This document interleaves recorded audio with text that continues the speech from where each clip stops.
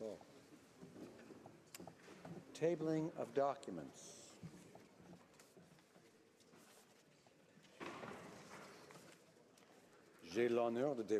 I have the honor to lay upon the table the annual reports on the access to information and the Privacy Act of the Privacy Commissioner of Canada for the year 2017-2018. These documents are deemed to have been permanently referred to the Standing Committee on Access to Information, Privacy, and Ethics.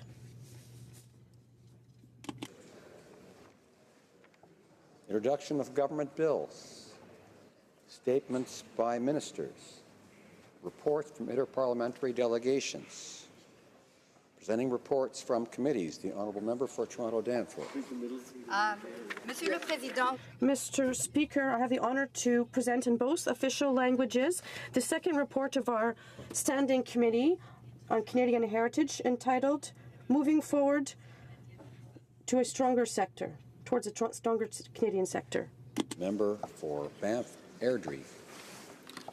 Yeah, Mr. Speaker, pursuant to Standing Order 104 and 114, I have the honour to present in both official languages the 68th report of the Standing Committee on Procedure and House Affairs regarding the membership of committees of the House. Si la Chambre donne son consentement. If the House gives its consent, I have the intention of proposing the adoption of this report today at the latest. Introduction of government. D'intérêt public et maintenant du Sénat. Motions. The Honourable Member for Banff Airdrie. Thank you, Mr. Speaker. If the House gives its consent, I move that the 68th report of the Standing Committee on Procedure and House Affairs presented to the House earlier today be concurred in. Hear, hear. Does the Honourable Member have the unanimous consent of the House to move the motion? Agreed. The House has heard the terms of the motion. Is it the pleasure of the House to adopt the motion? Carried. Presenting petitions. Présentation de pétitions. The Honourable Member for Kitchener South Hespeler. Mr. Speaker, I wish to present petition E1576, which I sponsored and which has been certified by the Clerk of Petitions. The petition has been signed by over 554 Canadian citizens of Sudanese origin and residents of Canada. Sudanese applicants for Canadian visas are obliged to travel all the way to Egypt, over 2,000 kilometers, Ethiopia or the UAE in order to do a 30-minute process of having their biometric fingerprints taken, which, Mr. Speaker, frankly, I think is an inconvenience for many Sudanese Canadians. The petition calls upon the Government of Canada to provide visa and immigration services, including biometric fingerprinting in Khartoum, Sudan, for Sudanese applicants for Canadian visas. Thank you, Mr. Speaker. The Honourable Member for Selkirk-Interlake Eastman. Thank you, Mr. Speaker. I got three petitions I wish to present today and table on behalf of the petitioners who signed these e-petitions. So the first e-petition is 1620, 859 Canadians signed on, and it is calling on the Government of Canada to re-establish election observation missions throughout the world, and specifically looking at making sure that we're defending democracies in places like Ukraine, where we have such a long history of providing observers to ensure that they have free and fair elections. Petition number 2 is number 1636 with 842 petitioners that are calling on the government to expand Magnitsky Law and investigate the actions of certain Russian organizations as they have impacted Russians, the Russian economy, the way their political and civic organizations operate, as well as the way that they've assisted Assad in Syria and the terror that we're seeing there in that civil war, combined with everything else that's happened in the region with Ukraine, Georgia, Moldova, the Crimean Tatars. And then the final petition, Mr. Speaker, petition number 1643, had over 1,391 petitioners sign it. And it's looking at the First World War interment burial grounds, the cemetery at Spirit Lake, Quebec, which sits on private land, and the petitioners are calling upon the Government of Canada to use whatever measures that are necessary to provide for the archaeological examination, restoration, reconstruction, and limited ongoing sites for the commemorative and religious services at the Spirit Lake and Turney Cemetery, and to work with the Canadian First World War Interment Recognition Fund, the Ukrainian Canadian Civil Liberties Association, and the Ukrainian Canadian Congress. Thank you, Mr. Speaker. Honourable Member for New Westminster Burnaby. Mr. Speaker, it's a pleasure for me to introduce in this House a petition signed by over 3,000 petitioners from the length and breadth of British Columbia. Adding to it will be several thousand other names today, Mr. Speaker. The petitioners, many of them are activists for the Elizabeth Fry Society, and what they're seeking to do is end the discrimination that currently exists in federal programs for children whose parents are either homeless or incarcerated. Mr. Speaker, as you know, the Canada Tax Benefit, Canada Child Benefit, and the Homelessness Partnering Initiative currently do not provide the same supports for children whose parents are incarcerated or homeless. And what these petitioners seek is that the federal government will end that discrimination and provide benefits to all children and special supports as well for children who are unusual living situations, either because their parents are homeless or incarcerated. Mr. Speaker, on behalf of these constituents, we're asking the Parliament and the government to change the situation. This gives less benefits to all these children who are in these situations, and this is not normal just because their parents are in prison. Thank you very much, Mr. Speaker. Honourable Member for Yellowhead. Thank you, Mr. Speaker. I have two petitions today, and I am pleased to table today in this chamber my first e-petition, 1595.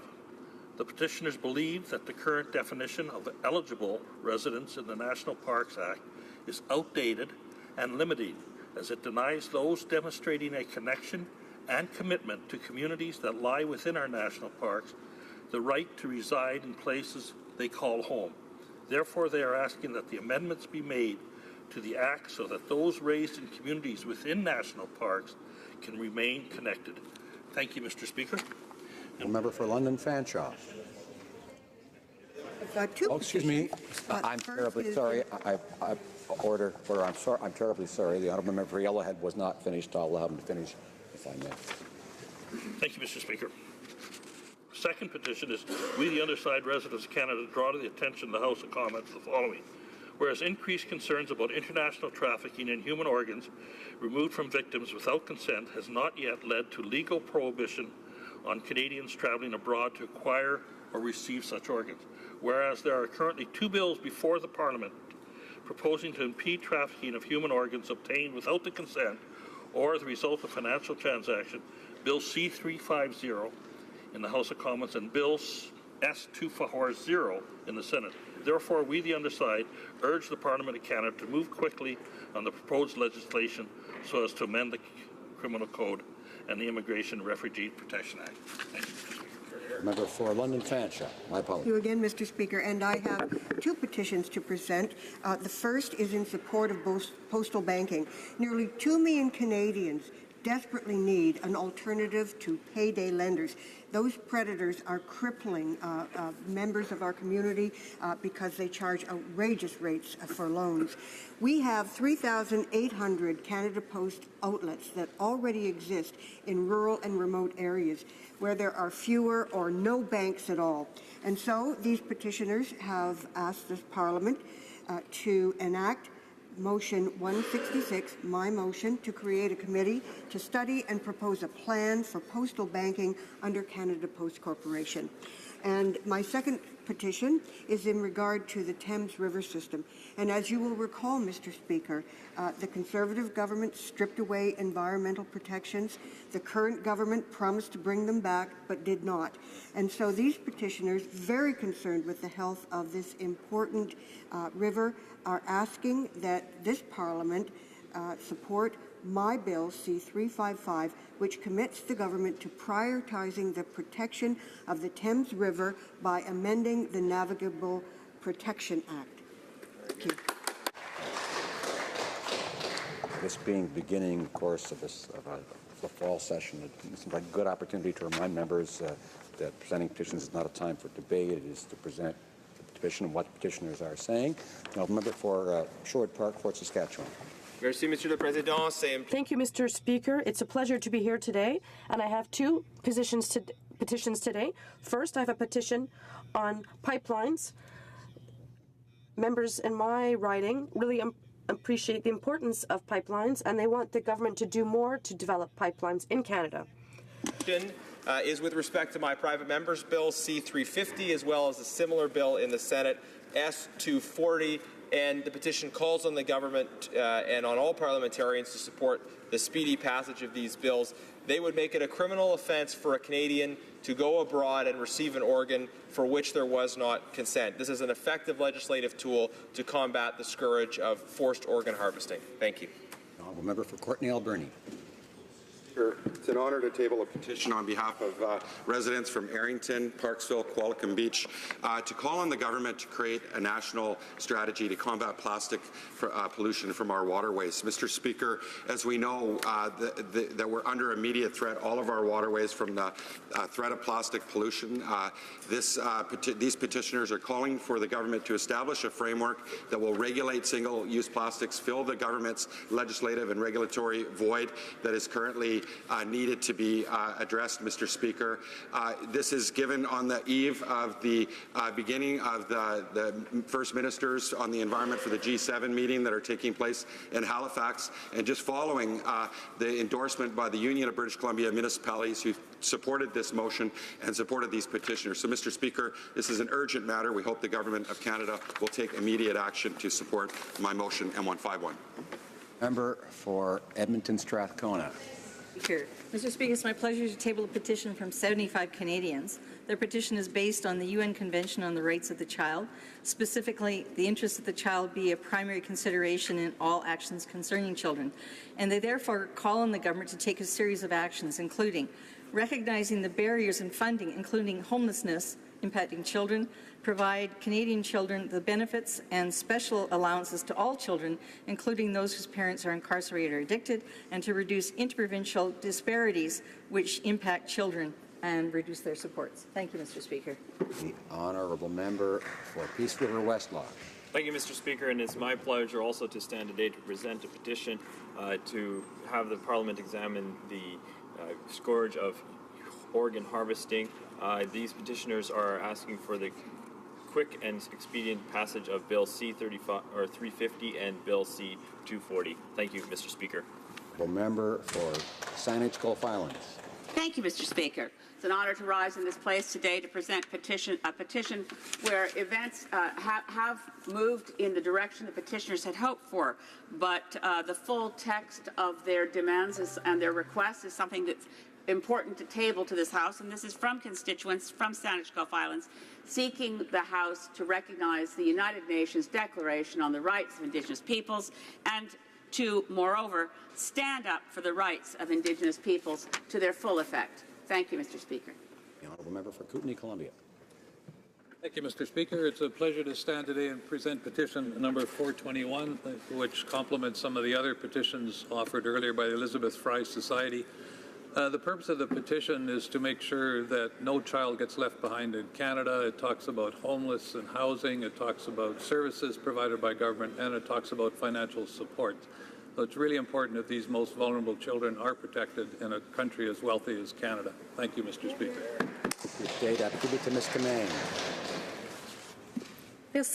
Thank you very much, Mr. Speaker. I'd like to table a petition today for the rights of children. And this petition was done in cooperation with the Elizabeth Fry Association.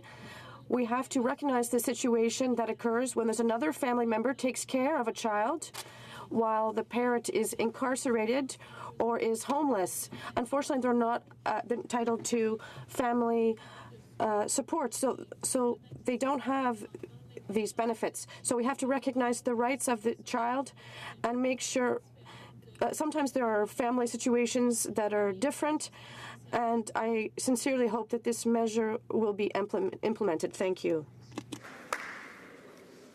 Thank you very much, Mr. Speaker. I'm joining my colleagues who have also tabled the petition through the amazing work of Elizabeth Fry. And this petition contains 1,000 signatures. And indeed, they're calling for the government to ensure that all children benefit from special protection measures and assistance. It notes that Canada is the signatory to the UN Convention on the Rights of the Child. Yet we have programs in place where children cannot access services and programs to which they need to ensure that they have the opportunity to succeed. And just because of circumstances that are out of their control, for example, homelessness impacting their parents, perhaps incarceration or other situations, as a result of that, those children are not accessing services that they deserve. So this petition calls for action, and I'm happy to table this petition calling on the government to make that change immediately. Thank you, Mr. Speaker. Présentation de pétitions, presenting petitions. Questions on the order paper. The Honourable Parliamentary Secretary of the Government House Leader. Yes, thank you, Mr. Speaker. I would ask that all questions be allowed to stand at this time, please. Is it agreed? Agreed and so ordered. I have notice of a request for an emergency debate. The Honourable Member for Lakeland. Thank you, Mr. Speaker. And pursuant to Standing Order 52, I am requesting an emergency debate on the Trans Mountain expansion. Of course, on April 16th, this House did convene an emergency debate on Trans Mountain, which was granted because thousands of jobs and billions of dollars of investment were at risk. But today, thousands of jobs, billions of dollars of investment in Canada and the Trans Mountain expansion itself all remain at risk. And there are two new developments that warrant Parliament convening another emergency debate. The first is the federal government's purchase of the existing Trans Mountain pipeline. Construction is stalled indefinitely, costs are increasing, and Canadian taxpayers deserve answers how and when the expansion of the pipeline they now own will be built. The government was forced to take over the expansion because the Liberals failed to provide certainty that construction could proceed, even though they promised legislation in the spring that they failed to deliver. The second development was the Federal Court of Appeal ruling that the Liberals failed to adequately consult First Nations on the expansion.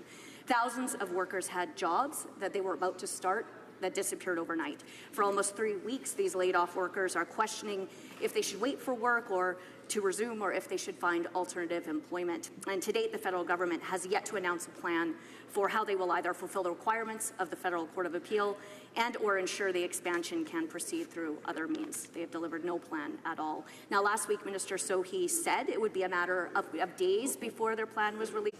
Order, order.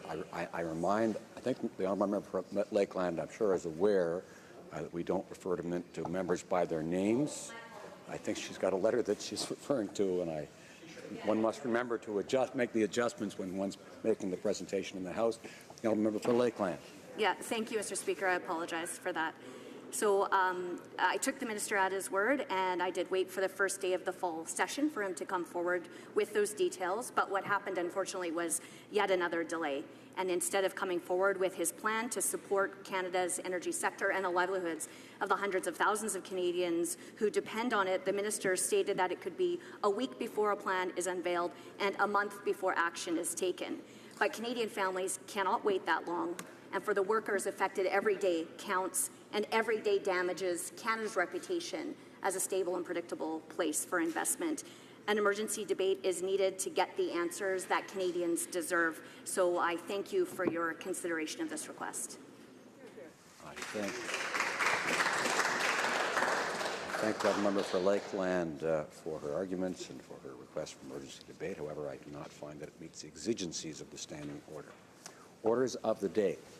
The Honourable Government House Leader. Mr. Speaker, an agreement has been reached between a majority of the representatives of the recognized parties under provisions of Standing Order 78-2 with respect to the second reading stage of Bill C-79, an act to implement the comprehensive and progressive agreement for the Trans-Pacific Partnership between Canada, Australia, Brunei, Chile, Japan, Malaysia, Mexico, New Zealand, Peru, Singapore, and Vietnam. Therefore, I move that in relation to Bill C-79, an act to implement the comprehensive and progressive agreement for the Trans-Pacific Partnership between Canada, Australia, Brunei, Chile, Japan, Malaysia, Mexico, New Zealand, Peru, Singapore, and Vietnam. Not more than one further sitting day shall be allotted to the consideration at second reading stage of the bill. and that at 15 minutes before the expiry of the time provided for government orders on the day allotted to the consideration of the second reading stage of the said bill, any proceedings before the House shall be interrupted if required for the purpose of this order, and in turn every question necessary for the disposal of the stage of the bill then under consideration shall be put forthwith and successfully without further debate or amendment. Thank you, Mr. Speaker. I would ask the Honourable Government House Leader to indicate who is seconding her bill, her motion rather. I don't think we heard that. Immigration and Citizenship. Minister of Immigration and Citizenship.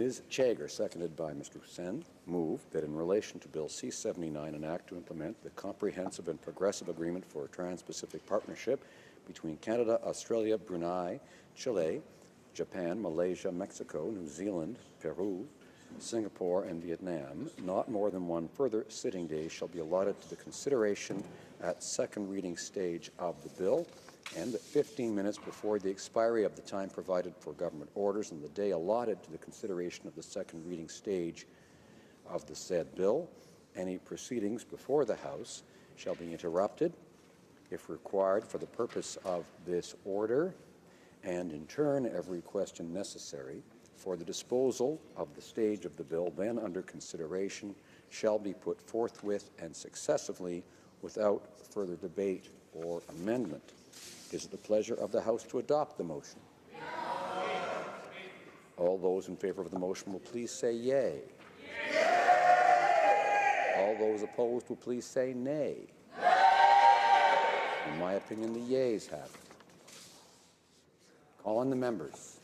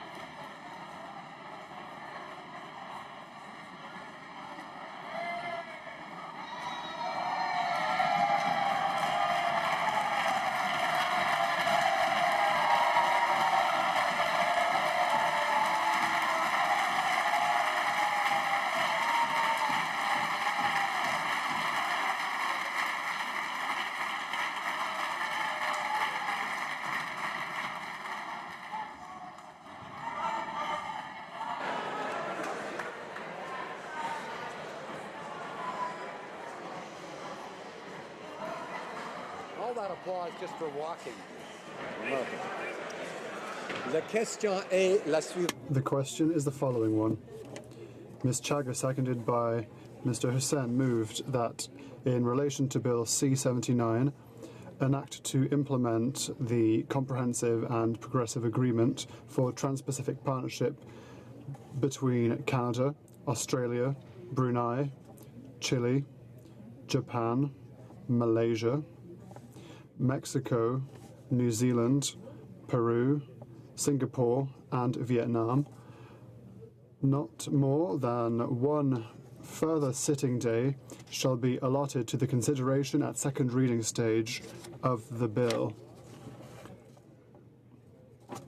and that 15 minutes before the expiry of time provided for government orders on the day allotted to the consideration of the second reading stage of the said bill, any proceedings before the House shall be interrupted if required.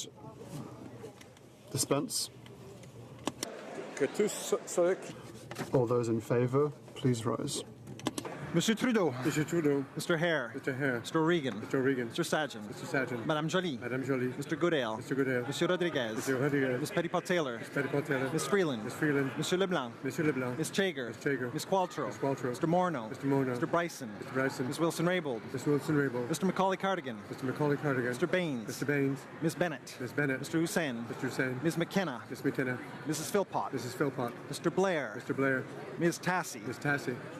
Mrs. Mahichuk. Ms. Mahichuk. Mr. Casey Cumberland Colchester. Mr. Casey Cumberland Colchester. Mr. Easter. Mr. Easter. Ms. Fry. Ms. Fry. Mr. McKay. Mr. McKay. Mr. Nault. Mr. Nault. Ms. Scrow. Ms. Scrow. Monsieur Lausanne, Chantal, La Petite Nation. Monsieur Lausanne, Monsieur Cormier. Mr. Cormier. Mrs. McCrimmon. Mrs. McCrimmon. Mr. Algabra. Mr. Algabra. Mr. Leslie. Mr. Leslie. Mr. Carr. Mr. Carr. Ms. Gould. Ms. Gould. Mr. Sohi. Mr. Sohi. Monsieur Champagne. Mr. Champagne. Mr. Holland. Mr. Holland. Ms. Monsef. Ms. Monsef. Monsieur Garneau. Monsieur Garneau. Ms. Duncan, Etobicoke North. Ms. Duncan, Etobicoke North. Monsieur Duclos. Monsieur Duclos. Madame Le Boutillier. Madame Le Boutillier. Madame Bibot. Madame Bibot. Mr. Wilkinson. Mr. Wilkinson. Mr. Cusner. Mr. Cusner. Ms. Murray. Ms. Murray. Mr. Casey Charlottetown. Mr. Casey Charlottetown. Mr. Vaughan. Mr. Vaughan. Monsieur Lemetti. Monsieur Lemetti. Monsieur Miller, Ville-Marie, le Sud-Ouest, Île des Sable. Monsieur Miller, Ville-Marie, le Sud-Est, Île des Sable. Mrs. Lockhart. Mrs. Lockhart. Mr. Schiffke. Mr. Schiffke. Mrs. Romanato. Mrs. Romanato. Monsieur Hébert. Monsieur Hébert. Mr. Eiking. Mr. Eiking. Monsieur Paradis. Mr. Paradis. Mr. McGinty. Mr. McGinty. Mr. Hernandez Sangri. Mr. Hernandez Sangri. Mrs. Jordan. Mrs. Jordan. Mr. Oliver. Mr. Oliver. Monsieur Lefebvre. Mr. Lefebvre. Mr. Mendocino. Mr. Mendocino. Mr. Duguid. Mr. Duguid. Mr. Lamour. Mr. Lamour. Mr. McKinnon-Gatineau. Mr. McKinnon-Gatineau. Mr. Beach. Mr. Beach. Monsieur Lightbound. Mr. Lightbound. Ms. O'Connell. Ms. O'Connell. Mr. Varani. Mr. Varani. Monsieur Poisson. Mr. Poisson. Mr. Fraser Central Nova. Mr. Fraser Central Nova. Ms. Young. Ms. Young. Mrs. Schultz. Mr. Schultz. Monsieur Vandal. Mr. Vandal. Ms. Cara. Ms. Cara. Mr. DeCourcy. Mr. DeCourcy. Mr. Scarpalegia. Mr. Scarpalegia. Mr. Sims. Mr. Sims. Ms. Ratansi. Mr. Tansy. Mr. Jesnevsky. Mr. Jesnevsky. Mr. Dollywall. Mr. Dollywall. Mr. Pesky-Salido. Mr. Pesky-Salido. Madame Mendez. Madame Mendez. Mr. Oliphant. Mr. Oliphant. Monsieur Dubourg. Mr. Dubourg. Mr. Alday. Mr. Alday. Mr. Amos. Mr. Amos. Monsieur Arsenault. Mr. Arsenault. Mr. Aria. Mr. Aria. Monsieur Ayoub. Mr. Ayoub. Mr. Badaway. Mr. Badaway. Monsieur Bayless. Mr. Bayless. Mr. Boissonneau. Mr. Boissonneau. Mr. Bossio. Mr. Bossio. Mr. Bertina. Mr. Bertina. Monsieur Breton. Mr. Breton. Mrs. Cesar Chavans. Mrs. Caesar Chavan. Mr. Biddle. Mr. Biddle. Madame Lapointe. Madame Lapointe. Mr. Chen. Mr. Chen. Ms. de Brussen. Mr. Brussen. Ms. DeMoff. Ms. DeMoff. Ms. Dillon. Ms. Dillon. Monsieur Drouin. Mr. Drouin. Ms. Zerowitz. Ms. Zerowitz. Mr. Assassi. Mr. Assassi. Monsieur Elkouri. Mr. Elkouri. Mr. Ellis. Mr. Ellis. Mr. Erskine Smith. Mr. Erskine Smith. Mr. Ailson. Mr. Ailson. Monsieur Fergus. Mr. Fergus. Mr. Finnegan. Mr. Finnegan. Mr. Fisher. Mr. Fisher. Mr. Fonseca. Mr. Fonseca. Mr. Fragascatos. Mr. Fragascatos. Mr. Fraser West Nova. Mr. Fraser West Nova. Mr. Fuhrer. Mr. Fuhrer. Mr. Gerritsen. Mr. Gerritsen. Mr. Graham. Mr. Graham. Mr. Greywall. Mr. Greywall. Mr. Harvey. Mr. Harvey. Mr. Housefather. Mr. Housefather. Ms. Hutchings. Ms. Hutchings. Mr. Yakino. Mr. Yakino. Mr. Johari. Mr. Johari. Ms. Khalid. Ms. Khalid. Mr. Levitt. Mr. Levitt. Mr. Long. Mr. Long. Mr. Longfield. Mr. Longfield. Ms. Ludwig. Ms. Ludwig. Mr. Maloney. Mr. Maloney. Monsieur Massé, Avignon, Le Métis, Matane, Matapédia. Mr. Massé, Avignon, Le Métis, Matane, Matapédia. Mr. May Cambridge. Mr. May Cambridge. Mr. McDonald. Mr. McDonald. Mr. McKinnon, Coquitlam, Port Coquitlam. Mr. McKinnon. Mr. McLeod, Northwest Territories. Mr. McLeod, Northwest Territories. Mr. Morrissey. Mr. Morrissey. Monsieur Ouellette. Monsieur Ouellette. Mr. Peterson. Mr. Peterson. Monsieur Picard. Monsieur Picard. Monsieur Robillard. Mr. Robillard. Monsieur Rioux. Monsieur Rioux. Ms. Rudd. Ms. Rudd. Mr. Rumi. Mr. Rumi. Mr. Rusnak. Mr. Rusnak. Mr. Hota. Mr. Hota. Mr. Saini. Mr. Saini. Mr. Sanson. Mr. Sanson. Mr. Senga. Mr. Senga. Mr. Sarai. Mr. Sarai. Mr. Seri. Mr. Seri. Madame Shanahan. Madam Shanahan. Mr. Sheehan. Mr. Sheehan. Mr. Cedar Mission Mascot Fraser Canyon. Mr. Cedar Mission Mastery Fraser Canyon. Ms. Cedar Brampton South. Mr. Cedar Brampton South. Mr. Seacant. Mr. Seacant. Mr. Tabera. Mr. Tabara. Mr. Sorbera. Mr. Sorbera. Mr. Spengeman. Mr. Spengeman. Mr. Tan. Mr. Tan. Ms. Vandenbeld. Ms. Vandenberg. Mr. Whalen. Mr. Whalen. Mrs. Zaid. Mrs. Zayed. Madame Fortier. Madame Fortier. Madame Lambropoulos. Madame Lambropoulos. Mr. Hogue. Mr. Hogue. Mr. Rota. Mr. Rota. Mr. Rogers. Mr. Rogers. Ms. Yip. Ms. Yip. Mr. Shear. Mr. Shear. Mr. Nicholson. Mr. Nicholson. Ms. Finley. Miss Finley. Mr. Allison. Mr. Allison. Mr. Bazan. Mr. Bazan. Ms. Rempel. Ms. Rempel. Mr. Kent. Mr. Kent. Mr. O'Toole. Mr. O'Toole. Monsieur Reyes. Mr. Reyes. Ms. Bergen. Ms. Bergen. Mr. Poiliev. Mr. Poliev. Mrs. Block. Mrs. Block. Mrs. McLeod, Camels, Thompson, Caribou. Mrs. McLeod, Cameron, Thompson, Carib. Mr. Blaney, Béchas, Saint-Germain, Lévis. Mr. Blaney, Berjas, Tisman, Levy. Mr. McColman. Mr. McColman. Mr. Nuttall. Mr. Nuttall. Mr. Barlow. Mr. Barlow. Mr. Doherty. Mr. Doherty. Mr. Bertod. Mr. Beltod. Mr. Martel. Mr. Martel. Mr. Polius. Mr. Polius. Mr. Albus. Mr. Albus. Mr. Chong. Mr. Chong. Mr. Richards. Mr. Richards. Mr. Workington. Mr. Workington. Mr. Strahl. Mr. Strahl. Mrs. Stubbs. Mrs. Stubbs. Ms. Harder. Ms. Harder. Mrs. Vecchio. Mrs. Vecchio. Mrs. Wong. Mrs. Wong. Mr. Abultayev. Mr. Abutayev. Ms. Gladue. Ms. Gladue. Mr. Kelly. Mr. Kelly. Mr. Generu. Mr. General. Mr. Tilson. Mr. Tilson. Mr. Warwa. Mr. Warwa. Mr. O'Bry. Mr. O'Bry. Mr. Sorensen. Mr. Sorensen. Mr. Miller, Bruce Gray, Owen Sound. Mr. Miller, Bruce Gray, Owen Sound. Mr. Carey. Mr. Carey. Mr. Reed. Mr. Reed. Mr. Lukiski. Mr. Lukiski. Mr. Nader. Mr. Nader. Mr. Broussard. Mr. Broussard. Mr. Sweet. Mr. Sweet. Mr. Anderson. Mr. Anderson. Ms. Alislav. Mr. Alislav. Mr. Soroya. Mr. Soroya. Madame Boucher. Madame Boucher. Mr. Lake. Mr. Lake. Mr. Calkins. Mr. Falkins. Mr. Falk Provencher. Mr. Falk Provencher. Mr. Geneter. Mr. General. Mr. Gould. Mr. Gould. Mr. Macaulay, Edmonton West. Mr. Macaulay, Edmonton West. Mr. Lobb. Mr. Lobb. Mr. Kitchen. Mr. Kitchen. Mr. Jennis. Mr. Jennis. Mrs. Gallant. Mrs. Gallant. Mrs. Falk, Battleford's Lloydminster. Mrs. Falk, Bedford, Minster. Mr. Albrecht. Mr. Albrecht. Mr. Dreschen. Mr. Dreschen. Mr. Zimmer. Mr. Zimmer. Mr. Hoback. Mr. Hoback. Mr. Cooper. Mr. Cooper. Mr. Arnold. Mr. Arnold. Monsieur Godin. Mr. Godin. Mr. Stanton. Mr. Stanton. Mr. Lozon, Stormont, Dundas, South Glengarry. Mr. Lozon, Stormont, Dundas, South Glengarry. Mr. Iglinski. Mr. Iglinski. Mr. McKenzie. Mr. McKenzie. Mr. Yodega. Mr. Yodega. Mr. Diot. Mr. Diot. Ms. Leach. Ms. Leach. Mr. Leipert. Mr. Leipert. Mr. Schmale. Mr. Schmale. Mr. Shields. Mr. Shields. Mr. Vierson. Mr. Vierson. Mr. Waugh. Mr. Waugh. Mr. Weber. Mr. Weber. Mr. Motts. Mr. Motts. Mr. Benson. Mr. Benson. Mr. Lloyd. Mr. Lloyd. Mr. Trost. Mr. Trost. All those opposed to the motion will please rise. Mr. Caron. Mr. Julian. Mr. Julian. Madame Brosseau. Madame Brosso. Mr. Angus. Mr. Angus. Mr. Massey, Windsor West. Mr. Massey, Windsor West. Ms. Matheson. Ms. Matheson. Ms. Duncan, Edmonton, Strathcona. Ms. Duncan, Edmonton, Strathcona. Mr. Garrison. Mr. Garris. Madame Boutin Suite. Madame Boutin Street. Ms. Blaney, North Island, Powell River. Ms. Blaney, North Island, Powell River. Mr. Rankin. Mr. Rankin. Monsieur Dubé. Monsieur Dubé. Mr. Davies. Mr. Davies. Monsieur Bouleris. Monsieur Bouleris. Madame Laverdière. Madame Laverdière. Monsieur Dussault. Monsieur Dussault. Mr. Donnelly. Mr. Donnelly.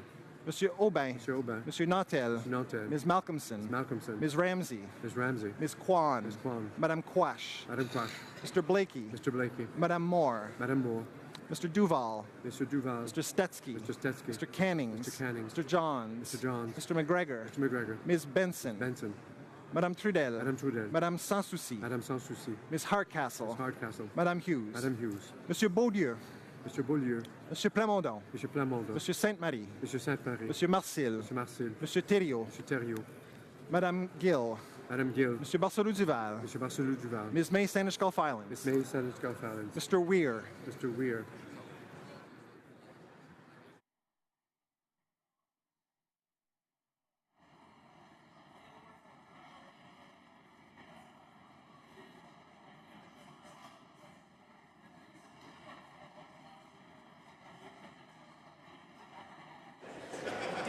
Yeas pour 256, 256. Nays contre 44, 44. Je déclare. I declare the motion carried.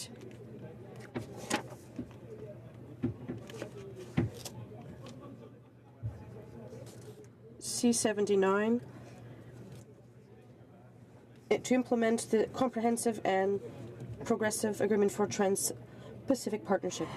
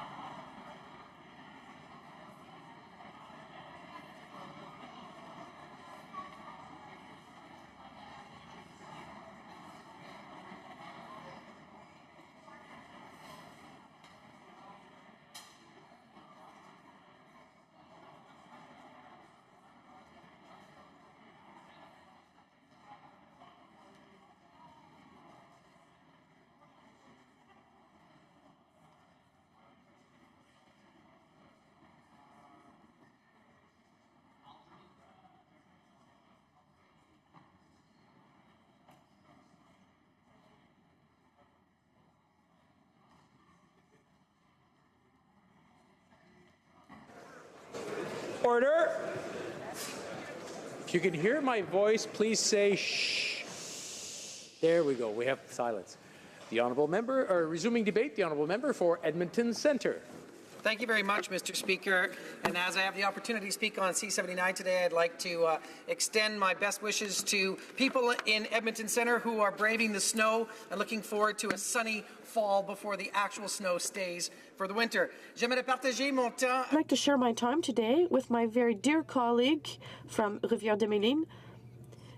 So we're starting debate on C-79. Mr. Speaker, our government believes firmly that the CP2PP, the Comprehensive and Progressive Agreement, is ideal for our economy and for Canadians. This is a historic new agreement with Canada and 10 other countries from the Pacific region, namely Australia, Brunei, Chile, Japan, Malaysia, Mexico, New Zealand, Peru, Singapore, and Vietnam.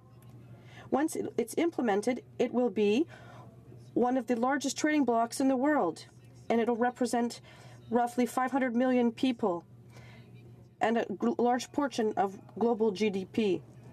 There will be serious economic benefits for Canada with countries such as Japan, our fourth biggest trading partner. So it will also foster trade with fast-growing countries such as Malaysia. Facilitate foreign investment into Canada, as well as provide protections for Canadians looking to invest in CPTPP markets. Investment at home and abroad is vital for the Canadian economy. Foreign investment contributes to job creation across the country. It also promotes trade by facilitating integration into global value chains, improving access to new technologies, and enhancing our competitiveness. According to economic modelling by Global Affairs Canada, the CPTPP will spur an additional $810 million worth of investment into Canada and will encourage increased and diversified Canadian investment throughout the Asia-Pacific region. It will achieve this by creating a predictable investment environment to ensure that investors are treated in a fair and equitable manner in all CPTPP markets. If a company is going to invest its capital abroad, Mr. Speaker, it needs to know that capital is safe and secure and is going to provide a return on investment. The CPTPP will establish a comprehensive and enforceable set of investment protection provisions. It will provide new, more robust obligations on non-discriminatory treatment of CPTPP businesses and investors, which will benefit Canadian businesses through better protection from expropriation or nationalization without compensation, elimination of unfair requirements on foreign investments that favor domestic industries, and easier transfer of capital and profits to and from the host country. To ensure that these obligations are observed by all member countries, the CPTPP also introduces and includes a fair and impartial mechanism for the resolution of disputes. Investor-State Dispute Settlement, or ISDS, is an important component of international trade and investment agreements. With an ISDS mechanism in place, Canadian investors will have greater confidence that they will be treated in a fair and transparent manner in other CPTPP markets.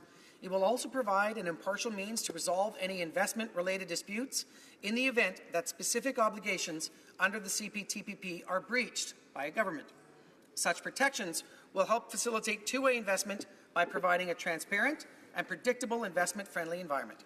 The agreement, once implemented, will encourage Canadian companies to look to fast-growing markets across the CPTPP region to grow their businesses. It will encourage investment in Canada and CPTPP countries. It will also connect Canadians with partner investors and businesses in new markets and help our businesses further integrate into global supply chains. In doing so, Mr. Speaker, it will create new opportunities and generate jobs for Canada. It's important to emphasize that while the CPTPP's ISDS rules will help protect Canadian investors abroad and serve to attract foreign investment to Canada, the rules outlined in the CPTPP will also preserve the Government of Canada's right to achieve legitimate policy objectives. Under the CPTPP, Canada has taken certain exemptions to CPTPP obligations that allow continued policy flexibility to regulate in the public interest in sensitive areas such as health, education, Indigenous affairs, culture, fisheries, and certain transportation services. Au Canada et dans tous les autres. In Canada and all other countries in the CPTPP, foreign investors will be subject to the same laws and rules as Canadian investors, including environmental policies and regulations and working health and safety regulations. The ISDS mechanisms gives investors dispute settlement options without having to go through government systems. It doesn't give them a blank check. They'll be able to seek interests under this agreement. The ISDS tribunals will never be able to sidestep government regulations. It will have to provide compensation for any damages. With the suspension of some of the regulations, the CPTPP will make sure the ISDS now meets with the standard approach of Canada in terms of its obligations with free trade investments. We're heard from Canadians through extensive consultations, and I am proud to say that the CPTPP gets ISDS right. To reiterate, CPTPP will not prevent Canada from protecting the environment or maintaining or enhancing labour, health, and safety standards. In short, it will allow us to continue promoting the values that Canadians cherish, the values that make us Canadian. And Mr. Speaker, I would like to highlight for residents of Edmonton Centre, for Albertans, that this CPP is one of the most comprehensive trade agreements that our country will enter into, comprising 11 countries: Australia, Brunei, Canada, Chile, Japan, Malaysia, Mexico, New Zealand, Peru, Singapore, and Vietnam. And once approved, it will open up a market of an additional 500 million consumers, resulting in 40% of the world economy being able to trade with us when you add in CETA, NAFTA, and South Korea, and demonstrate our commitment to opening up new markets. It's an important agreement, Mr. Speaker, because it will eliminate over 95% of tariff lines, representing over 98% of total trade and over 99% of Canada's exports. I want to highlight the importance of this for Alberta industry and Edmonton companies, Mr. Speaker. If we just take a look at the agriculture provision, when CPTPP enters into force, more than 3/4 of agriculture and agri-food products will benefit from immediate duty-free treatment, with tariffs on many other products to be phased out gradually. Just think of the list, Mr. Speaker. New market access opportunities for Canadian pork, beef, pulses, fruit and vegetables, malt, grains, cereals, animal feeds, maple syrup, wines and spirits, and then processed grain and pulse products as well, all products that hail from my province of Alberta. If we take a look at industrial goods, under the agreement, 100% of tariffs on industrial goods and consumer products will be eliminated.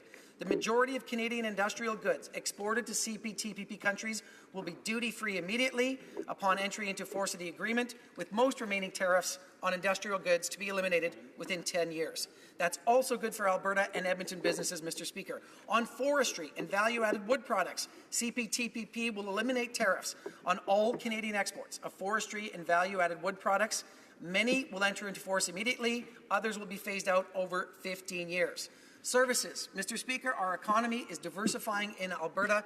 Many companies in my own city of Edmonton will love the provision in CPTPP that will provide more secure access through greater transparency and predictability in the dynamic CPTPP region. If you think of professional sectors like engineering, architecture, environmental, mining related, just in my riding of Edmonton Centre, headquarters to the 7th largest engineering and design firm in the world, Stantec, and one of the world's largest construction companies, Pool Construction Limited, known as PCL. This is the kind of free trade deal that allows these companies, as well as small and medium-sized enterprises, to continue expanding around the world. In terms of government procurement, more transparency, more opportunity for companies in my hometown of Morinville, in St. Albert, in Edmonton, to compete on the global stage. It's what we promised Canadians during the campaign, Mr. Speaker. It's what our government has been doing. It's what we will continue to do, opening up markets, creating jobs, growing the Canadian economy. Merci, Monsieur le Président. Thank you very much, Mr. Speaker. Questions et commentaires. Questions and comments. The Honourable Member for Edmonton Strathcona. Thank you, Mr. Speaker. I'd like to thank my colleague from Edmonton for his speech. But I would like, Mr. Speaker, through you, to raise a question about what is not in this deal. This deal looks like it was maybe drafted in the 1990s. There is no mention of climate action and no mention of sustainable development. Very dated environmental measures. It completely derogates from the strong measures in the NAFTA or the North American Agreement on Environmental Cooperation. No Council of Ministers, no right of the public to petition on a complaint of failed enforcement.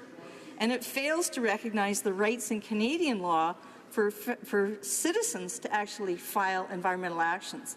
So I wonder if the member could speak to, his government always says, okay, environment's going to go hand in glove with economic development and trade. And yet, why are they accepting downgraded measures that were put in place decades ago in the NAFTA agreement? Member for Edmonton Centre. Mr. Speaker, as our government has said and will continue to say, the environment and the economy go hand in hand, and that is why we have worked very hard with member nations in this agreement and in others to ensure high environmental standards. In the case of CPTPP, as I mentioned, there are exemptions in Canada for culture, for labour, for environmental considerations. As it pertains to this agreement, Mr. Speaker, this is about opening up market to 500 million of the world's consumers, to making sure that Canadian businesses can compete on the global stage. And we take our environmental responsibilities very seriously here at home and abroad, and we will continue to do so. Questions and comments. Questions et commentaires. L'honorable député de Sackville-Preston. The Honourable Member for Sackville-Preston Chesapeake. Monsieur le Président, et merci à mon... Thank you, Mr. Speaker, and thank you to my colleague for his speech. As always, there's a great deal of emotion, and it's very on point. I'm glad to see him back in the House. My colleague to expand on the CPTPP in the sense of Canada is getting $4.8 billion GDP per year. This is enormous. And he knows, as I do, that Canada is one of the richest countries in the world when it comes to resources, natural resources. So this is a major, major agreement that will benefit Canadians from coast to coast to coast. And I would like him to share how the middle class, how he sees the different industries in Canada benefiting from this, and how the middle class will benefit from jobs and also opportunities and access to market. So I'd ask my colleague if he could expand on that, please. Thank you. L'honorable député de Edmonton Centre. The Honourable Member for Edmonton Centre. Honourable colleague for his question, for his passion, which has not diminished over 3 years either. And I think it's an important opportunity to mention as part of CPTPP. Look, all of these provisions benefit small and medium-sized enterprise. We know that represents well over 95% of the business and job creation in the country is small business. And one of the sectors, I was running out of time, so in honor of my colleague's question, the fish and seafood provision alone is going to eliminate 100% of tariffs on Canadian fish and seafood products. We know what that means to the fishermen, the fisherwomen who are coast to coast to coast trying to export their goods around the world. CPP is good for them and middle-class families. Questions and comments. Questions et commentaires. L'honorable député de Mégantic-l'Érable. The Honourable Member for Mégantic-l'Érable in 30 seconds or less. Yes, thank you, Mr. Speaker. In 30 seconds or less, my question will be very simple. We did not have an emergency session on Bill C-79. Why did the government refuse to have an emergency session in July?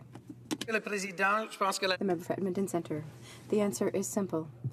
We are debating the agreement now. It's good for Canadians. It's good for the middle class. Growth of the economy. It's good for people. We're doing the work now. That's what we promised, and it's what we're doing. Resuming debate. The Honourable Member for Rivière-des-Mille. Thank you, Mr. Speaker. I am very pleased to rise to speak today as proud member for Rivière-des-Mille. The Trans-Pacific Partnership is a very important agreement. C-79 is, as the dear member for Edmonton Centre said earlier, it is a historic agreement. Markets are going to open, representing 500 million people. That's going to be good for small and medium businesses. It's going to lead to more jobs for the middle class. That's something that I care deeply about today. For 2.5 years, I was part of the International Trade Committee. We studied the agreement. We visited countries. We met people from different provinces, and cities. The idea was to allow everyone to have their say on this very important issue. We met many union representatives and representatives of civil society, as well as associations for business people, chambers of commerce. We also held open mic meetings. We were one of the first committees to do that, to open it up to allow everyone to have their say. And that's how we took into consideration people's comments. 11 countries have succeeded in setting up an agreement. We're talking about Australia, Brunei, Chile, Japan, Malaysia, Mexico, New Zealand, Peru, Singapore, and Vietnam. These are markets that we're going to open, and that's very important. We have a free trade agreement with Europe.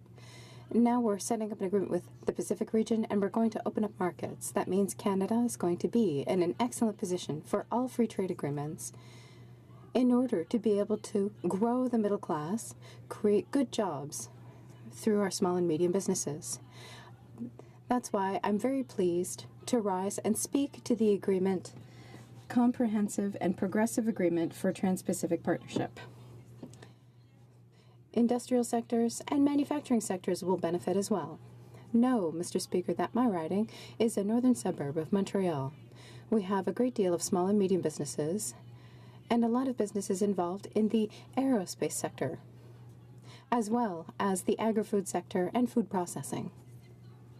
These sectors produce a great deal of products throughout the country, whether it be cars, medical devices, metals, chemicals, and plastics. They are essential components of our country's economy, which employs 1.7 million highly qualified Canadians full-time and contributes about 11% to Canada's GDP. Our government firmly believes that the CPTPP is a tool for Canadians and our economy. It is a high-level agreement that will grow Canadian exports. Comprehensive effort to enhance Canada engagement with dynamic, fast-growing and increasingly influential Asian market. It is an important part of our commitment to diversify trade, grow our economy, and strengthen our country middle class. Trade and investment flows between Canada and Asian economies have increased significantly since the turn of the century. From 2014 to 2016, Canada export of industrial and manufactured goods to CPTPP countries accounted for an annual average of $22.4 billion. By eliminating nearly 100 of tariffs on manufacturers' goods, including some tariffs that are as high as 85%, and creating mechanisms to address non-tariff barriers to trade, the CPTPP will create opportunities for world-class Canadian businesses to increase their sales. Once the agreement enters in force, it will enable Canadian exporters to access diverse and international integrated value chain. On day one, the agreement coming into force, there will be no tariff on over 87 of industrial tariff lines covering Canadian export to CPTPP markets, worth an annual average of $19.5 billion from 2015 to 2017. So, what this means for industrial industries? Allow me, Mr. Speaker, to provide a few examples. For Canada, multi-billion-dollar chemical and plastic industry, the CPTPP will provide opportunities for companies from those in Ontario, the hub of Canada plastic industries, to cutting-edge chemical facilities in Alberta. With improved market access, this industry will improve on its annual average of $1.1 billion in export to CPTPP markets by eliminating tariffs that are as high as 50%. With respect to metal and minerals, a sector contributing nearly 600,000 jobs across Canada and exporting $5 billion in goods to CPTPP markets, the agreement will result in the elimination of all tariffs, some as high as 50%. As a result, highly sought after Canadian aluminum, steel, iron, petroleum products, and precious metal will become even more competitive in such markets as Japan, Australia, Malaysia, and Vietnam. Canada information and communication technology sector, critical to major urban centers across Canada, is also well positioned under the CPTPP to meet growing needs within established and developing markets in the Asia-Pacific. In addition to limiting tariff, the agreement will protect companies from having to divulge their property information in order to sell their product in CPTPP markets. Dans le domaine de l'automobile, in the auto sector, our government has listened to what Canadians had to say. We've made their concerns our priority. When it comes to the agreement, Canada has established bilateral agreements with Australia and Malaysia in order to set out rules of origin that are a little more liberal to allow the auto sector to have preferential tariff treatment on those markets without having to adjust their current production model. We've also obtained results with Japan and Malaysia when it comes to regulating the auto sector, which was a key request of stakeholders in that sector. Know that these are just a few examples of sectors that will benefit from the CPTPP by making industrial and manufacturing exports in Canada more competitive and by reducing the administrative burden that limits access to dynamic and growing markets. The CPTPP will offer Canadian businesses significant opportunities to increase profits and to create new high-quality jobs for the middle class. Another aspect of the CPTPP that stands to benefit Canadian companies in their sectors is the area of intellectual property. The CPTPP provision on intellectual property cover virtually all areas regarding trade and IP, including copyrights, patent, trademarks, geographical indication, industrial design, domain names, and enforcement. Most importantly, the protection and enforcement of intellectual property rights will help protect Canadian innovation and investment as businesses trade abroad. For many Canadian businesses, one of the most significant barriers to trade in some markets is uncertainty over the protection of intellectual property, including whether the intellectual property rights will be respected and enforced. Par conséquent, les entreprises. Consequently, innovative Canadian businesses will be better positioned to sell their products on Asian markets. This will lead to rapid growth. The CPTPP deals not only with intellectual property, but also non-tariff barriers, which are costly and prevent Canadian businesses from entering these foreign markets. The commitments of all the members of the CPTPP to reduce their administrative burdens in the cosmetic sector, pharmaceutical products, will allow Canadian manufacturing businesses that export better opportunities. Mr. Speaker, the CPTPP is an important step in the history of trade in Canada. We are diversifying our markets by establishing an effective trade system that is transparent and based on rules in one of the most dynamic and growing regions in the world. This agreement will lay the groundwork for manufacturing and industrial sectors to benefit from new opportunities.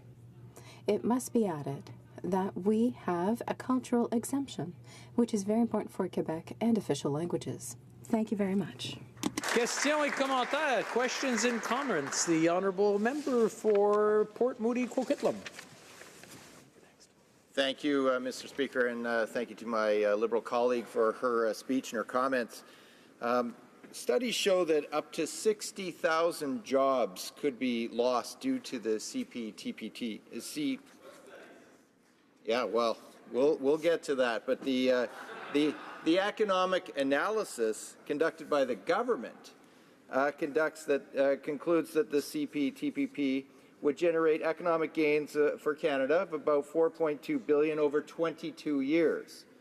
The $4.2 billion represents the same level of economic output measured as GDP, gross domestic product, that Canada generates in one day. So my question, Mr. Speaker, is why does the government insist on pushing through this deal with such limited gains and that poses grave dangers to labour standards, the environment, manufacturing and supply management sectors? The honourable member for Rivière-des-Mille. Thank you, Mr. Speaker. I would like to thank my colleague for his question. I have always been a bit surprised when I was sitting on the International Trade Committee, and I often asked members of the New Democrats if there was a single free trade agreement that they supported. Since we've taken power, since 2015, 500,000 jobs have been created. It's been 3 years. People who did not have jobs, over the last 40 years, we've never seen such an improvement. I'm always a little puzzled. Is there a free trade agreement in the world that you do support?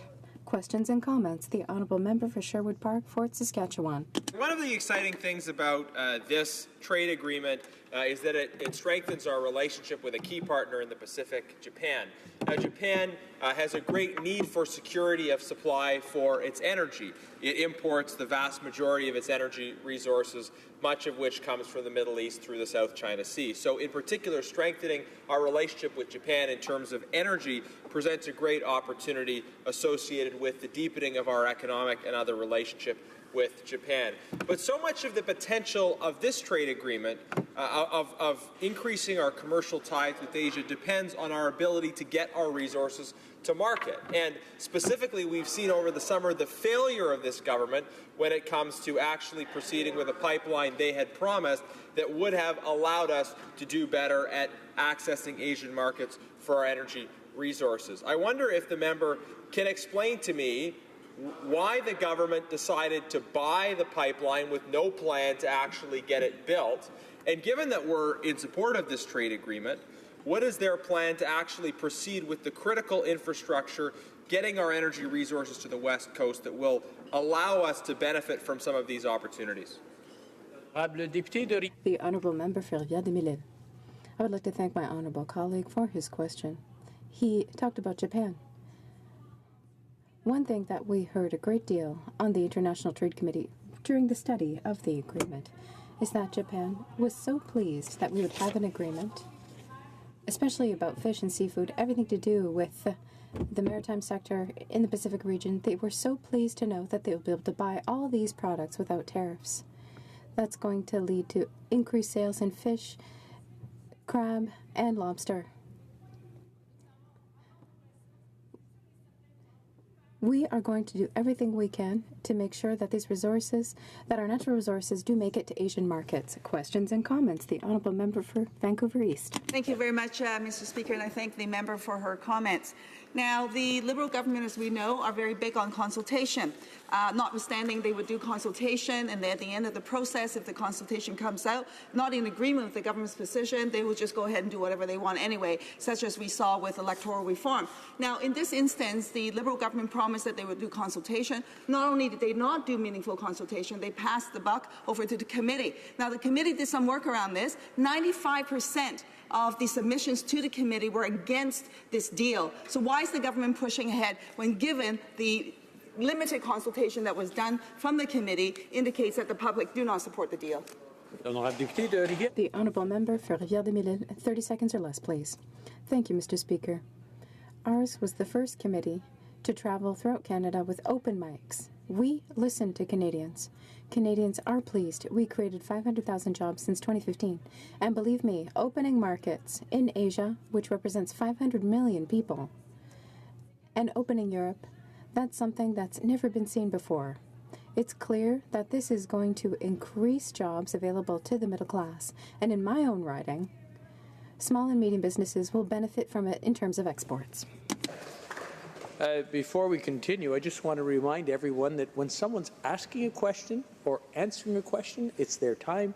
And I know the summer's gone by, we forgot the rules. I know we were wonderful in June when we left, but we seem to have forgotten the rules. I just want to remind everyone that when someone's answering or asking a question, it's not appropriate to heckle across the aisle. Reprise du débat, l'honorable député. Debate. The honourable member for Mégantic-l'Érable. Thank you very much, Mr. Speaker. At last, the Liberal government has seen the light and understands the importance of quickly ratifying the CPTPP. At last. A lot of letters. We've spoken about this agreement before. I'm sure everyone understands that. At last, we have an agreement concluded in 2015, which today might be ratified very soon for Canada, and we hope that it goes quickly, Mr. Speaker, because we do remember when we talk about the TPP, it was one of the Prime Minister's first faux pas on the international scene. You'll recall, I have a few articles here. Trudeau no show at meeting. And you'll recall perhaps what happened, Mr. Speaker. 10 leaders from countries in Trans-Pacific partnerships left red-faced by Canadian Prime Minister when he did not turn up at the TPP 11 leaders meeting, Mr. Speaker. A few reactions. We're talking about Japan. Signing is off because the Prime Minister of Canada will not attend. Steve Chabot called it a disappointing development. Some ministers says the Prime Minister of Canada got cold feet because of looming election in Québec. Monsieur le Président, qu'est-ce qui mène ce parti? This party thinks more about political trends than this country's economy. They think more about partisanship. Why do I say this, Mr. Speaker? When other countries are heard, and were heard last spring, we could have rapidly heard C-79 in the House. We could have done so rapidly last spring. The government could have tabled Bill C-79 back in May. We could have started working on it. We could have already ratified it. We would have been part of the first 6 countries to have ratified the agreement. But no, Mr. Speaker, the government has waited the last week of our session before the summer, and so it was too late to start to study it. The official opposition tabled 2 motions asking unanimous consent from the House so that we may move forward rapidly, so that we may adopt the bill in a de facto way. And of course, Mr. Speaker, this was simply not agreed upon. And so you'll understand my disappointment and incomprehension when the government suddenly turns around and says we want to act rapidly. They speak a lot, but sometimes they do not match actions to their words. I have so much to say, Mr. Speaker. I will be sharing my time with the MP for Sherwood Park, Fort Saskatchewan. Thank you, Mr. Speaker. He also has a lot to say about Bill C-79. Now, Mr. Speaker, this summer, the leader of the official opposition sent a letter to the Prime Minister asking him to act even more rapidly so that we can be one of the first 6 countries to sign the CPP, or the CPTPP. I would like to quote the letter so that Canadians know why we asked for the government to act rapidly. I'd like to quote the leader of the opposition. There are threats to our economy and to our goods. The tariffs implemented by the United States are also a problem, and so protecting jobs and our industry, well, by eliminating certain tariffs and avoiding other tariffs is essential. The reality is the same today, Mr. Speaker. Conservatives have always fought for diversifying our trade agreements in the world, which is why the previous Prime Minister signed such agreements with 53 countries, including the countries of the original TPP, and in 2014 they signed the CETA agreement with 28 countries in Europe. It was urgent for us to act to diversify our commercial trade agreements, and that is why he exhorted the Prime Minister to ask the Speaker of the House of Commons, pursuant to Standing Order 28, to reconvene a summer sitting of the House so that we could debate and adopt Bill C-79. Mr. Speaker, he quoted the Peterson Institution, which stated that the CETA agreement, or rather the original TPP, would have injected $20 billion over the next 10 years into our economy. But, Mr. Speaker, this request was simply cast aside without a second thought by the government. We don't understand, because we were here, we were ready to work, we were ready to spend some of our summer working on this so that we could adopt this agreement as quickly as possible. Why is it important to be one of the first 6 countries? Well, it's very simple. Because after 6 signatories have signed the agreement, the CPTPP will be implemented 60 days thence. And if we are not in that period, all agreements, all the good agreements for exporters, for importers to and from those countries will already have been signed with between the first 6 countries. What will be left for Canada? It's crumbs, Mr. Speaker, mere crumbs. Those who are first, for example, if you're a large family with many kids, if you're the last child at the table, very often there are only crumbs to eat. And that is why we believe that it is primordially urgent for us to act as quickly as possible to ratify the CPTPP, TPGP, many letters in any case. I always find this acronym troublesome. Let's just talk about the TPP. We will collaborate with the government for a rapid adoption of the TPP. And why? Because it is important for our industry. It is important for farmers and producers. The Canada Agri-Food Association published a press release saying how important this TPP was to the agriculture sector. They said we had to adopt the TPP as quickly as possible. This organization also carried out a study that stated that the treaty could increase Canadian exports in the agri-food sector by about $2 billion annually for beef, pork, grains, canola, legumes, soy, barley, sugar and processed foods. That is the reality. That is the real economy. Though that represents Canadian jobs that are at risk if we do not act quickly enough. And so, Mr. Speaker, you understand our great disappointment to see that this government did not understand the importance of signing this agreement and signing it rapidly. Mr. Speaker, on behalf of all producers and farmers, I talked about barley, legumes, soy, sugar, etc. I hope that for them the government will finally understand. I would like to talk about another sector, Mr. Speaker, that is included in the TPP and that has led to a number of concerns, very significant concerns. The supply management sector. In the agreement, there are concessions provided for Canada with regards to supply management. Under the former TPP, under the Conservative government, had provided for consequences for farmers and producers who are under supply management. And so we created a compensation plan, a 10-year compensation plan that would reach $4 billion for producers. Why? Because we believe that it was important to recognize that we managed to reach this agreement, an agreement that would be good for Canada. And by doing so, we had to sacrifice part of our quota that is subject to supply management. And so they deserved compensation, $4 billion to modernize their facilities, for example. Now, what did this current government say to this? Absolutely nothing. Zero compensation. And so why do you think that these people are now concerned? No announcements have been made. No empathy has been shown towards farmers and producers. They've sacrificed themselves. They have accepted to sacrifice part of their quota to make sure that the Canadian economy can be healthy. There's a small $450 million program to modernize farms and for processors. In our Conservative plan, it was $450 million, on top of which we had over $3 billion to protect quotas and to protect any losses that could have been incurred by producers under supply management after the implementation of the Trans-Pacific Partnership.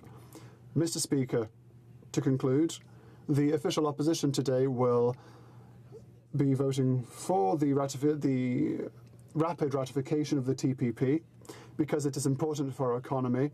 But once again, I hope that this time the Liberal government will not spoil everything during a signing ceremony.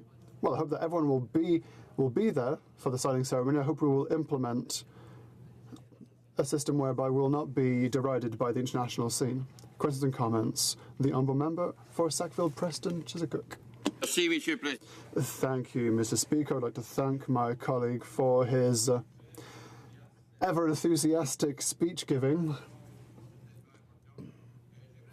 I would like to tell the honourable member that there are only 3 countries that up to now have ratified the CPTPP. We need 6 for it to be implemented, and Canada, with the current cruising speed, should not be number 7 amongst the countries. I would like him to tell us about the middle class and small enterprises.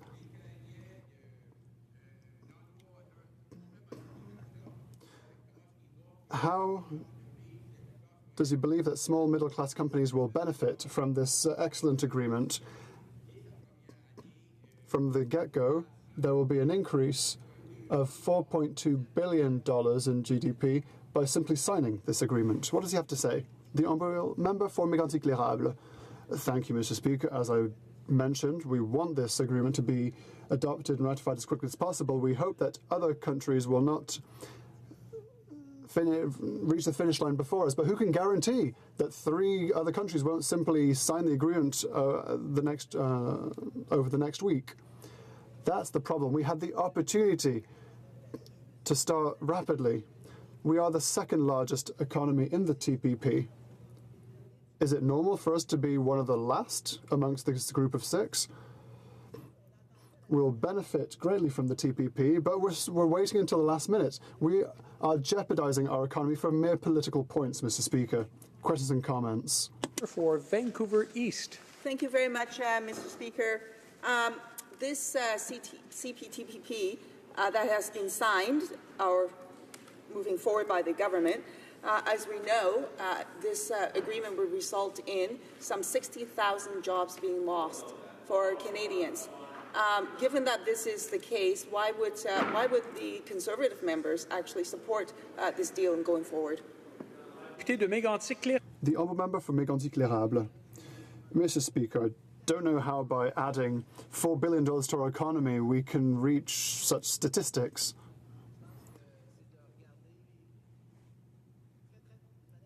I think that it's a very partisan point of view. It's very partisan to come up with such statistics. I'm persuaded that, especially with regards to agriculture, agricultural exports will stabilize our agriculture sector because, globally speaking, there are many problems. It will guarantee the protection and the creation of jobs. The honourable member for Foothills. Thank you very much, Mr. Speaker. And I want to commend my colleague for his speech. And I know how hard the member for Lac-Mégantic-L'Érable has worked in the agriculture sector as the Shadow Minister for Agriculture and Agri-Food. But I think what I'd like him to explain a little bit more is what makes the CPTPP so imperative right now, as our Liberal government has bungled and failed our relationships with other countries who have been trusted trading partners in the past. India, Japan, Italy. All of these ones are now pulling back from accessing the Canadian market, which is costing us some very vital export markets for our producers. And now, because of how they bungled NAFTA, our main trading partner, the United States, is also at risk. That market could be costly to the Canadian agriculture sector. And I would just like my colleague to talk about, with everything that's going around and how mismanaged our relationships have been with our trusted trading partners, why CPTPP is that much more important right now. The honourable member for Mégantic-L'Érable. Mr. Speaker, I could not be more in agreement with what my colleague just had to say. It's very important. It is essential for the Liberal government to take our international trade relations seriously with every single one of our partners. For example, the Prime Minister went to India at the beginning of the year. What happened, Mr. Speaker? Not soon thereafter, tariffs, I would say extraordinary tariffs, were imposed on us, and the Prime Minister, when he visited India, didn't even mention it to the local Prime Minister. And so now, $300 million losses, there was a reduction of $300 million in sales to India in that field. And so the Prime Minister has not gone to signing ceremonies. The Prime Minister doesn't ask the right questions when he travels abroad. This all creates problems like the ones we saw with India. Resuming debate. Honourable Member for Sherwood Park, Fort Saskatchewan. Merci, Monsieur le Président. Thank you, Mr. Speaker. I am very pleased to rise today to debate Bill C-79, an act to implement the Comprehensive and Progressive Agreement for Trans-Pacific Partnership.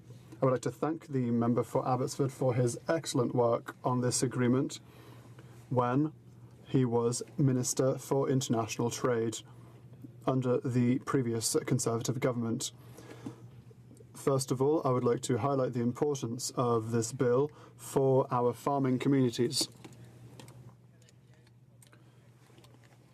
The Canada Agri-Food Association stated that adopting this bill could increase agricultural exports from Canada by nearly $1.4 billion. This agreement will open new markets where Canadian farmers and producers will be able to sell their products. What is more, given the incertitude that exists in negotiating NAFTA, it is even more important for us to adopt this bill so that we can diversify our trade ever more. When the USA imposes custom tariffs on steel and aluminium, Canada has to therefore find new markets towards which we can export our products. It is purely logic to say that when Canada risks losing a market and billions of dollars, we have to find a new market where we can sell the same products. What is more, the combined GDP of TPP partners will be $13 billion, which includes Japan, which has the third largest economy after the USA and China. This represents about 3/4 of the size of the US market. The CPTPP is an extraordinary opportunity for the diversification of Canada's trade and for the economic health and well-being of Canadians. When we look at all the benefits that will come from CPTPP, once we have adopted this bill, it is hard to understand why the Liberals decided to ignore the leader of the official opposition when he asked that the House of Commons be reconvened so that this bill, Bill C-79, be adopted. The reasons for which the leader of the Conservative Party made this request is that the agreement will be implemented after the 6th signature of the agreement. Mexico, Japan, and Singapore have already ratified the agreement. When the request was made by the leader of the Conservatives, only 3 further countries were required before the implementation of the CPTPP would come into play. Had the government reconvened the House of Commons during the summer, as we requested, Canada would be guaranteed to have an access to these new markets as quickly as possible. However, instead of risking having 3, they decided rather to run the risk of not being one of the first 6 and losing therefore millions of dollars in trade. And Canada therefore simply waited whilst other countries started to sign and ratify the agreement. It's happened in the past and it could happen again with CPTPP. There's no reason for the Liberals not to reconvene the House of Commons over the summer to ratify this or to pass C-79. They ignored this request, which shows that they do not take Canadians' economic well-being seriously. It would seem that this Liberal government is almost determined to ensure that Canadians' lives become even more difficult than before. First of all, They impose a carbon tax, and they do not want to tell us how much this tax will cost. This tax will not reduce greenhouse gas emissions. It will merely make Canadians' lives more difficult by creating an incentive for investors to invest outside of Canada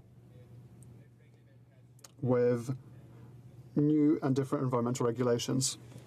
Secondly, they are unable to build pipelines, Trans Mountain and Energy East, among others. These pipelines would have created new jobs in Canada and created benefits for all Canadians. And now they've refused to call back the House to make sure that we have access to a greater trade market. And these three examples show that the Liberals are not fighting for the middle class and those who are seeking to reach it. It shows that the Liberals are not taking jobs for Canadians seriously. It appears that every time the Liberals announce a new policy, they're discouraging investment in Canada, and they're preventing the creation of new jobs. Finally, Mr. Speaker, I'd like to talk about the topic of my support for this bill and for free trade in general. In general, free trade is a good thing. It's certainly an element for major change and global change. Because of free trade, extreme poverty rates globally have lowered from 44 to less than 10% since the 80s. Free trade agreements has increased life expectancy from 55 years of age to over 70 years of age today. Free trade agreements create fewer wars worldwide. When countries trade, they depend on each other increasingly on an economic level. Countries that trade together don't like to wage war on each other. They prefer to keep peace, and so that they can mutually benefit from trading. And for these various reasons, this is why the head of the Conservative government signed trade agreements with many countries, with Panama, South Korea, and several other countries as well. And this is why the Conservative government conducted negotiations for the TPP and for the trade agreement between Canada and the European Union. On this side of the House, we are in favor of free trade, for both in principle and in practice. Free trade also promotes freedom. During my work, I've always positioned myself on the side of human rights and freedoms. Free trade is the basis for freedom. It means that we have the right to sell and buy as we wish. Thank you very much, Mr. Speaker, and this is why I'm going to vote in favor of this bill. And I'd also like to recognize the work of my Conservative colleagues, the member for Abbotsford. They've worked very hard to ensure the prosperity of our country. Thank you.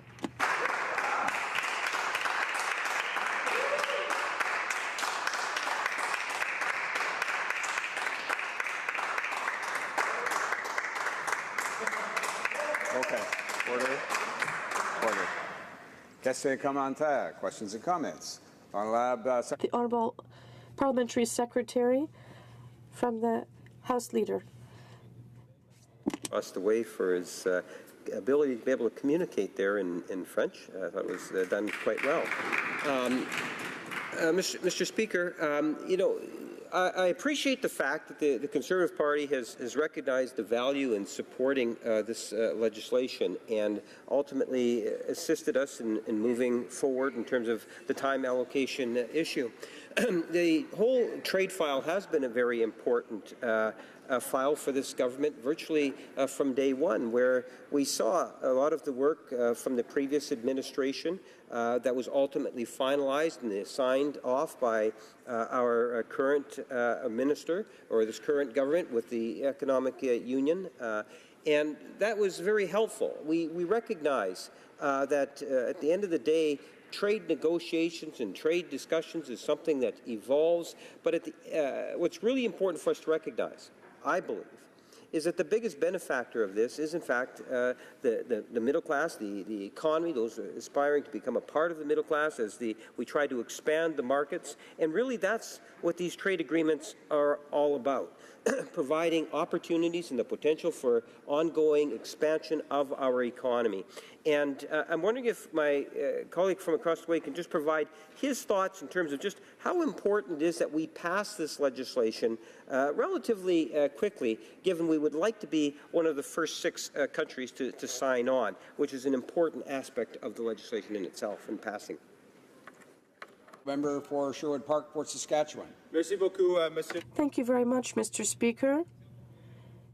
It's really good that my Liberal colleague agrees with the Conservative Party and the work we've done.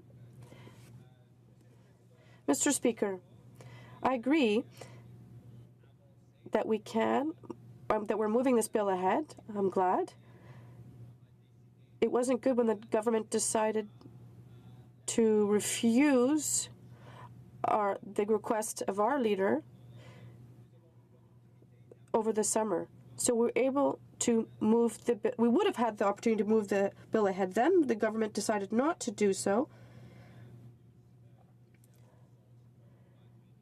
So we're happy that it's moving ahead quickly now. It's the honourable member for Courtenay Alberni. Mr. Speaker, the CPTPP includes investor state provisions, which will allow investors to sue Canada for regulating in the public interest on issues like health and the environment. Why does the member support an agreement with such harmful provisions? Maybe you can elaborate. Sherwood Park. The member for Sherwood Park. Mr. Speaker, the provisions that the member mentioned are very clear. If we're going to trade, we have to have a mechanism in place to make sure that measures are followed. And this is, for example, why during NAFTA negotiations, we asked the U.S. for the same thing. We need an impartial mechanism to evaluate companies, individuals. I don't understand the NDP's position. If you think we can have free trade agreements without such mechanisms to ensure that measures are implemented. At the same time, it's clear that the NDP does not support any free trade agreements. We just have enough time for a quick comment. The honourable member for Louis Saint Laurent. First, I want to congratulate my colleague for his excellent speech in French. 100% in French. Congratulations. This is a good inspiration for all of us. Alors, ma simple question, monsieur. So my simple question, Mr. Speaker, is why did the member decide to do his speech only in French? Sherwood Park, Fort Saskatchewan. Monsieur le Président, merci pour, Mr. Speaker, thank you very much for this question. I spent 4 weeks in Quebec this summer to improve my French. Yes, in the province of Quebec. And I'm happy that we have Francophone colleagues that can help me out to practice. I think it's important for all MPs to try to present their arguments in both official languages And this is a speech where we could agree on. Resuming debate. Reprise de débat. The Honourable Parliamentary Secretary to the Minister of Foreign Affairs for Consular Affairs. Thank you very much, Mr. Speaker. Welcome back to my colleagues. It's nice to be here. Our government strongly believes that the Comprehensive and Progressive Trans-Pacific Partnership Agreement, or CPTPP, will help increase and diversify Canada's trade and investment in the rapidly growing Asia-Pacific markets and improve Canadians' economic prosperity. At the same time, the agreement will ensure that the benefits of trade are widely shared, in particular by making it easy for small and medium-sized enterprises, or SMEs, to take advantage of the opportunities it offers. Exports are essential for the health and vitality of Canadian businesses, and Canadian SMEs play a key role in increasing trade and economic growth in Canada. Indeed, Mr. Speaker, SMEs are the backbone of the Canadian economy. They represent more than 99% of all businesses, 90% of all private sector jobs, and 10.7 million workers, and they generate nearly 40% of Canada's gross domestic product. Excuse me, I forgot to say that I will be sharing my time with the member from Winnipeg Centre. Only 11% of Canadians' SMEs benefit from foreign markets, however, and our government is committed to helping increase that. Exports are vital to the growth of Canada's economy, and so that's why our government will help small businesses expand into new markets abroad by promoting exports through the negotiation and implementation of the free trade agreements, such as the Comprehensive Economic and Trade Agreement, CETA, between Canada and the EU, and now the CPTPP. The CPTPP will enable Canadian SMEs to enter the dynamic Asia-Pacific market through agreements that simplify the export process and increase SME participation in global supply chains. This agreement will strengthen our economic ties with some of our current free trade partners, such as Chile, Mexico, and Peru, while providing preferential market access to 7 new free trade partners: Japan, Malaysia, Vietnam, Australia, New Zealand, Singapore, and Brunei. In addition, the CPTPP will eliminate tariffs and improve market access for Canadian companies, including SMEs. Upon implementation, 86% of signatory countries' tariffs will be instantly eliminated. This will apply to Canadian exports to CPTPP countries with an average value of $28.3 billion per year between 2015 and 2017. Once the agreement is fully implemented, signatory countries will eliminate 99% of their tariffs. This will apply to exports to CPTPP signatory countries that average $32 billion per year between 2015 and 2017. This increased market access will make our SMEs more competitive and position them for success. It will also create opportunities for Canadian SMEs to diversify their exports at a time when this is extremely important. The agreement provides for enhanced market access agreements for our financial services and services sectors and a comprehensive set of investment protection provisions based on a strong dispute resolution mechanism for investments. These provisions will greatly benefit SMEs as they are disproportionately impacted by non-tariff barriers. In addition, the CPTPP will be a first in Canada in terms of free trade agreements in that it contains a chapter that specifically guarantees that small and medium-sized enterprises will be able to take advantages of the opportunities it creates.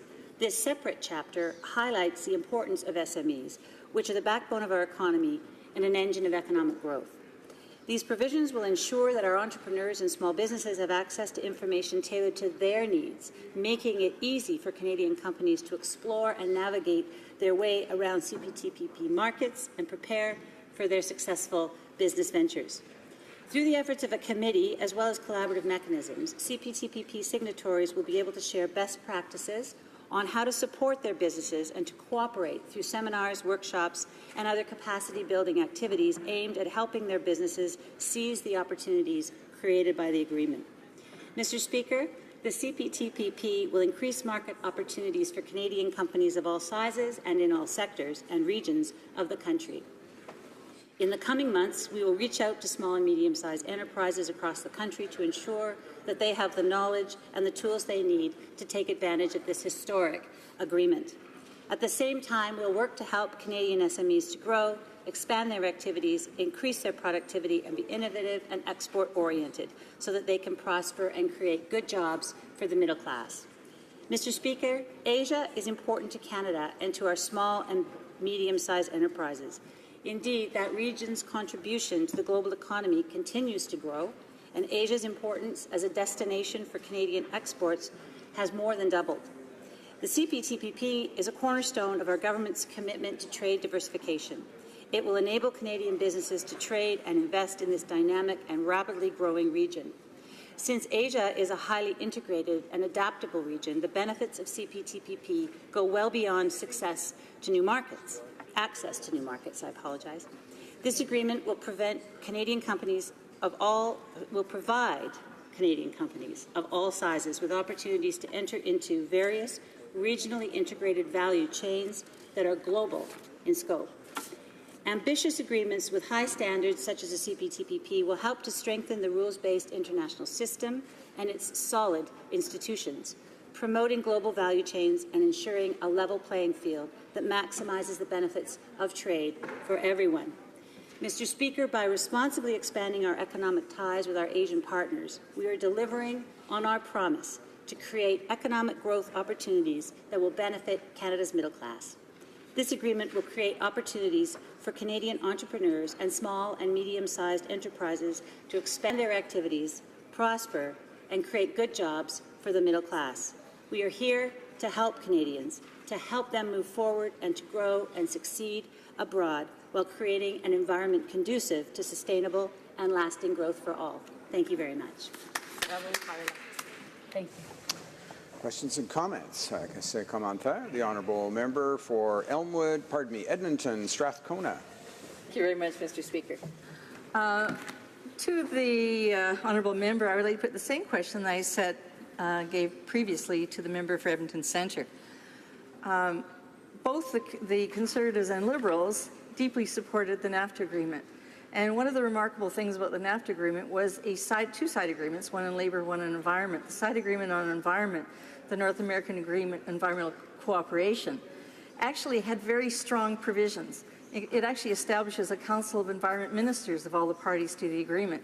And it extends a lot of rights and opportunities to the public of all of the signatory parties to be engaged, including filing petitions for action on failed enforcement. Why, can the member respond to me, why her government have decided to downgrade significantly the environmental protections, yet her government claims to be putting environment on par with economic development and trade? The Honourable Parliamentary Secretary to the Minister of Foreign Affairs. First of all, it's worth underscoring that in our consultations with Canadians, a strong dispute mechanism was seen to be very important, and that's in place. But lifting off of NAFTA, there has never been a more important time to diversify our markets. And certainly ourselves and the opposition are in major agreement on that. And it is the member opposite who doesn't seem to fully appreciate the importance of the CPTPP and this opportunity to diversify our markets. Thank you. Questions and comments? The Honourable Member for Kootenay, Columbia. Thank you, Mr. Speaker. I have a fairly simple question. In my riding in the town of Creston and area, dairy farming is a very important part of agriculture and industry and the economy. And it seems like every trade deal that gets signed, dairy is sacrificed. And I'd like to hear from my colleague across the floor, why is it okay to continually sacrifice our dairy farmers in these trade agreements? The Honourable Parliamentary Secretary. This is the party of supply management. We firmly support and will continue to defend supply management. Certainly with regard to the CETA agreement, I was part of the cheese quotas and the compensation out of regard for supply management. There's no doubt in my mind we will continue to defend it strongly. Honourable Member for Rivière-des-Mille. Mr. Speaker, I listened attentively to the Parliamentary Secretary in terms of the CPTPP, which is an incredible agreement. It'll open up a market of 500 million people. I would like my honourable colleague to talk about the benefits in her riding, opportunities for SMEs, and also very important, what will it do for people in her riding? Parliamentary Secretary for the Minister of Foreign Affairs. For women entrepreneurs is a key aspect of CPTPP, and while I had the honor of serving as Parliamentary Secretary to the Minister of International Trade, spent quite a bit of time in countries like Malaysia, Vietnam, Brunei, Singapore, always convening roundtables of women entrepreneurs. That's been very well received. Canada is seen as a leader in supporting women in small business, and certainly the CPTPP is evidence of that. Thank you. Questions and comments? Yes, the Honourable Member for Courtenay Alberni. Mr. Speaker, the member hasn't talked about First Nations and how it's affected by the CPTPP. The member's party recently indicated their support for the United Nations Declaration of the Rights of Indigenous Peoples, yet the government has failed to consult Indigenous peoples on the CPTPP. Does the member not believe that consultation with and consent of Indigenous peoples is critical for reconciliation, and there should be a chapter and provision in this deal that is ensuring that that is reflected? Parliamentary Secretary to the Minister of Foreign Affairs. There is no relationship that's more important to this government than that with Indigenous peoples, Métis and Inuit, First Nations. Also, I think it's an opportunity to discuss the new position of the Ombudsperson for Corporate Social Responsibility, because that takes into account the rights of Indigenous people, particularly in countries of CPTPP and globally. Furthermore, with regard to culture, it is very important to our country to defend our unique culture and our inclusive culture. Thank you. Resuming debate, the Honourable Member for Winnipeg Centre.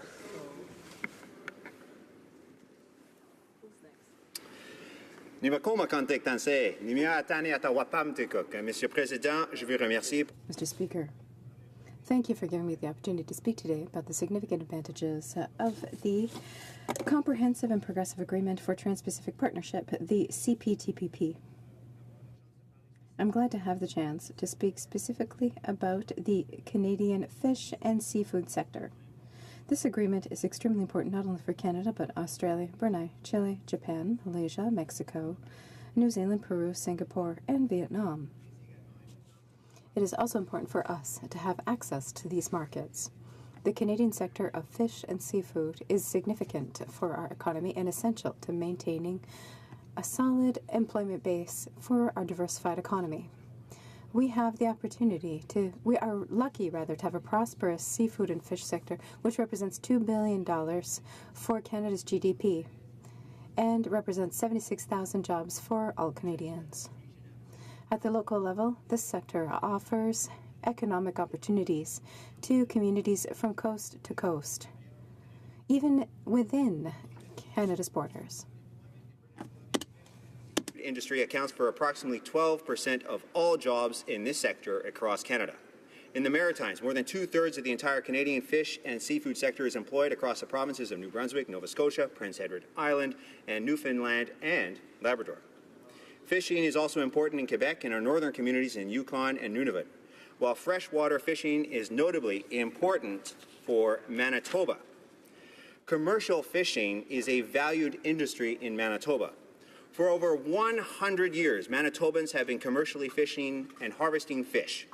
The majority of production comes from Lake Winnipeg and Lake Manitoba, but 7 smaller lakes in the south and northern Manitoba are also fished. The resource is managed through the use of quotas, mesh size of gill nets, season, and is regulating of the number of fishermen who are actually licensed. The management tools allow fish populations and the industry to remain viable. They also ensure resources are shared equitably on all the lakes with not only non-Indigenous peoples, but with also treaty Indigenous peoples and also Métis peoples. Since almost all of the commercial production is sold out of the country, the $30 million in annual sales represents a significant and important contribution to the livelihoods of Manitoba fishing families. In Manitoba, it is also important to maintain a high quality. Manitoba is the only jurisdiction in the Western Hemisphere with a freshwater market which is eco-certified for our fisheries, the only in the Western Hemisphere. We have achieved a Marine Stewardship Council certification, and we are very proud of that. Now, 85% of total fish harvested in Manitoba are exported to other markets. There are 3,155 licensed fishermen in Manitoba, and 83% of these are of Indigenous descent. They help support many Indigenous communities and help provide a good livelihood and support to many families.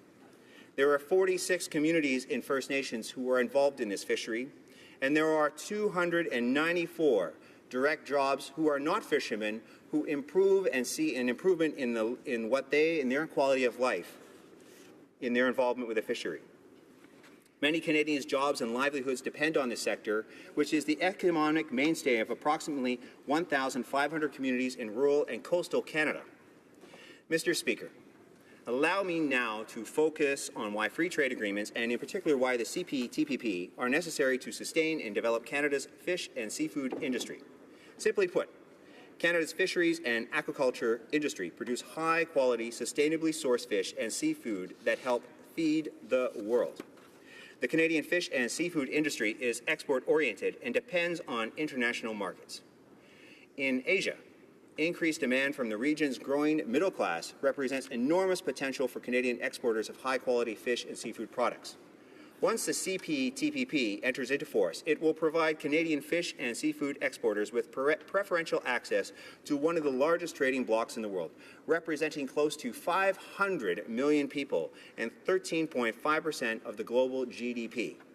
Altogether, Canadians exported an annual average of $732 million in fish and seafood products to CPTPP markets from 2015 to 2017. Le Japon est l'un des marchés de Japan is one of the CPTPP's markets where Canadians would be able to experience significant growth. Japan imports almost 60% of its food, which represents significant demand for imported products. Canada's competitiveness on the CPTPP markets means that tariffs have been an obstacle to economic growth, namely lobster, salmon, oysters, and others. These tariffs can vary from 3.5% to 35% among the CPTPP countries, namely Japan, New Zealand, and others. When the agreement comes into force, 90% of tariff lines on fish and seafood will become immediately exempted, which will lead to annual exports of up to $647 million between 2015 and 2017. The remaining 10% of tariffs would be eliminated progressively over the next 15 years. 6% of Japan's fish and seafood tariff lines will be eliminated upon entry into force, providing preferential market access for Canadians' premium fish and seafood products such as lobster, crab, shrimp, salmon, herring and roe, sea urchins, and halibut. 83% of Vietnam's fish and seafood tariff lines will become duty-free upon entry into force, while all Canadian fish and seafood exports to Malaysia will become duty-free on day one. Enhanced market access for Canadian companies through the CPTPP will create the conditions for increased exports and will contribute to the vitality of the sector and its great long-term prosperity. Additional rules for streamlined customs and administration procedures, as well as enhanced regulatory cooperation, will also help Canadian exporters and suppliers save time and money at the borders of CPTPP countries. With increased access and less red tape, these products will gain an advantage over competitors from countries that do not have preferential access to CPTPP markets. At the same time, CPTPP party will maintain the right to take measures necessary for food safety and protect against risks to animal or plant life or health, while helping to ensure that market access gains are not undermined by unnecessary trade restrictions.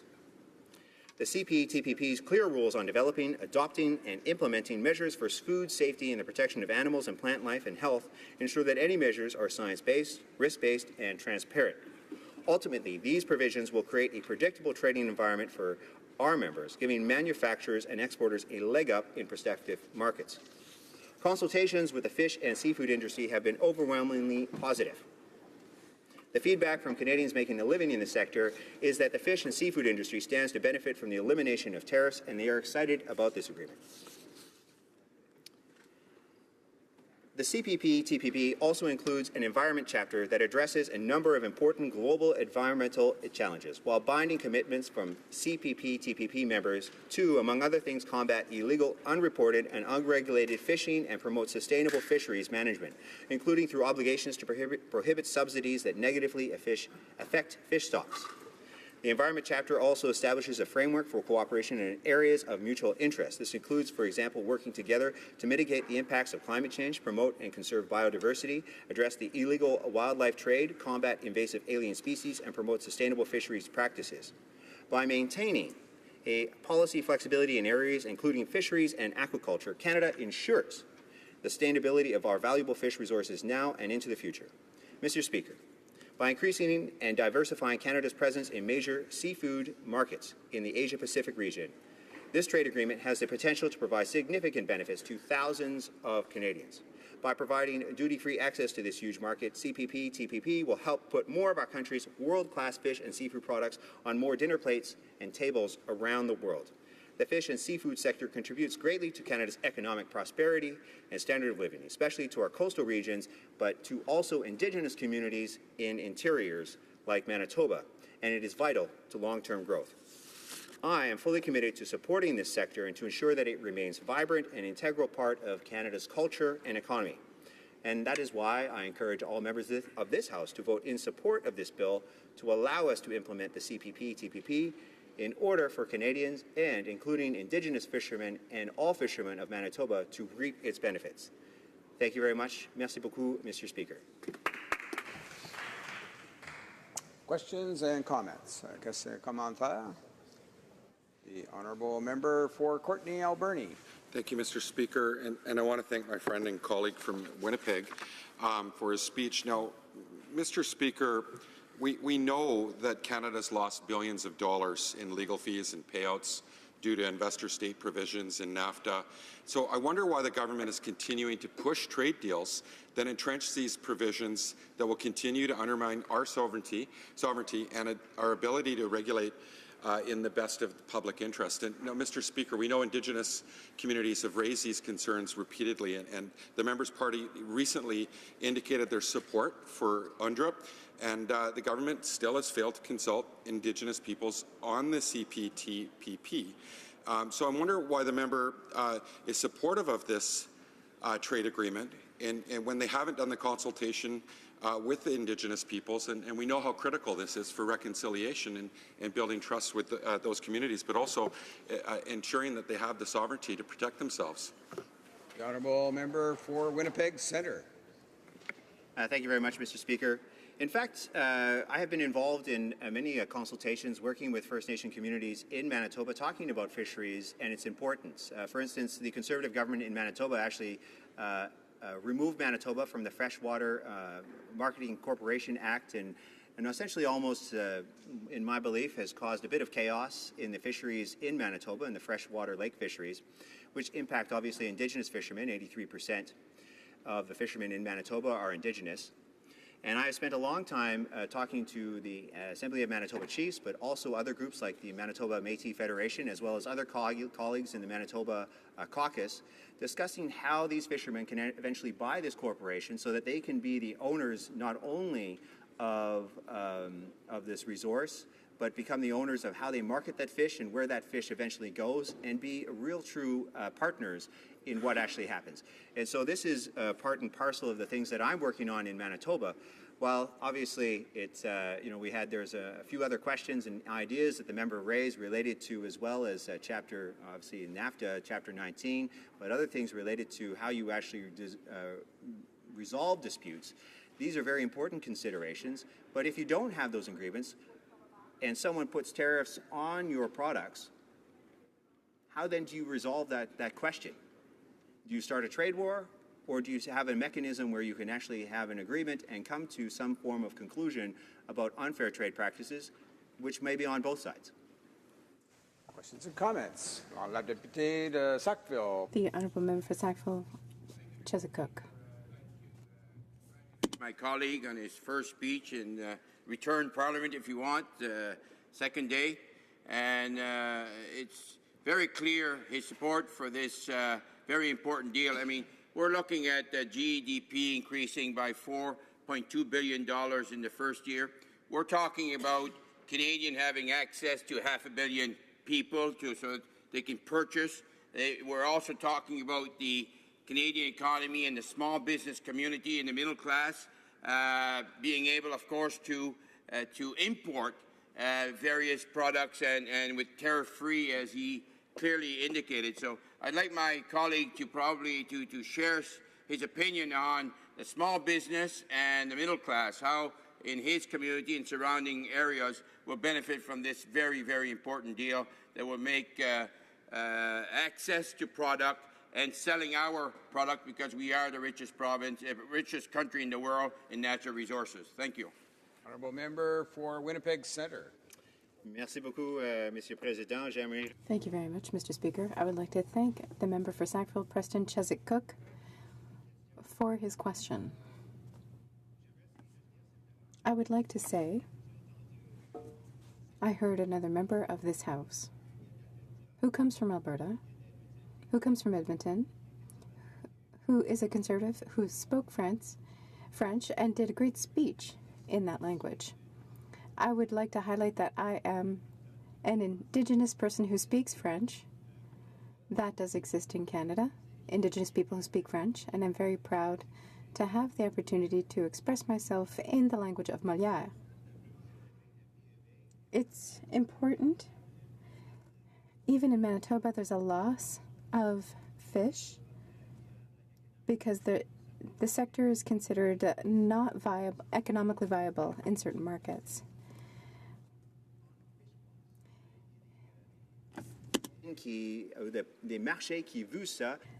There are markets who could take the fish that we don't use, that are thrown back into our lakes in Manitoba. They could use them to create a product that people in Asia would like to use. We would even be able to expand the market and sell products that people want, whether it be in Asia, Vietnam, or elsewhere. Resuming debate. Reprise de débat. L'honorable député de Berthier-Masquin. The honourable member for Berthier-Masquin. Thank you very much, Mr. Speaker.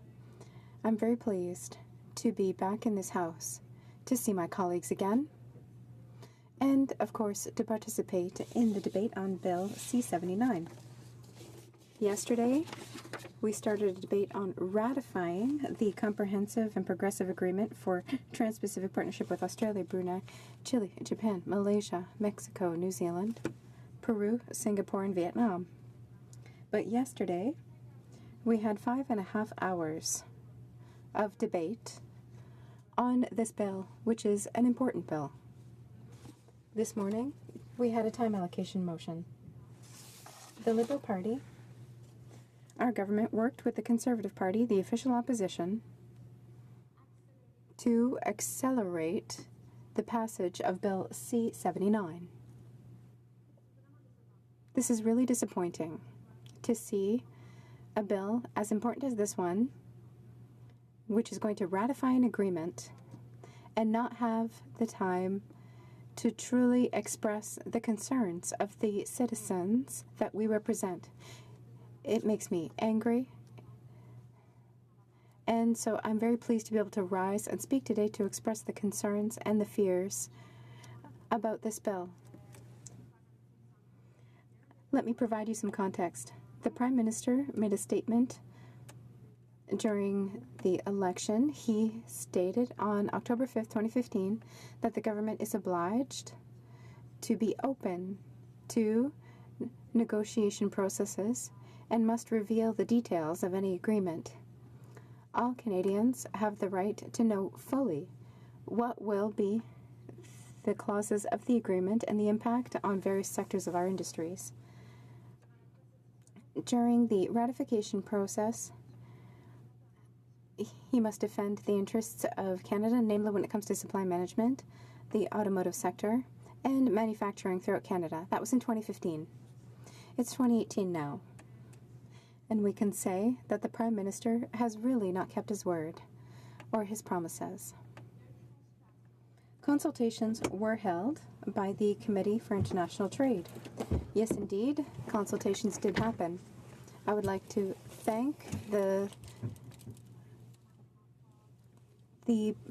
stakeholders who worked hard on those committees. We're proud of the work that was accomplished.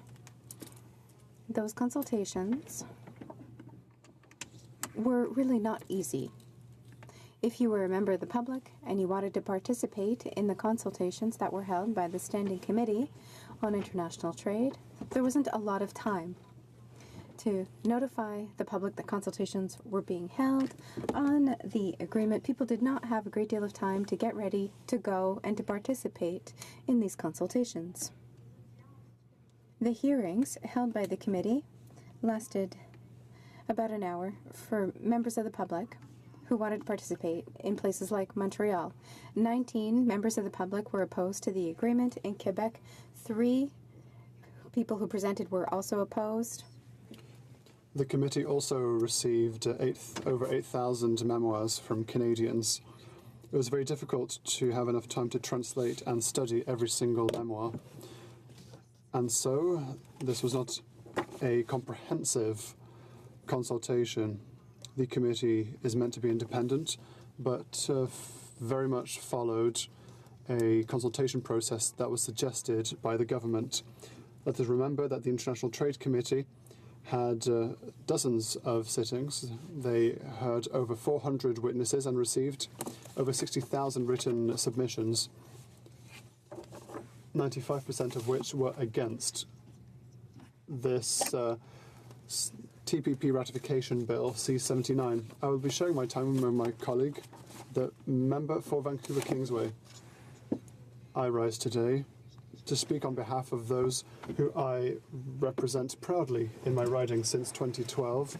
I've had the honour of sitting on the Standing Agriculture and Agri-Food Committee. Since January, I've had new responsibilities, but I'm still following the work of this committee very closely. With all the agreements signed by the government since I came into politics in 2011, every agreement has certain issues with regards to supply management. With every agreement, we offer a larger access to our market for dairy products and for poultry, for example. A greater part of our market is given with every agreement. Now, we support supply management, but the government gives more access to our market. The current majority leaves breaches in our agreements while saying that they defend supply management. Canadians deserve a government that does not negotiate agreements behind closed doors. Experts have told us that with the ratification of the TPP, about 60 to 80,000 jobs will be lost in Canada because of concessions in the automotive sector, for example. It is very troubling to see that the government is ready to jeopardize those jobs. The concessions under CPTPP, it's difficult to say sometimes, but that's its name. It very much troubles poultry, egg, and dairy producers.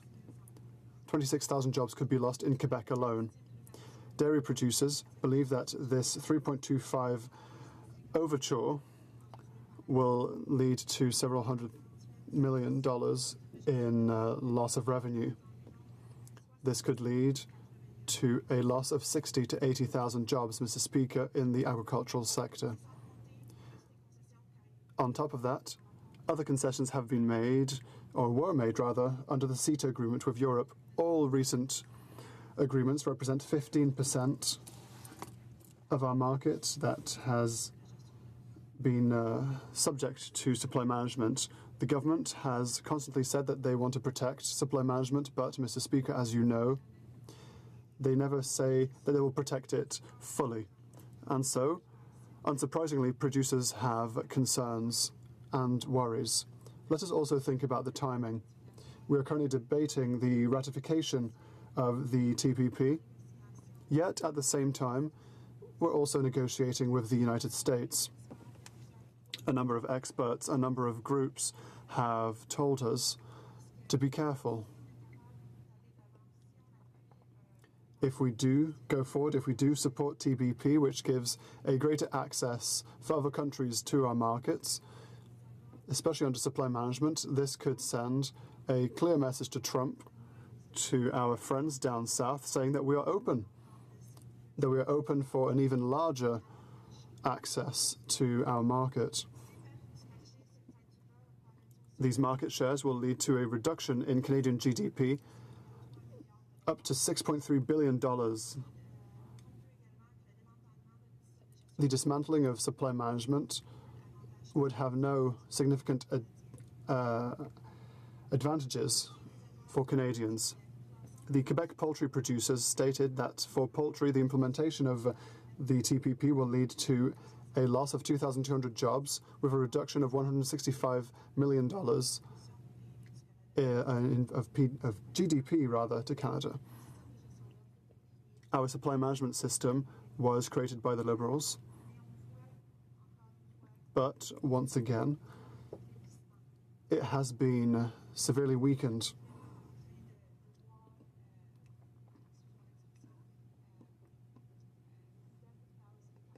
What we see is a death by 1,000 cuts. The system is being ever weakened. And at the end of the day, supply management may not even seem like a good option. The government said, don't worry, we will have a compensation program for producers. Yet producers don't want such a program. That's not what they want. Producers don't want to have to reach compensation. They want the federal government to do its work upstream. They have to match actions to words. And they need to hold strong in negotiating NAFTA. However, up to now, they have not been able to defend producers and farmers. There are other problems in the TPP. The automotive sector is one of them.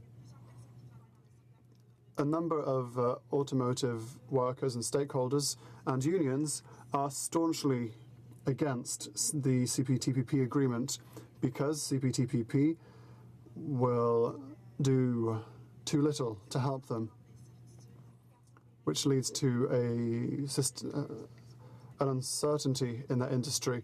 It exposes us to competition from Japanese cars, for example. We could therefore get a greater number of products from countries that are not part of TPP. The 5-year automotive reduction in imports will no longer be. We do not support TPP because it puts jobs at risk. The government says it wants to create jobs for the middle class, but at the same time, they are threatening jobs. Thank you, Mr. Speaker. Questions and comments. The Honourable Member for Rivière-des-Mille-Îles. Thank you, Mr. Speaker. Thank you to my honourable colleague for her speech.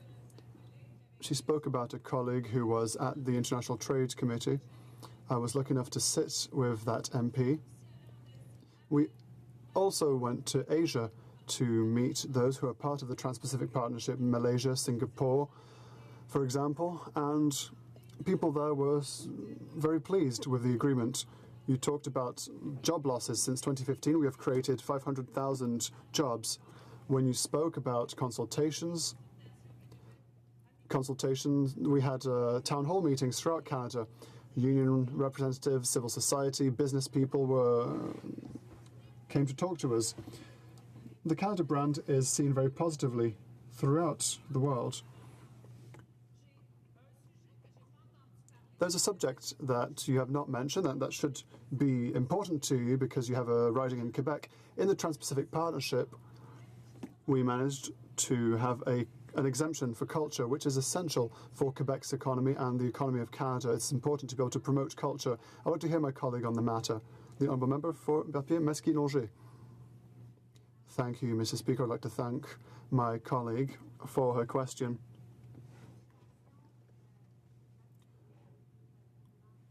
consultations happened at the Standing Committee on International Trade. As far as I know, this was a consultation that happened throughout Canada. There was very little notice of consultation, and so not everyone had enough time to turn up. All the memoirs that were sent in, all the briefs that were sent in, there were about 8,000 of them, were not translated. And so were not all tabled before the Standing Committee on International Trade. Now, with regards to culture, a number of experts have written in and shared their concerns with regards to the Trans-Pacific Partnership, because the cultural exemption is the weakest ever seen and ever negotiated in a free trade agreement. So it's not a point of pride at all for Canada. Canada should not boast about this protection because at the end of the day, it's unenforceable. Thank you, Mr. Speaker. The Honourable Member for Joliette. Thank you, Mr. Speaker. I'd like to thank my colleague for Berthier Masquinanger, for her presentation. A unanimous motion was adopted in the House on the 7th of February 2018 that this House compels the government to not breach supply management under the new Trans-Pacific Partnership. However, here we have C-79 before us, which has a 3.25% ingress into our dairy products. 2.1% for poultry is another example, which would apparently be protected. We, legislators, are the ones who should tell government what it should do. There was a unanimous motion. The two trade ministers were there in the House on that day. They agreed, but now we have an agreement with a severe breach. And in my opinion, the government is acting like a delinquent. I'd like to hear what my colleague has to say. Thank you, Mr. Speaker. The Honourable Member for Berthier Masquinanger. Thank you very much, Mr. Speaker. I'd like to thank the member for Joliette for his question. Everyone in the House approved of this motion to make sure that in the agreements that we signed, there will be no breaches in our supply management system. However, a unanimous motion does not necessarily compel the government to act upon it, which is unfortunate because with every agreement we sign, there is a bigger and bigger breach. In 2014, I tabled a motion asking for financial help in the CETA agreement and no breaches, and we all know what happened. Benoit Legault, who represents the Outaouais-Laurentide dairy producers, he said that yes, elsewhere a number of governments subsidize agriculture to ensure their food sovereignty. Producers here in Canada, dairy producers, never need subsidies because we always had full control over our production and not overproduction. There was no price reductions, no subsidies. But now there is a compensation system, an investment plan that didn't really come to fruition. These producers don't want subsidies. They don't want money. They just want the government to do its job. They want the government to respect its promises and defend our borders. Resuming debate, the Honourable Member for Vancouver Kingsway. Thank you, Mr. Speaker. I'm privileged to stand in the House and speak on behalf of this very important issue. I had the privilege of being the New Democratic Party official opposition critic for international trade for 4 years in the last Parliament, and of course the agreement that's the subject of discussion today, as it was known then, the TPP, or Trans-Pacific Partnership, now renamed the Comprehensive Progressive Trans-Pacific Partnership, was very much in the public domain at that time, and I followed the details as that agreement was being negotiated fairly carefully at that time. Essentially, our concerns and my concerns come down to a number of basic points. First of all, New Democrats have long been concerned by the secrecy surrounding the TPP and the CPTPP negotiations, and despite promises, direct promises by the Prime Minister during the last election to be transparent on trade deals, the Liberals continue to give Canadians vague updates and mixed messages, and of course today we faced, I think, the the shameful action by the government that brings in time allocation to limit debate on this very important subject, something that the previous government did almost 100 times and something that the present Liberal government seems to be trying to match them on. And I think it needs to be pointed out that that shuts down democratic debate. It prevents us from speaking our minds and representing our constituents, which we were elected to come here to do, and I think it's deplorable and it ought to be condemned. Second, we have to recall that the Trade Committee held dozens of sessions, heard from more than 400 witnesses, and received written comments from more than 60,000 Canadians. And the overwhelming consensus was that 95% of those people, those good people who took the time to make their views known, 95% were against this deal. Experts also point out that Canada, under the CPTPP, would lose 58,000 jobs due to concessions that will damage our automobile industry and our supply management system. I'll explore that in a few minutes. This deal also contains troubling provisions on foreign control of Canadian businesses, rights to privacy, and intellectual property. This agreement contains extremely weak, in fact, I will say virtually absent, labour and environmental standards, and the so-called side letters are almost toothless, not only because they're not in the main agreement, but because of the language contained in them. The New Democrats have, for decades now, been strong proponents of fair trade and fair trade deals that seek to raise labour standards, to increase and improve environmental protection, and protect our public services, culture, and increase jobs in the Canadian economy. I want to stop for a moment because I've heard, unfortunately, from the Liberal side of the House, some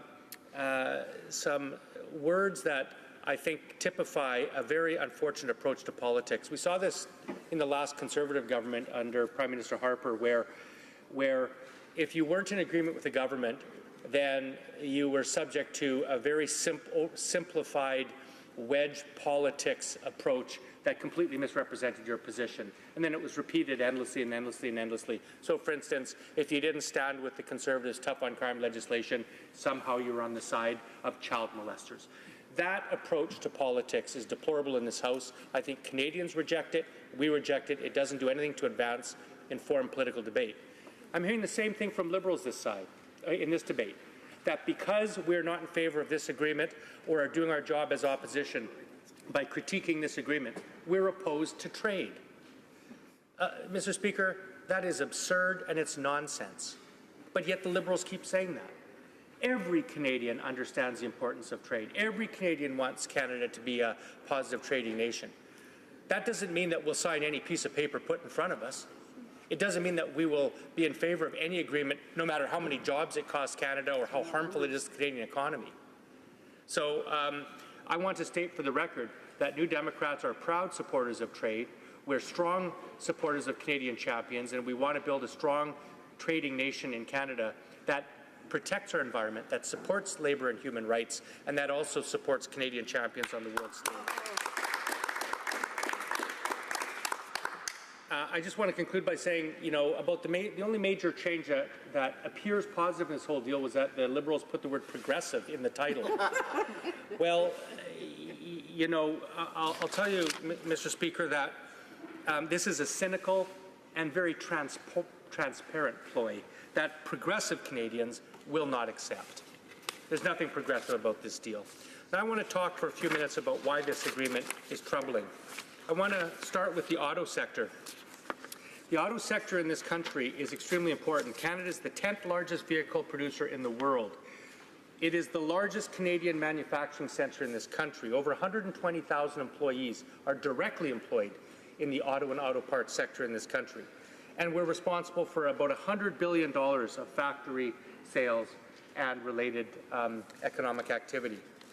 So what will the CPTPP do? Well, industry and labour groups in the auto and auto parts sectors who are most affected by this and have been carefully monitoring this agreement over the last number of years are strongly opposed to this agreement. The auto industry is already facing punitive U.S. tariffs and is in the crosshairs of NAFTA negotiations. And they do not believe the Liberals' claims that the CPTPP will open up markets in the Asia-Pacific, particularly Japan.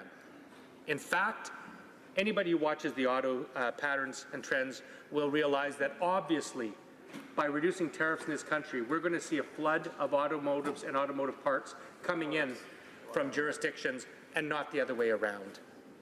It will only increase the auto trade imbalance and will further deharmonize the Canada-US auto industry. Why? Let's look at the rules of origin. Under the CPTPP, in order for a vehicle made in a TPP country to come into Canada tariff-free, it has to be made 35 to 45% within a TPP country. So imagine that. A car manufacturer sets up in, I don't know, Vietnam or Malaysia. And in order for that car to come in tariff-free, only 35 to 45% of that car has to be made in Malaysia. The rest of the car can be made outside of those countries in low-wage jurisdictions like Bangladesh or India or any other low-wage jurisdiction that has no environmental standards, very poor labor and employment standards. So even the 35 to 45% that's made in Malaysia or Vietnam, which is already a low-wage jurisdiction, will have 55 to 65% of the rest of that vehicle made in an even lower jurisdiction. How on earth do major vehicle manufacturers centered in Canada that are paying good wages, are paying workers' compensation benefits, are paying for health and welfare benefits, are paying good taxes, are supporting social programs in this country, how are manufacturers in Canada supposed to compete with that? And yet Liberals expect us to believe that under this deal, we're going to be making vehicles here and we'll be sending them to Malaysia. Okay, well, if you believe that, Mr. Speaker, then there's a bridge that we've got for sale. Now, I want to talk about supply management. Supply management is made up of three pillars: price controls, production controls, and import controls. Now, the Liberals continually say that they stand up for supply management in every trade deal. But what they don't tell Canadians is every trade deal that they sign, from CETA to the CPTPP to probably happening today in NAFTA, they are chipping away at the import controls and letting each one of those trade deals let more and more dairy products come in. 3% to Europe, another 3.5% to the TPP countries. Who knows what we're going to give Donald Trump? So, Mr. Speaker, that means that they're eroding. As they sit here and pretend to support supply management, they are carefully eroding and sawing off that third pillar of supply management, and eventually it'll be 15, 20, 25, 40, 50% of import controls, and by that time supply management has been killed from within. Mr. Speaker, I want to end by just saying that, you know, we saw what happened with Brexit in England. We saw the election of Donald Trump, and you know what happened? Workers around the world have perceived that over the last 30, 40 years, under so-called globalization, where business has achieved everything that it wanted lower labor costs, it wanted deregulation, it wanted liberalized trade so that global capital could move around the world. What's happened?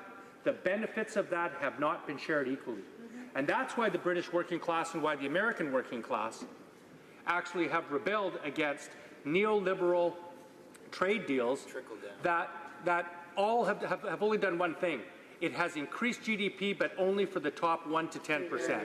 And 90% of the rest of us end up having poor jobs while we watch our manufacturing sector get hollowed out, good middle-class family-sustaining jobs sent to low-wage jurisdictions. And that's what's happened under the Liberals, it's what's happened under the Conservatives, and the New Democrats are the only party that will stand in this House and fight for Canadian jobs and a strong Canadian economy here at home for everybody. And we'll stand against these lousy trade deals every time they're put in before us in this House, and that's what the CPP-TPP is. It's a lousy deal, and we'll continue to be fighting against it until we can stop this agreement. Questions and comments? Question commentaire. L'honorable député de Rivière. Honourable member for Rivière-des-Mille-Îles. Thank you very much, Mr. Speaker. I listened carefully, and I always wonder why the NDP, when they talk about free trade deals, and there's only one of, they've never supported them. They've never supported them. In 2005, 500,000 middle-class jobs were created. We talked about car parts. When we conducted the consultations for the TPP throughout the country, we met with car parts associations and manufacturers, and car makers, we also met with them, both U.S. and Japanese car makers, and Korean as well. And in the automotive sector, the government listened to what Canadians had to say, and it took their concerns and priorities into account. Canada obtained side letters, Japan as well. What do all these jobs mean for the middle class in my colleagues' writings? Well, thank you. Well, I heard this said the other day in House, I'm going to repeat it, that the only thing consistent about Liberals on trade is their inconsistency. Okay. I was carefully following the debate in 1988 when the Liberal Party opposed the free trade agreement with the United States. Then I saw in 1993, while the Liberal Party campaigned against NAFTA and said they would pull out of NAFTA if they were elected. Now, they were elected, but then what happened, like is often the case with Liberals, campaign from the left, government from the right, suddenly they forgot that promise. Oops. So then they were against NAFTA. Then they were against it. So in terms of inconsistency, the Liberals, I guess it just depends which way the wind's blowing, and then you'll determine their trade policy. Now, in terms of I will forgive my honourable colleague for not knowing this. She wasn't, I don't think, present in the last Parliament. But the NDP has supported two agreements. Oh. We supported the agreement with South Korea. We supported the agreement with Jordan. We supported agreements because we analysed the agreements. We determined whether the country we're trading with will be of benefit to Canada. We read the agreements. We make sure that we think that overall it'll be a benefit to this country. Liberals should try it sometime. Yeah. Finally, on auto and auto parts, you know, when we signed NAFTA, if you go back and look at the actual facts, in Canada, ever since we signed NAFTA, the auto plants in Canada have gone down and the auto plants in Mexico have gone up, almost in exact proportion.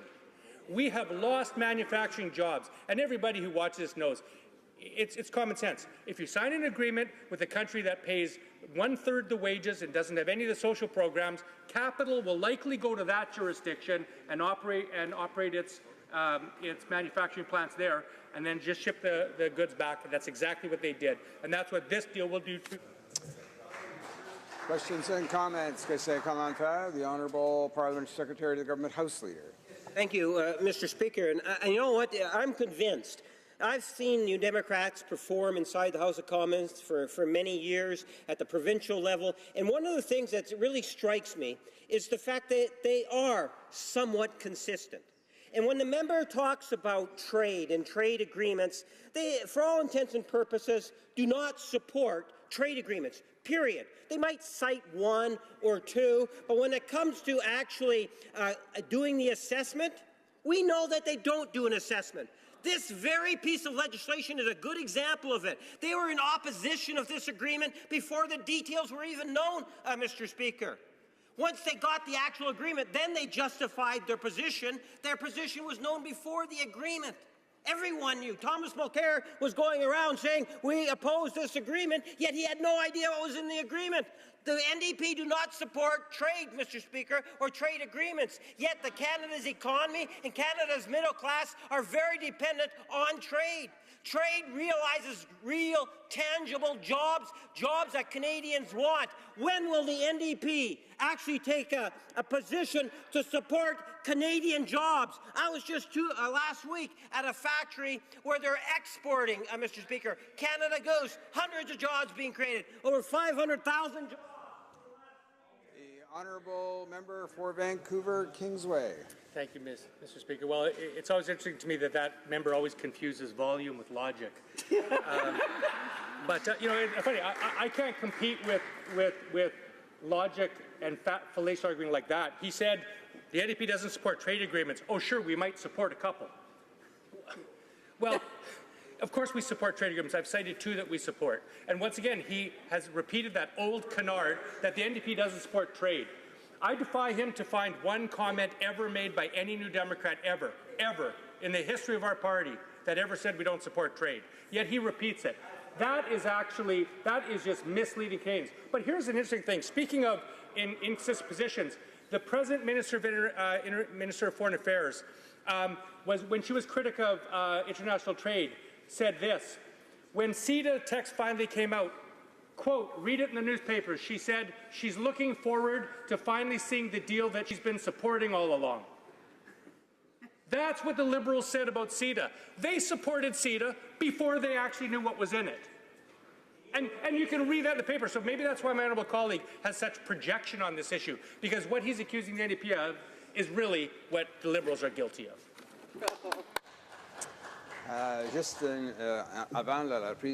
Before we resume debate, there has been more than 5 hours since the first turn debating this motion that is before the House. As such, all future speeches will be limited to 10 minutes and 5 minutes for questions and comments. Resuming debate, the honourable member for Joliette. Thank you very much, Mr. Speaker. We're talking about C-79 and on the implementation of this new agreement. The Bloc Québécois here, we deplore the breaches in supply management that are included in this new accord. The government gave up 3.25% of the dairy sector and 2.1% of the poultry market. Liberals and the Conservatives say that they're defending our farmers and supply management, but they've just voted in favor of this bill. And there's a unanimous motion to adopt it last spring, and we were opposed to it then. But people have to talk the talk and walk the walk. We don't want to have such breaches, and we can't agree to this agreement with such breaches. Also, on this topic, Mr. Speaker, in terms of by-elections, people make big commitments. At Lac Saint-Jean, they said, we won't give anything up on supply management. And in terms of the TPP, on October 19th, in the Journal de Montréal, and I also was there at the time, I heard what they said.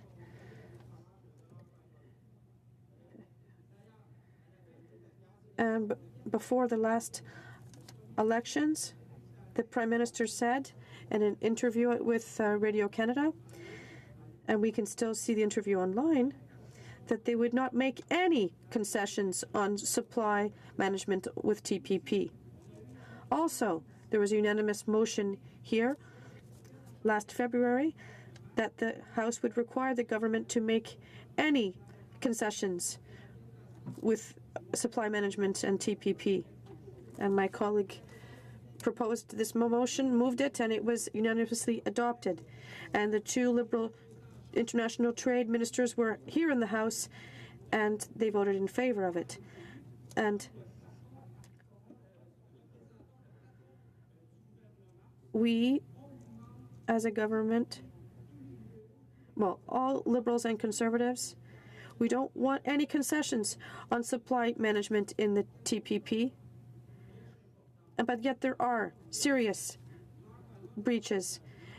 Once again, what they have promised hasn't held water.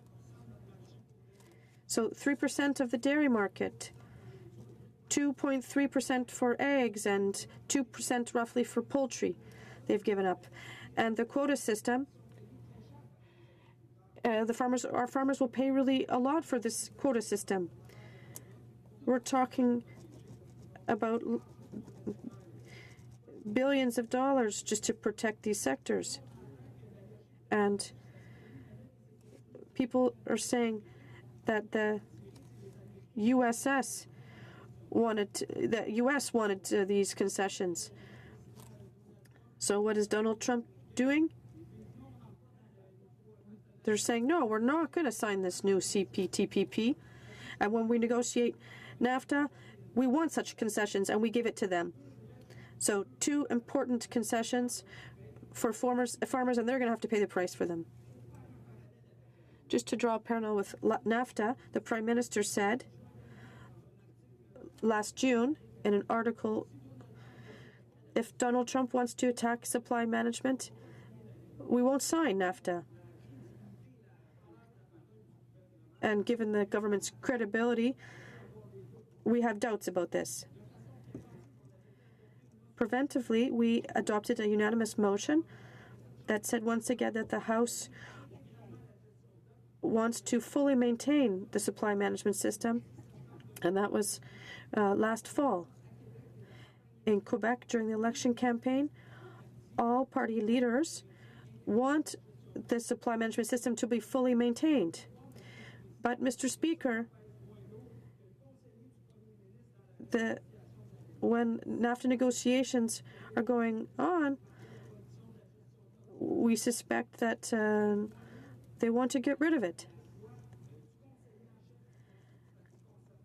And the head of the Conservative Party, Brian Mulroney, at the time, and the member populist from Beauce last winter, I asked them, if you want to get rid of supply management, how do you plan to reimburse the quotas for this system once it's abolished? We know that farmers are financed by financial institutions.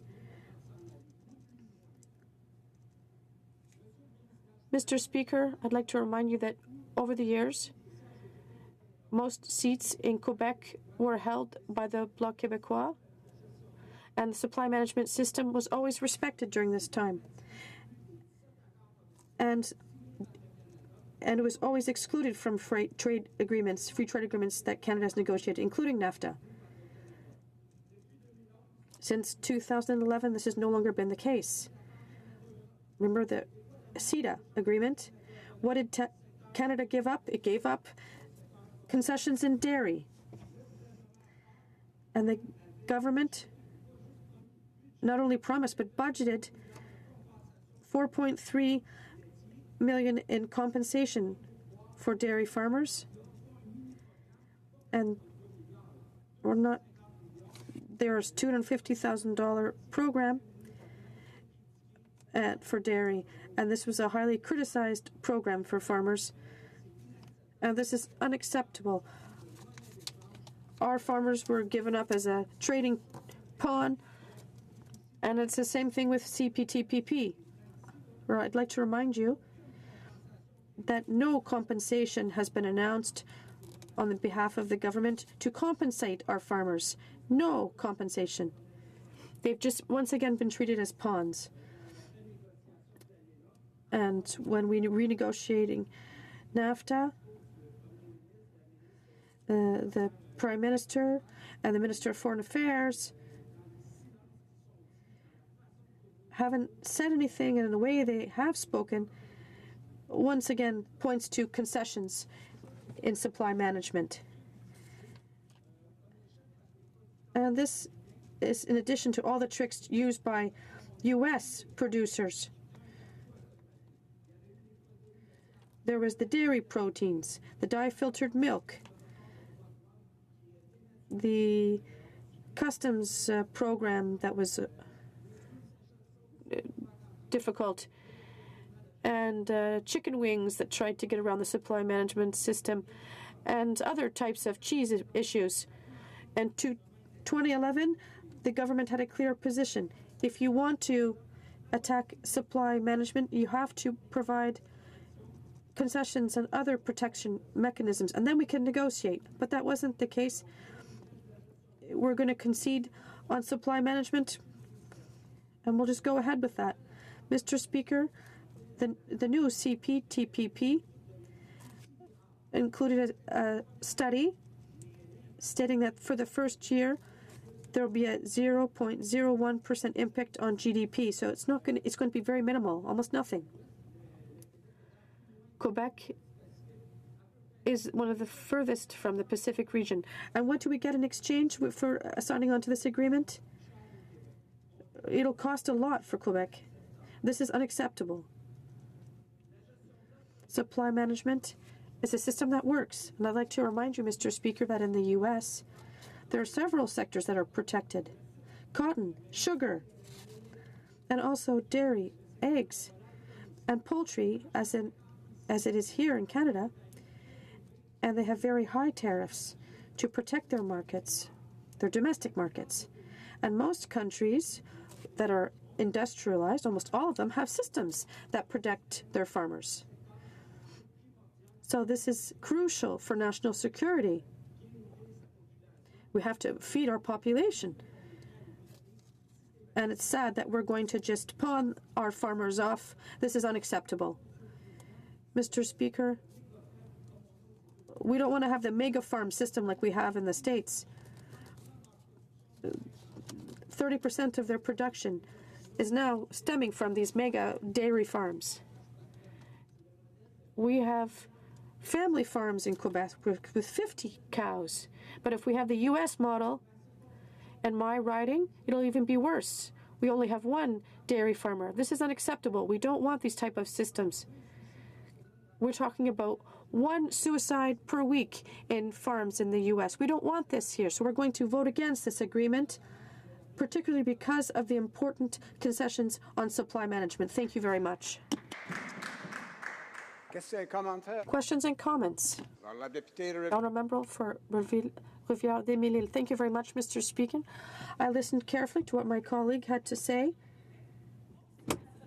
My riding is also in Quebec, north of Montreal. With the TPP, I sat on the International Trade Committee for 2.5 years. We did consultations throughout the country. We heard representatives from unions, from companies, from car makers, from parts makers. My colleague did not talk about any cultural exemptions, and this is very important for the cultural industry in Quebec. He didn't talk about this at all. And also, there are job opportunities for the middle class in his riding, and I didn't hear him talk about that either. I'd like to hear what he has to say about that. The Honourable Member for Joliette. Thank you, Mr. Speaker, and I'd like to thank my colleague for her question. The cultural exemption, well, I hope that won't be touched. I'll tell you, Mr. Speaker, that in the new TPP, 80% of countries that are in this new agreement, we already had trade agreements with them, or there was a cultural exemption already set up. Before the TPP, there was the issue of negotiating an agreement with Japan. If we include the countries included in the TPP with whom we already had an agreement and we include Japan, that's almost 100%. In all of the agreements, there was already cultural protection included. So I sure hope we did not back down on that. That would really be enough. As it is, we're already backing off on supply management. This is very much in line with the CD Howe's Institute statement about the impact of this agreement for the middle class, for Quebec's businesses. The impact is just about nothing. The CD Howe Institute said so, but what we're seeing is significant losses for our farmers, the way that we use our territory. We have a system that works. This is really a significant loss for Quebec because we're sacrificing a great deal for our farmers without getting anything back. Questions and comments? The Honourable Member for Mirabel.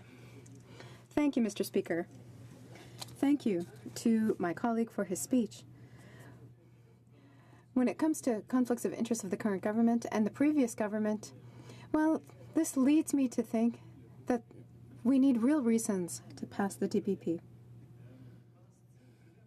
Does my colleague truly think that adding the word progressive in the name of the treaty is a real guarantee of social progress? And, in your opinion, who's getting money put in their pockets by accelerating this treaty like the Liberals did with accelerating the passage of cannabis? The Honourable Member for Joliette. Thank you, Mr. Speaker. Just before answering my colleague, I would like to come back to my colleague on the other side. The cultural threat for us comes from the Americans. It's not Vietnam who represents the cultural threat to Quebec's culture and identity. The issue is with the Americans when it comes to the cultural exemption. Who's getting their pockets lined? According to the CD Howe Institute, there's just about no positive impact in Ontario, in the West. Once again, what are we seeing in this House? English Canada's interests are being defended. They think that it's a good deal for us. We're going to go forward with it. And too bad for what Quebec is asking for. That's what happens when we let our voices not be heard. We just keep backing down on things that matter to us, and it's time for it to change. Member for Courtney Alberni. Thank you, Mr. Speaker. I want to thank my friend from Joliet for his speech. Mr. Speaker, we're hearing concerns from Indigenous peoples around the lack of consultation with the CPTPP. I just got a message from Brenda Sayers from the Hupetcheset First Nation from the west coast of Vancouver Island. She says, quote, "It is disheartening that the CPTPP is being fast-tracked without consideration for consultation with First Nations, whose rights will be grossly undermined under several different chapters of the trade agreement. The Liberal government has promised reconciliation with First Nations, and yet when presented with real opportunities, they have not only failed to follow through on this promise, but having given hope to a people whose only request is justice and fair treatment, they have made a mockery of a long broken relationship." End quote. Maybe my friend can speak about his feelings on whether the government has really taken a path to reconciliation in this trade agreement. Député Joliet. The Honourable Member for Joliet. Thank you, Mr. Speaker. I agree with my colleague. I would like to move a sub-amendment. I can provide a copy. That the amendment be amended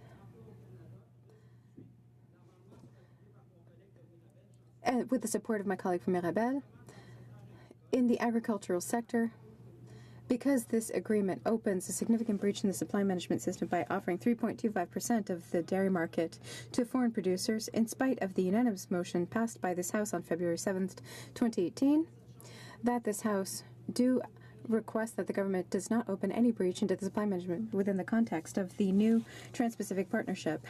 That's my sub-amendment, and I fully support the comments of my colleague when it comes to relationships and reconciliation with our First Nations. Thank you.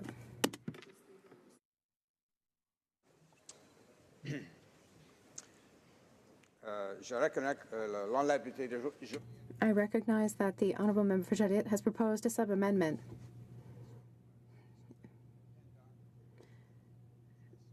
Pending the question and comment period. Unfortunately, it is not permitted. The Honourable Member must present amendments or sub-amendments during a speech and not questions and comments. Time has expired for questions and comments. Resuming debate. For Saanich Gulf Islands. Thank you, Mr. Speaker. It's an honor to rise today in this House. I start by acknowledging we're on the traditional territory of the Algonquin peoples. The Trans-Pacific Partnership Agreement has had a convoluted and somewhat rocky road. I think we could all admit that. I'd like to take a bit of time to go through its history and then take as much time as possible, given that it's abbreviated, that we're now down to only 10-minute speaking segments and time allocation has already been applied. But I would like to try to share with members of this place why it's completely anti-democratic to have investor-state provisions included in agreements, particularly the current one before us. Let me start by saying that I would like to adopt and support the submissions of the Honourable Member for Essex. The trade critic for the New Democratic Party in this case has put forward clear arguments, so has the MP for Vancouver Kingsway. I agree with all that I have heard from them, and it allows me to concentrate on investor-state provisions rather than delve into the different sector-by-sector problems with the TPP. Going back to where it started from, the TPP was well underway in negotiation under the previous Conservative government under Stephen Harper. They noticed the TPP was underway and Canada didn't have a seat at the table. So a number of the reasons that the agreement is lopsided against certain Canadian sectors has to do with the fact we joined late. We were aggressive in trying to be in, and some will remember that even during the 2015 election, when a government is supposed to have no more than a caretaker role, the former Minister of Trade was working hard to try to get this deal done. I think inappropriately, given that the writ had already dropped, but he certainly did work hard to achieve the TPP. Of course, we know that the incoming U.S. president pulled out. Now, that had a very substantial impact on the economic reach of this agreement. With the U.S. out, it looked like the TPP was dead, but bad trade deals never die. They rise again, and this one came back without the United States, and now with 11 countries in the trade pact. It's important for Canadians to know that we already have trade agreements with, of course, within NAFTA with Mexico. So that means we're agreeing to new agreements with 9 new nations. And when we talk about the Pacific region, I think a lot of Canadians would assume that this included the big economic players when you hear TPP, Trans-Pacific Partnership, or now, as it's styled, the Comprehensive and Progressive TPP, so CPTPP. One could assume, well, does this include China? Does this include Indonesia? No, large economic players in Asia are out of the agreement, other than the big one in this one is Japan, as well as Malaysia, and of course Australia and New Zealand, and smaller economic countries in terms of Peru, Vietnam. Singapore is certainly significant, but relatively small in terms of trade. So we have a cobbled together agreement, and now we're rushing to pass it. We were promised that we would not rush through trade deals in this place, that we would have full debate. The committee has been told, I gather, that they have to rush as well. So I don't think this trade agreement will be adequately debated. I think that's now a foregone conclusion because of time allocation. But in the 6.5 minutes remaining to me, Mr. Speaker, let me explain why I submit to this House that investor-state dispute resolution sections do not belong in any agreement. They don't belong in trade agreements. They have, in fact, nothing to do with trade. They are often conflated and confused with trade dispute resolution agreements. So in the case of NAFTA, which was, by the way, the source of these investor dispute resolution systems, was Chapter 11 of NAFTA. They'd never been requested before. They weren't understood. They weren't even understood by the people who negotiated NAFTA. What we have under NAFTA is a Chapter 19, which deals with how you sort out disputes over tariffs and was this an unfair trade decision. We're used to those. That's appropriately a trade dispute resolution provision. You need those if you have a trade deal. What we don't need is this bogus, anti-democratic investor-state provision, which rose in Chapter 11 of NAFTA. And what does it mean?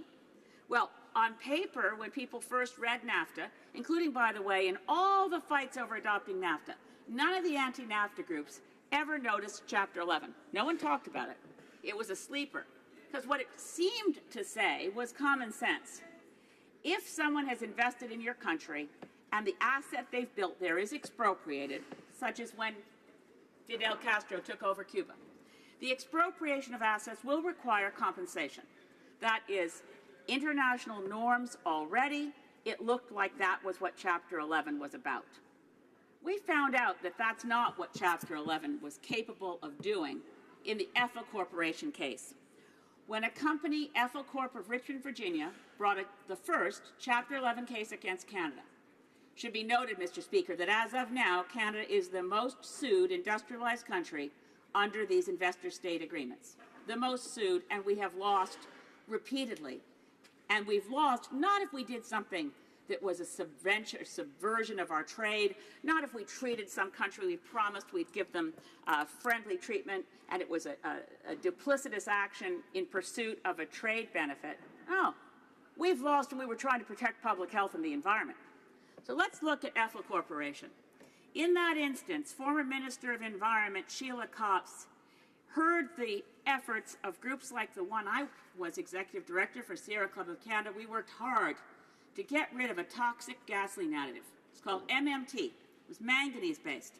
We were joined in that effort, believe it or not, by the car makers, because the car makers said, this MMT stuff gunks up the engines and compromises the catalytic converters. In other words, it increases pollution in a way that could void our warranties.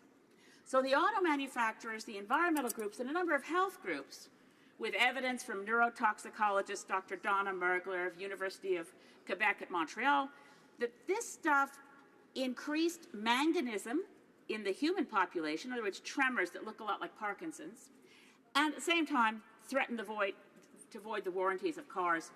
The Minister of Environment passed a law in this place. She brought the law forward, and it was passed in the Parliament. A law that said, we're going to get rid of MMT in gasoline. Now, it's important to know that at this point, the United States Environmental Protection Agency had refused to register MMT because their advice was this stuff was bad for the environment, bad for human health, we shouldn't be using it. So Canada banned it. Ethel Corporation said, oh, we're going to go to Chapter 11 of NAFTA. And before that Chapter 11 case was through, the government of the day decided to settle. We can't say out of court because there are not courts involved here. These are private arbitration matters generally heard in hotel rooms. So if you're going to call a Chapter 11 arbitration out of court, you have to insert the word kangaroo before court so that the whole thing continues to make sense. Ethel Corporation got out of Canada an award of $13 million US, which was taken out of the A-based budget of Environment Canada. If you don't think that had a chilling effect on Environment Canada's willingness to ban dangerous chemicals that were made in the United States, then you're not looking at the facts of what's happened since then. That was the first one. Then S.D. Myers. Oh, by the way, what was Ethel Corporation's investment in Canada? Did they have a plant here? No. Have they created jobs here? No. They were selling a toxic gasoline additive here. That was enough to make them an investor. Same thing with S.D. Myers. The next case is an Ohio-based company that runs incinerators for PCB-contaminated waste. Sheila Copps, former Minister of Environment, banned the export of PCB-contaminated waste from Canada consistent with the Basel Convention to which Canada was a signatory. S.D. Myers sued. Guess what? They're suddenly an investor. They'd expected profits from taking Canadian PCB waste and burning it up in Ohio. When we banned the export of PCB-contaminated waste from Canada, the import of PCB-contaminated waste into the U.S. was illegal under U.S. law. On that set of facts, you can't imagine that we'd lose. We lost. Canada appealed to the Federal Court of Appeal. They said it wasn't significant enough of an egregious error under the rules of arbitration for us to win, so we had to pay S.D. Myers money. We're now awaiting Bilcon. Bilcon's asked for $580 million in damages. Canada has lost in federal court in our efforts to defend the good decision of a very ethical, thorough, independent, thoroughly evidence-based finding of the Environmental Assessment Panel on Bilcon's efforts to do an open-pit quarry in Digby, Nova Scotia. And Ethel Corporation didn't go to the courts in Canada, which they could have done. By the way, that decision led to the progressive Conservative government of Nova Scotia turning down the permit, and the Conservative government of Canada, Environment Minister John Baird, turning down the permit. Bilcon, New Jersey, went to a secret hearing under Chapter 11 of NAFTA, and they won. Now, TPP doesn't have as egregious secrecy. That's the one area in which this is different. But we passed this, and we will regret it. We will have Chapter 9 suits under TPP, again, from Malaysia, from Japan, and we will lose, because Canada generally loses. This is corrosive to democracy, and I urge us to take investor state out of the bill in front of us. Thank you, Mr. Speaker. Questions and comments. The Honourable Member for Guelph. Thank you, Mr. Speaker, and thanks to the Honourable Member from Saanich Gulf Islands for her intervention today. I felt like I had come into a university lecture, and I was trying to, it was very well researched and really ad-libbed for the most part, which was always good to see in the House. But I was trying to find the thread to World Trade Organization. When we're a trading nation, they're having investor-state dispute mechanisms in place, either at the world trade level or within trade agreements. I'm understanding the member to say that those shouldn't be included in trade agreements, but as a trading nation, what protections would she suggest that we have in order to protect jobs in Canada? The Honourable Member for Saanich Gulf Islands. First, I submit to my honourable friend from Guelph that there's nothing about giving foreign corporations superior rights to domestic corporations that protects jobs in Canada. Quite the opposite. It also suggests that the World Trade Organization does not insist on investor-state dispute resolution agreements. The protection of foreign corporations to protect their expectation of profits is outside the WTO. There was an attempt to put it inside in the Multilateral Agreement on Investment, which was rejected within the OECD. So these are independent of WTO rules. We should never accept them unthinkingly, and I suggest to all of us, with the deepest respect for my colleagues, you are accepting investor-state dispute resolutions and trade agreements without thinking, because we've never debated them in this place properly. We should rethink them, renegotiate them, and ensure that only in the case of a foreign government seizing actual assets would we have the reason to be able to say, you owe us money. We should never owe a foreign corporation money for protecting the environment in Canada, protecting jobs in Canada, protecting labour rights in Canada. Never. Questions and comments. The honourable member for Durham. Thank you very much, Mr. Speaker. You know, this is a regular line by the left and the Green Party in Canada to suggest that these international dispute mechanisms are somehow sinister. As a lawyer in Ontario, and as the honourable member's lawyer as well, she would know that a lot of regimes have mandatory mediation processes, a number of elements to take disputes out of a long-winded, laborious litigation process. So in a lot of these agreements, there are agreements for disputes to be settled in a specific way. That's what contracts are for, certainty, and particularly when countries have different legal standards, whether civil code, common law. Some countries don't respect the rule of law, Mr. Speaker. That type of certainty is what investors expect. That's what companies expect. That's what states expect. So I'd love the honourable member to suggest to this House that it's somehow sinister in an agreement premised upon certainty to not allow parties to have choice of forum, choice of law. These are fundamental aspects of contract law. And I hate how this sort of specter of ISDS or, mandatory disputes or the dispute mechanism we set up with China is somehow sinister when it's actually meant to overcome uncertainty, incompatibility of legal systems. Does the honourable member not suggest that companies, governments, people have the ability to forge these decisions, whether it's ISDS or other mechanisms? Honourable member for Saanich Gulf Islands. Well, I'm sorry that my honourable colleague from Durham fails to see that what his government did in passing the Canada-China Investment Treaty in secret, in Cabinet, binding our country till the year 2045 to allowing the People's Republic of China to bring secret arbitration cases against us with no transparency whatsoever, that you think that isn't sinister. I mean, rather, Mr. Speaker, that the honourable member doesn't think that there's some problems with that. I refer again, and I'm very grateful to my honourable colleague from Courtney Alberni for referencing the concerns of Brenda Sayers from the Hupachassit First Nation. That small First Nation went all the way to court to say, we weren't consulted, this is dangerous to us. The First Nations of this country have deep concerns because investor-state disputes can be launched based on decisions of First Nations governments, as well as municipal governments, as well as provincial governments. And the reality of this is the honourable member for Durham is conflating once again the certainty of a trade deal. Yes, you need to have a dispute resolution process, but there's uncertainty created by saying foreign corporations have a right to challenge things that were never in the contemplation of negotiators, to say after the fact, we expected to make a big profit from this, and you've stopped us, and now you owe us money. Resuming debate, the honourable member for Mississauga East Cooksville. Well, thank you very much, Speaker, and it's great to be back and to be able to speak on Bill C-79, and in particular, Mr. Speaker, to be able to speak to trade. And, I believe trade is part of Canada's DNA. From our beginnings with the fur trade to today, where we are a leader globally when it comes to mining, when it comes to mineral, when it comes to exploration. And then you can look at all the other sectors, be it agriculture, manufacturing.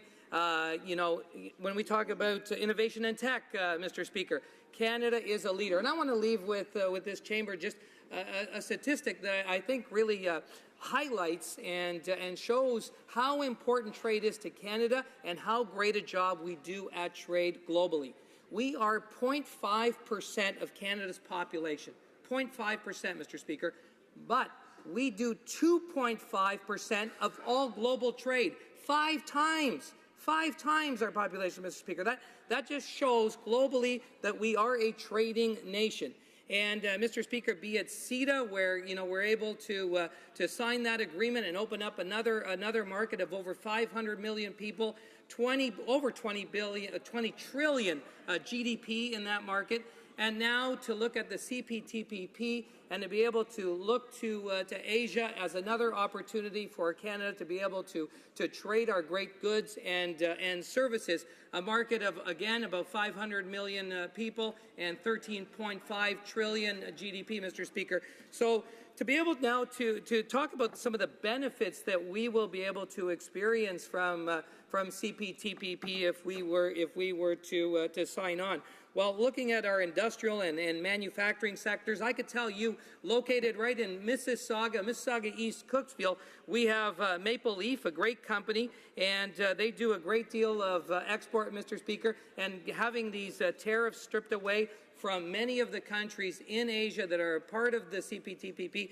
that they do work with. This will mean more jobs here in Canada, give us greater market access, Mr. Speaker. This is what I've heard from my constituents and from the businesses in my area, that this is the way forward. Mississauga is Canada's 6th largest city, and we continue to grow. And we continue to grow. How I see that is mostly through companies that are export-oriented. And those export-oriented companies are producing the best jobs, Mr. Speaker. So whether it be automobiles or medical devices, metals, chemicals or plastics, they're all essential components to our national economy, employing 1.7 million full-time and highly skilled Canadians and contributing close to 11% of Canada's GDP. So our government firmly believes that the CPTPP is the ideal agreement for Canadians and our economy.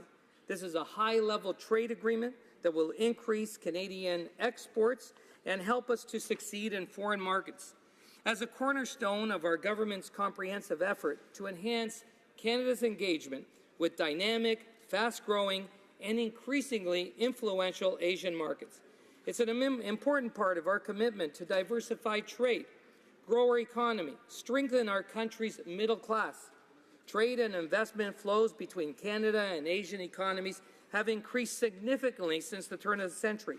And from 2014 to 2016, Canada's exports of industrial and manufactured goods to the CPTPP countries accounted for an annual average of $22.4 billion.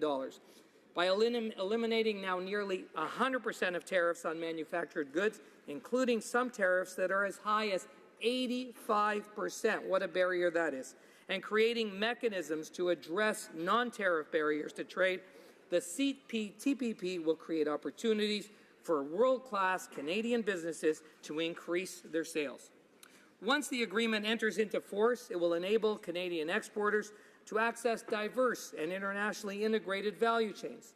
On day one of the agreement coming into force, there will be no tariffs on over 87% of industrial tariff lines, covering Canada's exports to CPTPP markets worth an annual average of close to $20 billion over a 2-year period. So what will this mean for individual industries? Well, allow me, Mr. Speaker, to provide just a few examples. For Canada's multi-billion-dollar chemicals and plastics industry, the CPTPP will provide opportunities for companies from those in Ontario, the hub of Canada's plastics industry, to cutting-edge mechanical facilities in Alberta with improved market access. This industry will improve its annual average of $1.1 billion in exports to the CPTPP countries by eliminating tariffs that are as high as 50%. What a difference that will make in terms of our exports of those plastics.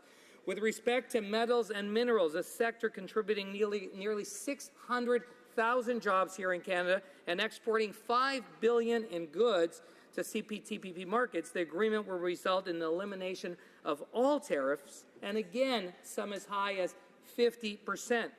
As a result, highly sought-after Canadian aluminum, steel, iron, petroleum products, and precious metals will become even more competitive in such markets as Japan, Australia, Malaysia, and Vietnam.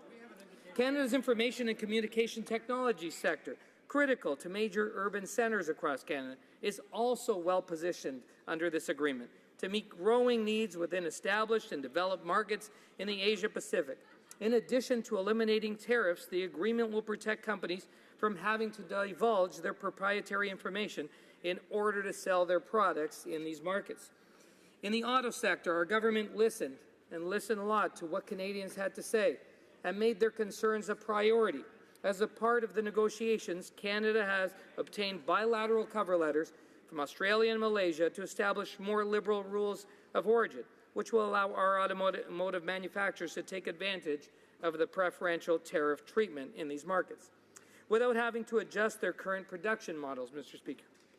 We also achieved bilateral results with Japan and Malaysia on standards and regulations in the automotive sector, a key demand from industry stakeholders, as these non-tariff barriers were impeding our export abilities.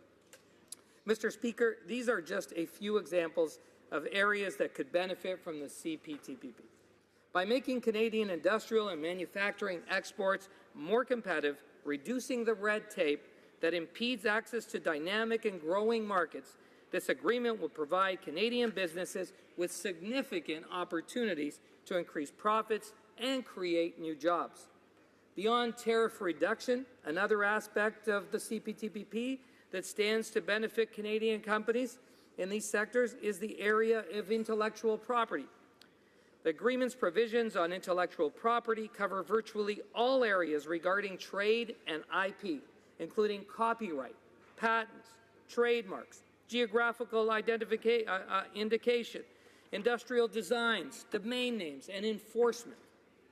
Most importantly, the protection and enforcement of IP rights will help protect Canadian innovation and investment as our businesses trade abroad. For Canadian businesses, one of the most significant barriers to trade in some markets is uncertainty over the protection of intellectual property, including whether this intellectual property rights will be respected and enforced, Mr. Speaker.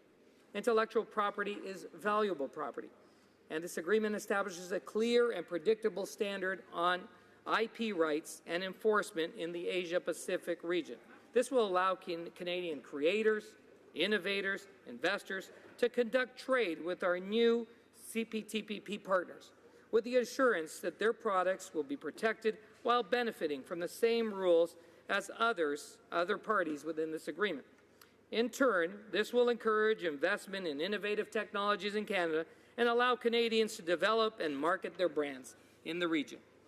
As a result, innovative Canadian companies will be better positioned to commercialize their products in both established and fast-growing Asian markets. In addition to tariff reduction and IP rules, the agreement also addresses costly and time-consuming non-tariff barriers that make it difficult for Canadian companies to enter these foreign markets. Commitments by CPTPP members to cut away that burdensome and restrictive regulatory red tape in such sectors as cosmetics and medical devices, pharmaceuticals, ICT will provide Canadian manufacturing exporters with greater certainty and predictability that the competitive benefits of their products received from tariff elimination will be fully realized.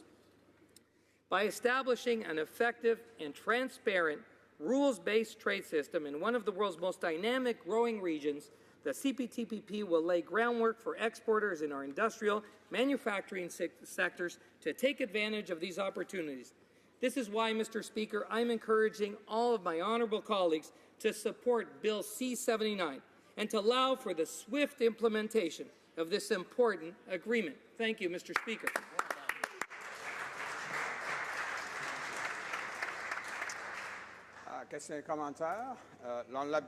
The honourable member for Salaberry, Soulois. Thank you, Mr. Speaker.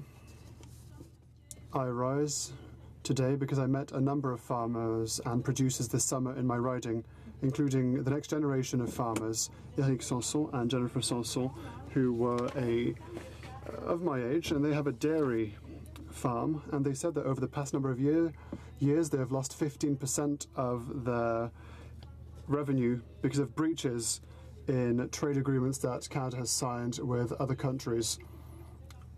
They stated that the TPP could make them lose even more because of an ever larger breach that is found therein. It will soon be signed through C-79. And so, this jeopardizes the next generation of farmers and producers when we know that 1 out of 8 jobs in Canada are in farming and agri-food. It's thanks to agriculture that our rural regions are so dynamic and so economically alive. Thanks to those companies, we have children in our schools, we have restaurants that remain open. There are many companies that mean that people still live in the regions, that we have an agricultural heritage in our regions, and that is what is jeopardized by this new trade agreement that's been put forth by the Liberals. I wonder how the Liberals can promote such a bill that will severely harm such an essential industry in Canada and in our rural areas. For Mississauga East Cooksville. Thank you, Mr. Speaker, and I'd like to thank the honourable member for the question. And we are so proud of our agriculture and agri-food industries and sectors. And Mr. Speaker, this party, our party, is the party of supply management. You know, and it's something that we have always defended, Mr. Speaker, and we'll always continue to defend. I had the opportunity, as I sit on the International Trade Committee, and through our consultations from coast to coast to coast, we heard from many farmers and all those in the supply chain in agriculture, Mr. Speaker, and it was an opportunity to do a deeper dive and have a better understanding and know how we can be at the table defending agriculture, defending our farmers. And again, I say we will always stand with supply management, Mr. Speaker. Bravo. Questions and comments. The honourable member for Kingston and the Islands. Mr. Speaker, and I thank my colleague from Mississauga for his speech today. I think he did a very good job of reiterating why Liberals believe so firmly in free trade. I'm wondering if he can take it back a little bit more specifically to his riding.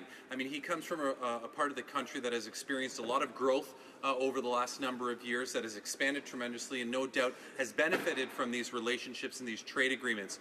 My question is, can he talk a little bit about his riding and how he sees the impacts of trade positively impacting his riding specifically? Going to be probably the honourable member for Mississauga. My colleague from Kingston and the Islands, and for his question. And as it pertains to my riding of Mississauga East Cooksville and the many great businesses that do a great deal of trade right around the world, and as we've heard, we punch way above our weight when it comes to trade in Canada.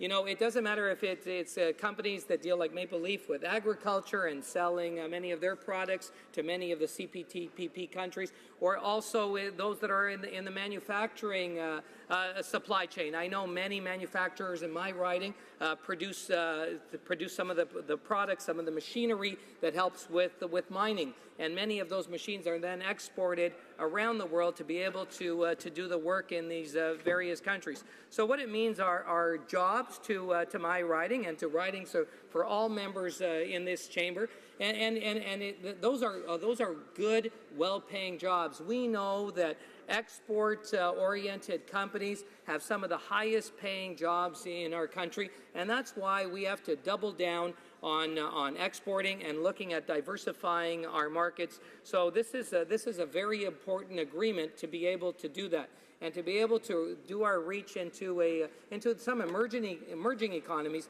and also to have a better agreement with some very established countries like Japan, where we have a tremendous opportunity to do a great deal more business. Thank you. I think we've got time for one more short question and response, and then that'll leave us in a good spot to start into the next part of the rubric. Questions and comments. The honourable member for Saanich Gulf Islands. Thank you, Mr. Speaker. I note my honourable colleague extolled the virtues of this agreement to expand trade. I wonder if he has any comments on the issues I presented of the deep concern of many Canadians that we're expanding the right of Malaysian corporations and Japanese corporations and other corporations within this agreement to bring cases against Canada and take public funds to compensate foreign companies for things domestic companies would never have a right to claim. The honourable member for Mississauga East Cooksville. Well, thank you, Mr. Speaker, and I'd like to thank the member for the question and the opportunity. And what I'll say is, through our consultations, as I said, from coast to coast to coast, we heard from many sectors. And yes, there are some sectors that had some very serious concerns about ISDS, but there were also other sectors, I say to the member, like financial services, the minerals industry, mining, which needed to have these provisions in place 100%. That's what we heard from them, to be able to, with certainty and stability and assurances that they can invest in these countries, and to be able to provide, like I said, great paying jobs here in Canada.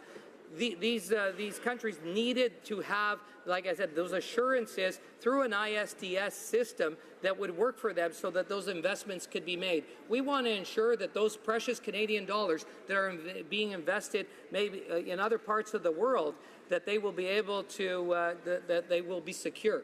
Thank you, Mr. Speaker. Statements by members. Déclaration de député. La députée de Montcalm. Monsieur le Président. The honourable member for Montcalm. Mr. Speaker, there will be, I'm talking about an initiative in the Parliament of Canada. We want to underscore the profound friendship between the people of Quebec and the people of Cuba. One of the citizens in Montcalm has been kept in Cuba after he had an accident on an excursion with his family. He did nothing wrong. Even the tribunal in Cuba said he was the victim of a judicial error. Mr. Ben Amish, who is an exemplary citizen, is in this situation. This is why we would like to participate in the event tomorrow to support him, and we invite all members of the House who care about justice to come and stand in solidarity with Mr. Ben Amish and his family.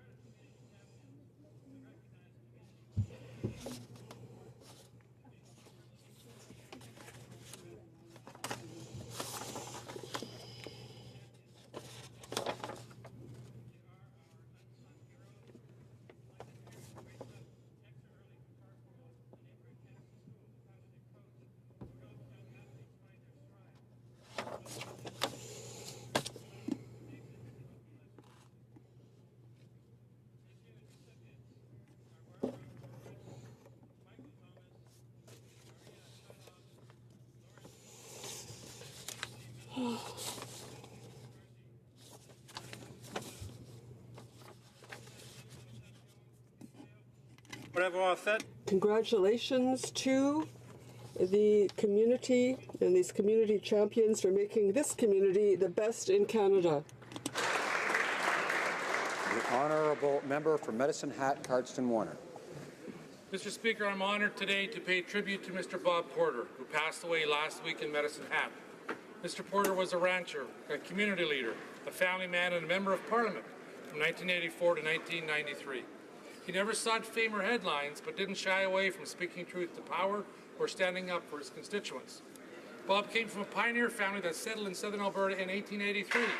He took the reins of the family ranch at 18 and built a strong business as committed and dedicated stewards of the land.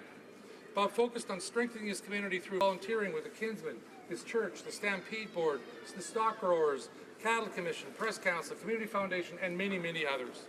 Despite how busy he was, he always made time for family. Bob was a strong voice for farmers, speaking his mind, voting his conscience, and pushing for common sense changes. He fought U.S. trade barriers, he stood up for law-abiding gun owners, and he always put the safety of Canadians first. He was a friend who offered encouragement and guidance to me as a new MP. May we all aspire to make Canada better and leave a legacy like that of Mr. Bob Porter. I join with my wife, my community, my riding, and my colleagues in sending thoughts and prayers to Bob's family. This country could certainly use more of Mr. Bob Porter's.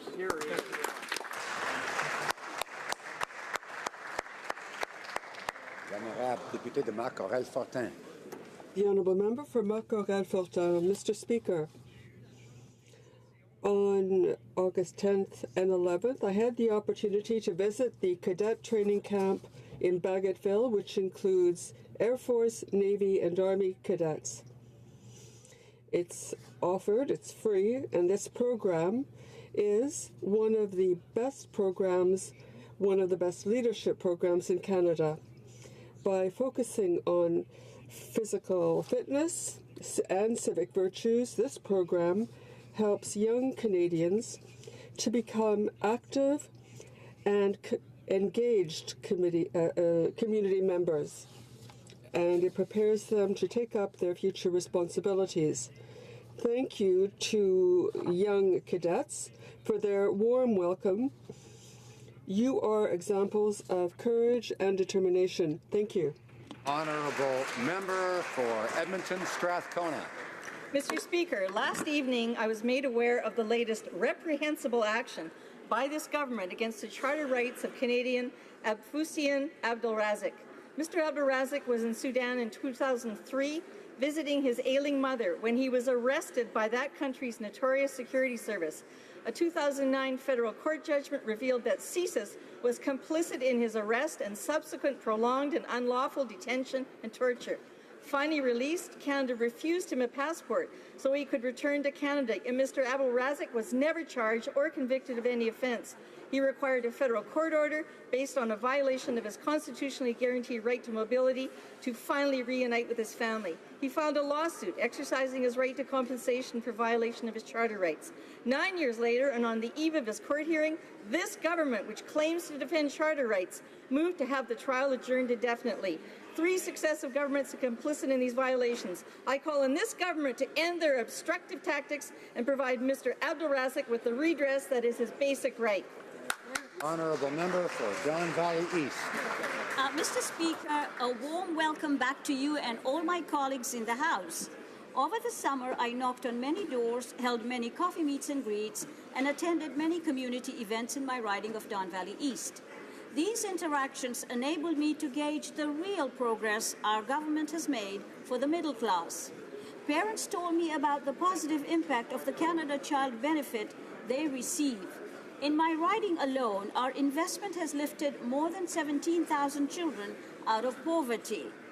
This year alone, our Canada Summer Jobs program has enabled 230 students in my riding to gain valuable work experience while making a difference in their local communities. The students I met were thrilled with the opportunity to work and learn. I am pleased to report that there is real progress in Don Valley East. Thank you, Mr. Speaker. The Honourable Member for Perth Wellington. Thank you, Mr. Speaker. I rise to pay tribute to Gordon Young, who passed away last week at the age of 80. Gordon's life was a life of service. He was a charter member of the Moncton Optimist Club and spent years as both a board member and volunteer with the Galbraith Optimist Camp for Kids. He was a 4-H leader and a member of many agricultural organizations, including the Farm Safety Organization, Perth Huron Jersey Club, the Perth County Soil and Crop Association, and the Perth County Milk Producers. And he was a municipal councillor, first in the former township of Logan, and later he was served for more than a decade as a councillor with the amalgamated municipality of West Perth. During our shared time together on West Perth Council, I got to know Gordon for his thoughtful comments, his subtle sense of humor, and his efficiency at chairing meetings. Gordon held the record for the quickest meetings at our council meetings. To his wife Helen, his daughters Lori and Lisa, and his grandchildren, I offered my deepest condolences on his loss and our collective thanks for a life well lived. Thank you, Mr. Speaker. The Honourable Member for Montarville. Mr. Speaker, artists are important links in our society. They define our popular culture and they leave a mark on our collective imagination. They move us deeply with their contemplation, spirituality, and even political discourse. Mr. Speaker, artists are visionaries who reflect the many facets of our society. They allow us to explore our world through poetry, painting, sculpture, music, and I could go on. This is why I invite all the citizens of Saint-Bruno to the 11th Arts Circuit in Saint-Bruno on 22 and 23 September next. This activity is organized by the Association of Artists of the South Shore, and it allows art lovers to discover homegrown talent. I wish you all the very best. August Center. Mr. Speaker, I rise today to recognize Father Angelo Sad. Hundreds recently gathered in Mississauga to celebrate the 40th anniversary of Father Angelo's service as a Coptic Orthodox priest. Father Angelos has dedicated his life to serving the Church of the Virgin Mary and St. Athanasius and the broader community. Abuna Angelos has been instrumental in building churches, food banks, daycare centers, summer camps, communal housing, professional training workshops, and an Egyptian museum, just to name a few of his accomplishments. He is a humble and selfless leader who helps those in need, regardless of their faith, background, and status. He's also an effective advocate for the fundamental rights of Copts in Egypt and around the world to live in peace and to practice their faith with dignity. On behalf of all Canadians and Egyptian Copts everywhere, I would like to thank Abuna for his service and thank his family for sharing him with the rest of us. The Honourable Member for Carleton. The free enterprise system has extended opportunity to more people than any other system ever conceived, Mr. Speaker, and the Horatio Alger Association seeks to expand its blessings to those who are less fortunate. This week, we had among us 3 of the recipients of the Horatio Alger Association Scholarship, worth $10,000 each, and providing prestigious recognition to some of the young people who've overcome the greatest hardship to succeed. On behalf of the House of Commons, I'd like to congratulate Catherine Key, Jonah Larson, Jasmine Boisclair on earning these scholarships and on participating in a roundtable public discussion with former Governor General David Johnston on how we can extend these opportunities yet further. Finally, I'd like to thank the Horatio Alger Society for educating young people about the genius and the extraordinary accomplishments of the free market system. May we all share in its blessings. Thank you. The Honourable Member for Ottawa-Vanier. Speak about investments in water and wastewater infrastructure that keep our environment and our communities clean and safe. Je veux souligner ici. I want to underscore a project of ours that the people of Ottawa-Vanier will be able to benefit from. Renewal project as part of the Clean Water and Wastewater Fund. By doing this, our government is reducing risk of flooding and protecting the livelihood of nearby residents while supporting a clean economy. These investments are also important to the greater region as they help ensure that harmful substances and materials stay out of our waterways. Ces projets protègent la santé. These projects protect health and well-being, as well as local waterways and ecosystems, while creating middle-class jobs and supporting economic development in our city. Understands that the economy and the environment work together hand in hand. Thank you. The Honourable Member for Mount Royal. Mr. Speaker, tonight Jewish Canadians and Jews around the world will begin to observe the holiest day in the Hebrew calendar, Yom Kippur, the Day of Atonement. The Day of Atonement is the 10th and last day following the Jewish New Year, and is an opportunity to reflect, repent, and ask for forgiveness. With friends and family, and together work towards each being a better person and better member of the community. It is also a time to celebrate the important role that Jewish Canadians have played over the last 268 years and will continue to play in building a stronger, greater Canada. Mr. Speaker, I would like to ask all my colleagues to join me in wishing all those observing Yom Kippur a Gemar Chatimat Tova. Let people of all faiths join together to build a happier and more harmonious world.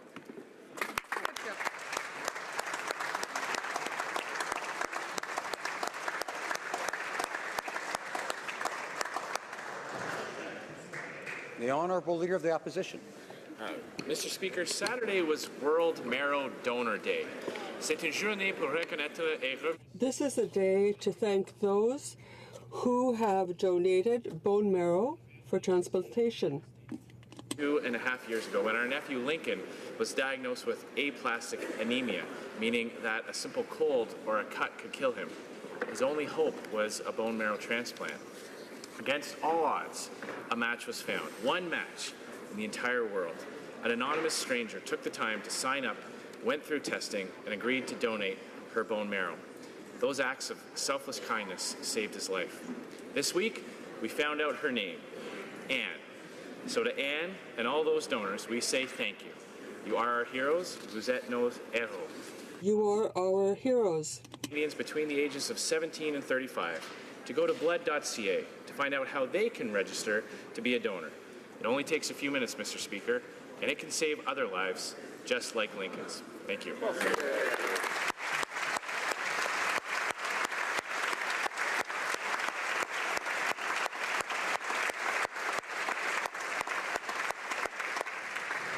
honourable member for Charleswood, St. James, Assiniboia, Headingley. Thank you, Mr. Speaker. Manitoba is facing a crisis. Last year, there were 35 overdose deaths from methamphetamine in our province, more than both fentanyl and carfentanil. In the past 4 years, use among adults has doubled and use among youth has increased by 50%. There are regular reports of drug-induced psychosis that have led to significant increases in violent crime, stray needles, posing substantial health risks to our public areas and strains on our public health system. It's a problem that spans from urban centres to small rural towns and Indigenous communities from coast to coast to coast. We need to take action and we need to work together to address this issue. I am pleased that the Health Committee unanimously agreed to my motion to study the impacts of methamphetamine abuse in Canada and to develop concrete recommendations for the federal government, the provinces and territories.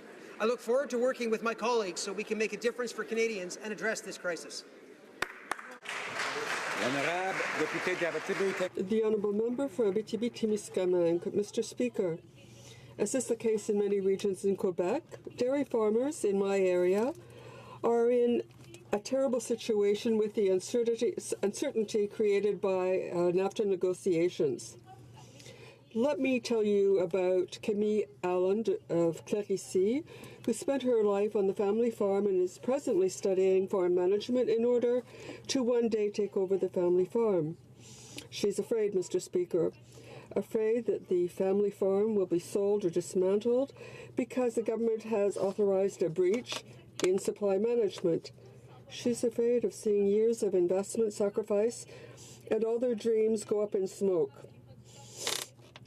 because the government seems incapable of protecting them. Camille and the farmers of Abitibi-Témiscamingue are counting on us, and this government cannot just betray them. The new generation of farmers is precious. We have to think about the future of agriculture and our farms. The honourable member of Chicoutimi-Le-Fieur.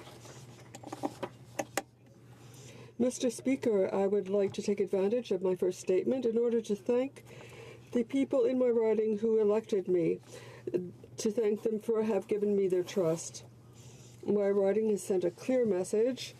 53% preferred our party to the Liberals. My fellow citizens are afraid of the effects of legalizing marijuana and worried about the state of public finance. They want economic development, and the farmers who are the pride of our region are afraid of the concessions to come on supply management. I'm very happy to finally sit in this House so that the government can account for its summer of failure. The riding of Chicoutimi-Le-Fieur, just like the member of Aurora Oak Ridges Richmond Hill, has lost confidence in the Liberal government. In 2019, Mr. Speaker, Canadians will demonstrate their loss of confidence from coast to coast to coast.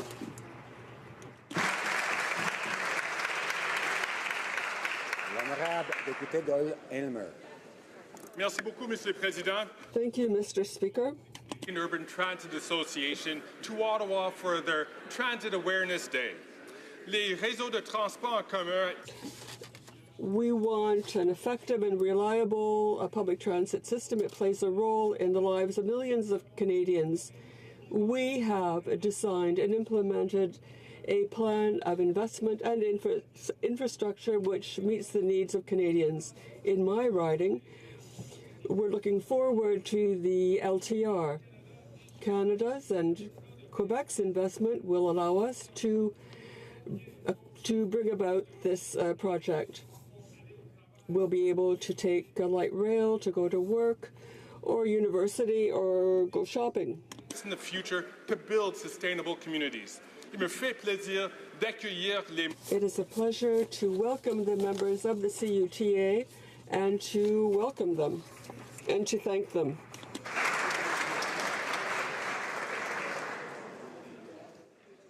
Questions orales, oral questions. The Honourable Leader of the Opposition.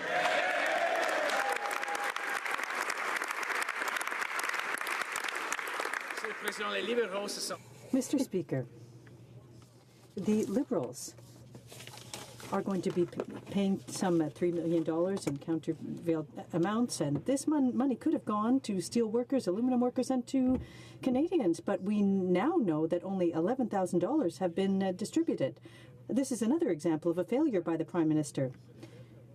We can't rely on his lovely words when he said he was going to be there for workers. Why is the Prime Minister not sending money directly to these workers? The Right Honourable Prime Minister. Mr. Speaker, as I've said over the course of the year, we are there to support workers in the steel and aluminum sectors and in all sectors across the country. We have put forth measures to help them as needed, and we will continue to ensure, by working to diversify our economy, to support innovation and our workers in the steel and aluminum sectors. We will continue to defend those industries from irresponsible and punitive measures by the United States. The Honourable Leader of the Opposition. Mr. Speaker, the recent decision on Trans Mountain has shown that Liberals have, and I quote, failed significantly. In other words, the Prime Minister promised to improve things, but broke the promise as his earliest convenience. That should be very familiar to Canadians. After 3 years of false promises and racking up the failures, why should we have confidence in this Prime Minister for the building of a new pipeline? The Right Honourable Prime Minister. Mr. Speaker, let's talk about the 10 years of failure under the Harper government. They refused to accept to protect the environment, that it refused to acknowledge that went hand in hand with economic growth. In addition, they continued to marginalize Aboriginal communities, and for the past 3 years they've been criticizing us because we're doing too much in terms of the environment, because we're doing too much in terms of reconciliation with Indigenous peoples. On the contrary, Mr. Speaker, what the court has just said is that we need to do more, and that is exactly what we're going to do. We know that protecting the environment...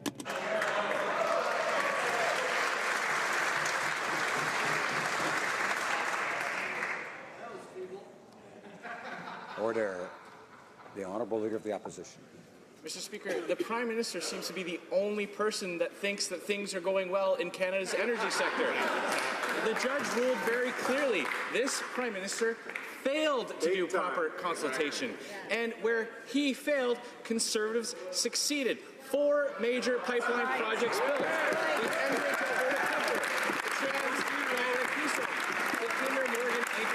And on the Kinder Morgan Anchor Loop, Mr. Speaker, this increased the ability of Canadian producers and marketers to access growing markets on the West Coast as well as Asian markets. That's from a Kinder Morgan statement, because that pipeline opened up... Right Honourable Prime Minister. Mr. Speaker, for 10 years, they were unable to get our resources to new markets. And the reason they were unable, despite everything they tried, is they thought the way to get things built to new markets was by eliminating environmental oversight, or obstacles as they'd say, and continuing to marginalize Indigenous peoples. We know that growing the economy goes hand in hand with protecting the environment and with reconciliation. That's exactly what we're doing to grow our economy and protect Canadians for the future.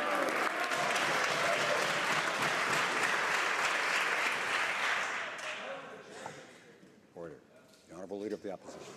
It is this Prime Minister who has destroyed real economic opportunity for First Nations people when he cancelled Northern Gateway and ripped that opportunity away from so many Northern Indigenous communities. It is this Prime Prime Minister that has made Canada more dependent on foreign energy by killing Energy East. So we have to continue importing oil from places like Saudi Arabia and Venezuela. But it was the Conservative government that got pipelines built, that got our energy to foreign markets. Why does this Prime Minister have it in for Canada's energy sector? The Right Honourable Prime Minister. If anyone in this place or anyone across this country needed proof that the Conservatives don't know what they're talking about when it comes to Indigenous peoples, citing the end of the Northern Gateway Pipeline as something that went against Indigenous peoples proves that they are hopelessly out of touch with the concerns of Indigenous peoples. Yes, there are voices in Indigenous communities on all sides of the debate. But the fact that Conservative government did not respect Indigenous voices is why they couldn't get things built. Only Tuesday. Order, order, order. The Honourable Leader of the Opposition. Mr. Speaker, the Prime Minister's summer failure has also included his carbon tax coalition falling apart in tatters. But even before Rachel Notley pulled out and abandoned the carbon tax plan, this Prime Minister abandoned his own plan. He announced that he would give big businesses and big emitters with big government relations experts a special deal. They would be exempted to up to almost 90% of their emissions. Meanwhile, individual hardworking families will have to bear the entire brunt. When will the Prime Minister finally do the right thing, join the millions of Canadians who are clamoring? The Right Honourable Prime Minister. Mr. Speaker, on this side of the House, we understand how important it is to fight climate change while building a strong economy for the future and good jobs for Canadians over the coming generations. That means we agree that putting a price on pollution, making sure that polluters pay, is the best way to move forward. Now, the Conservatives do not have a plan to fight climate change, won't tell us what they plan to do. We just know they're offering the same 10 years of Stephen Harper of doing nothing on the environment.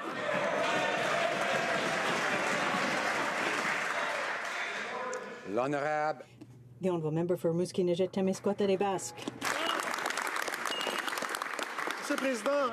Mr. Speaker, in October 2015, the Prime Minister decried the fact that the TPP was negotiated in secret. In October 2015, the Prime Minister stated that he would never touch supply management. No concessions. Dairy producers in my region and across the country depend on supply management, and they're telling me just how essential it is for the survival of their family farms. Can the Prime Minister tell us what's changed? What changed between 2015 and now? Can he commit to fully protecting supply management? The Right Honourable Prime Minister. Mr. Speaker, as I've said for years, almost a decade, the Liberal government, my party, the Liberal Party, will always defend supply management. We all agree on that on this side of the House. It's not the same for all parties, but we know just how well it works. It's a system that protects our farmers and consumers, and we are going to continue to defend supply management and dairy producers. The Honourable Member for Rimouski-Nejet-Témiscouata-les-Basques. 2 weeks ago, I went to Saint-Mathieu-de-Rieux to the Charles family farm. They've been dairy producers for 31 years. They work tirelessly day in, day out, and they estimate their salary at $5.50 an hour. Now, Charles talked about the concessions made to supply management under the Conservatives and the Liberals in the free trade agreement with Europe and the TPP, and said that it's in fact weakened and jeopardized his family's economic situation. Can the Prime Minister, who promised not to touch supply management in 2015, keep his promise instead of being so vague? Mr. Speaker, we will continue to defend supply management. It is a system that works for producers, for dairy producers, for consumers in Canada. We've signed international agreements protecting the system, and we will continue to defend a system that works for Canadians and that works for our farmers. For Essex. On October 4th, 2015, the Prime Minister said on television that the TPP should never be negotiated in secret. And now he's signing on to a deal that he negotiated in secret.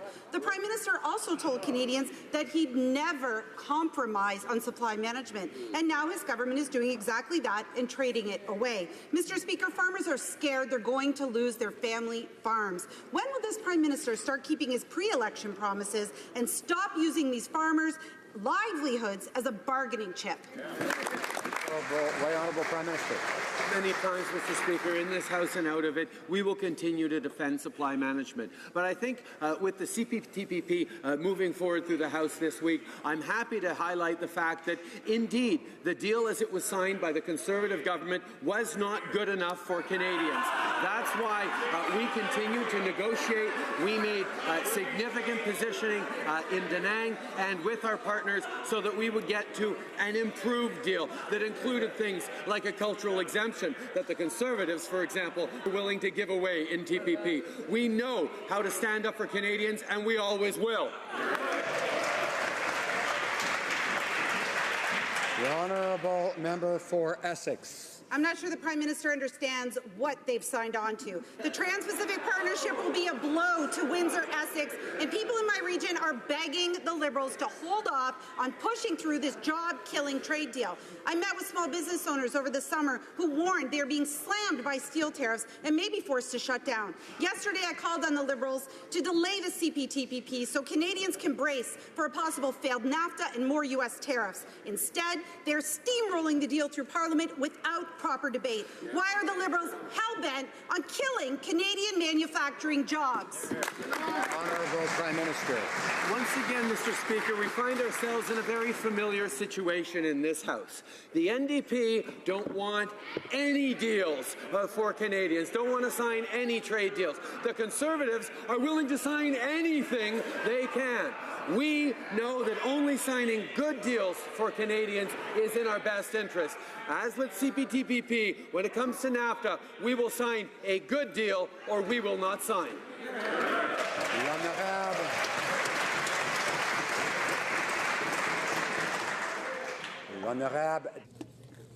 The Honourable Member for Richmond Arthabaska. Mr. Speaker, in just under a month, the Prime Minister will legalize marijuana across the country, to the pleasure of his friends in this sector. In the meantime, police forces have stated that they're ill-equipped, not adequately trained, and they're simply not ready. The Prime Minister hasn't listened to municipalities, experts, doctors, and above all, he hasn't listened to the police services. How can he justify yet another failure and make Canadian families pay? The Honourable Minister. Mr. Speaker, I want to assure this House that I've met regularly with the law enforcement leadership of this country, and unlike the previous government, we actually listened to what they asked of us. They asked, for example, for the opportunity to give a ticket to a young person rather than criminalize them for simple possession of marijuana. Mr. Speaker, we listened. They didn't. They asked for the technology and the training needed to keep our roadways safe dealing with impaired driving. We gave them what they asked for. And, Mr. Speaker, I've met with law enforcement across this country. They're working diligently. They'll be ready to keep our community safe. The Honourable Member for Richmond Arthabaska. In addition to government failures in negotiating NAFTA, we're now heading towards another major conflict with our U.S. ally on the issue of legalized marijuana. Jean-Pierre Rancourt, a lawyer who he practices in the States, says that Canadians could be denied entry into the United States. Can the Prime Minister guarantee all Canadians who use marijuana, once it's legalized, that they will be able to enter the U.S.? Or will this be another failure that he'll have to bear? Border security. Mr. Speaker, I simply remind this House that since 2013, we have had a well-regulated medical marijuana industry which employs tens of thousands of Canadians and which Canadians have invested hundreds of millions of dollars, and yet it's had no impact on their ability to cross the border. We have entered into discussions with our counterparts in the United States to ensure that Canadians are treated fairly and according to the rule of law when they cross into the United States. The Honourable Member for Charlebourg-Haute-Saint-Charles.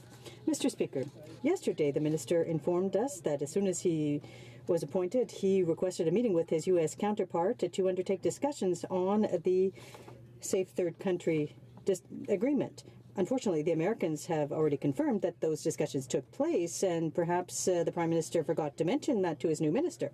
At any rate, in the meantime, illegal immigrants are mocking our laws. People are being called racist if they criticize the Prime Minister, and so this Liberal failure continues. We have a plan. They don't have a plan. When will they fix the Safe Third Country agreement? Honourable Minister of Border Security. Mr. Speaker, let me be very clear. As I indicated yesterday, Canada has a long and proud tradition of providing protection to those who are most in need of protection by providing refuge to the world's most vulnerable people. The Immigration and Refugee Protection Act requires the ongoing review of all designated Safe Third Country to ensure the conditions that led to their designation continue to be met. As per my mandate, I have already sent a letter to Secretary Nielsen asking to enter into discussions related to irregular border migration of our shared border, including ways in which we can enhance and improve the existing Safe Third Country. The Honourable Member. Well, Mr. Speaker, as we can see that the Liberal summer of failures just keeps going and going.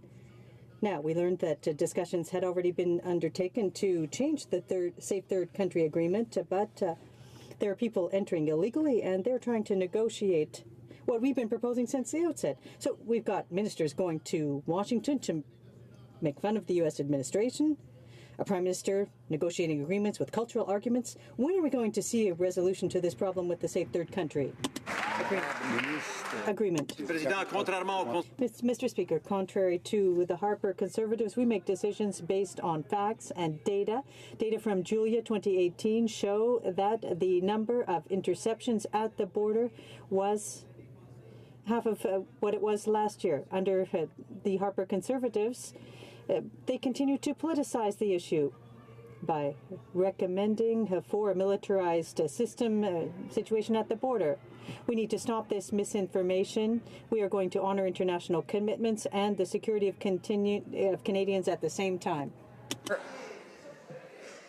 honourable member for Calgary Nose Hill. We didn't have an illegal border crossing crisis under Prime Minister Harper, Mr. Speaker. For any other Canadian telling their boss that they spent hundreds of millions of dollars on a problem that got worse would mean that they would get fired. So when this Prime Minister stands here and tells Canadians that he spent hundreds of millions of their tax dollars on illegal border crossers, but their numbers continue to grow, it's clear by this failure that he needs to go. How many illegal border crossers are currently being housed in hotels at taxpayer expense? Honourable Minister of Immigration.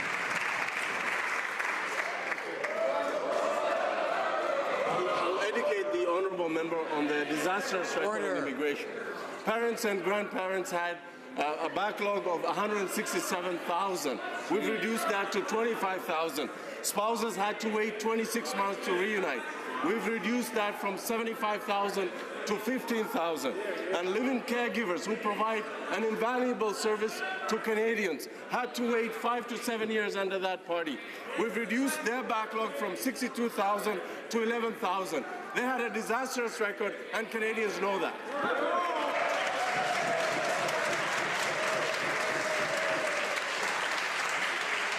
Order. Frequently in this House, members will hear things they disagree with or that they're dissatisfied with. They should expect that, I'm sure, by now, and members should be able to contain themselves and not react until it's their turn, which they get eventually. The honourable member for Calgary Nose Hill. Let's talk about education, Mr. Speaker.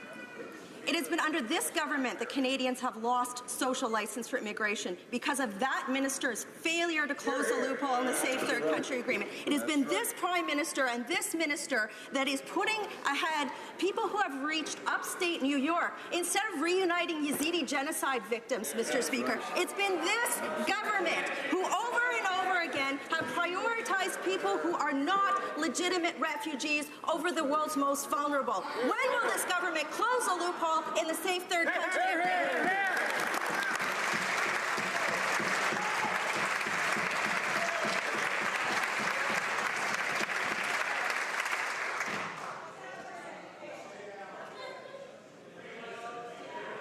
Order.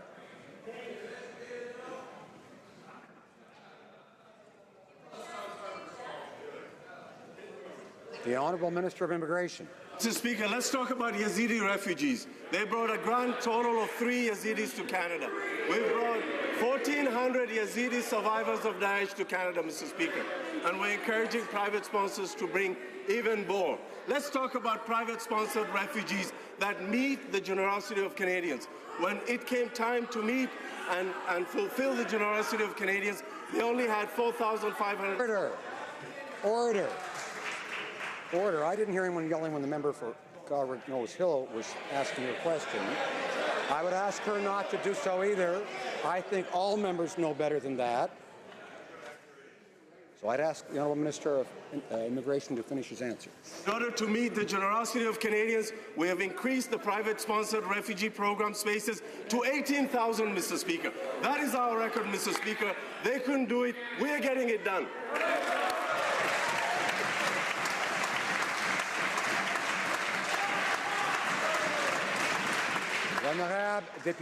The Honourable Member for Rosemont, La Petite Patrie. Mr. Speaker, I'd like to tell you how people from Rosemont, La Petite Patrie reacted to the purchasing of the Trans Mountain Pipeline. Richard Cote said, this purchase appears to be the worst waste of public funds in the history of Canada. Mathieu Fillon said, imagine 2 seconds if the government had invested this money in promising investments for the environment and energy of the future. We could have been world leaders. And that is exactly what should have been done. When will the Liberals start taking climate change and jobs of the future seriously? The Honourable Minister of Finance. We know how important it is to have access to international markets. That's why we considered the situation with the Trans Mountain Pipeline and the extension. We have considered the facts from the decision with the court to ensure that we can have an interaction with Indigenous peoples and focus on the environment. That is our plan. It's an important approach. We will continue with our approach. The Honourable Member. Their process was twisted and the court put them in place. That's what happened. But it's not just in Montreal Island where people are concerned. In Salaberry-sur-Roi, where the Enbridge 9B pipeline runs, people are very concerned. Required corrective measures are ignored. Safety valves aren't to code. And the NEB is protecting the oil company and refusing to even answer information requests from the RCM. Imagine if Energy East were brought back. Are the Liberals working for the people of Canada or big oil? The answer is pretty clear when we see the Minister of the Environment doing barbecues with an Enbridge apron on. Minister of Finance. Mr. Speaker, when we talk about international markets, that's what's important, and that's why we've taken a look at the situation with Trans Mountain. We know that it's important to look at considerations of Indigenous peoples. We have committed to doing so. Of course, it's very important to also consider the environment, and we are. It's important to have an approach and a plan.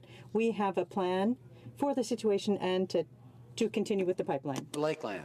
Mr. Speaker, yesterday the Prime Minister described his failure on the Trans Mountain expansion as, quote, almost a really good thing.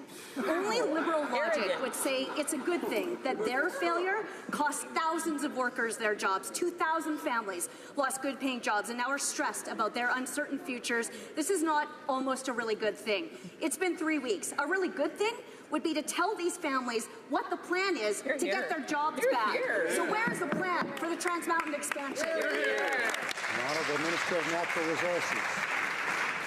Mr. Speaker, the decision to ignore the impact of the marine traffic on the environment was done by the Harper government. The decision to ignore the protection of endangered species was made under the Harper government. Court has acknowledged that we put a framework together that was acceptable.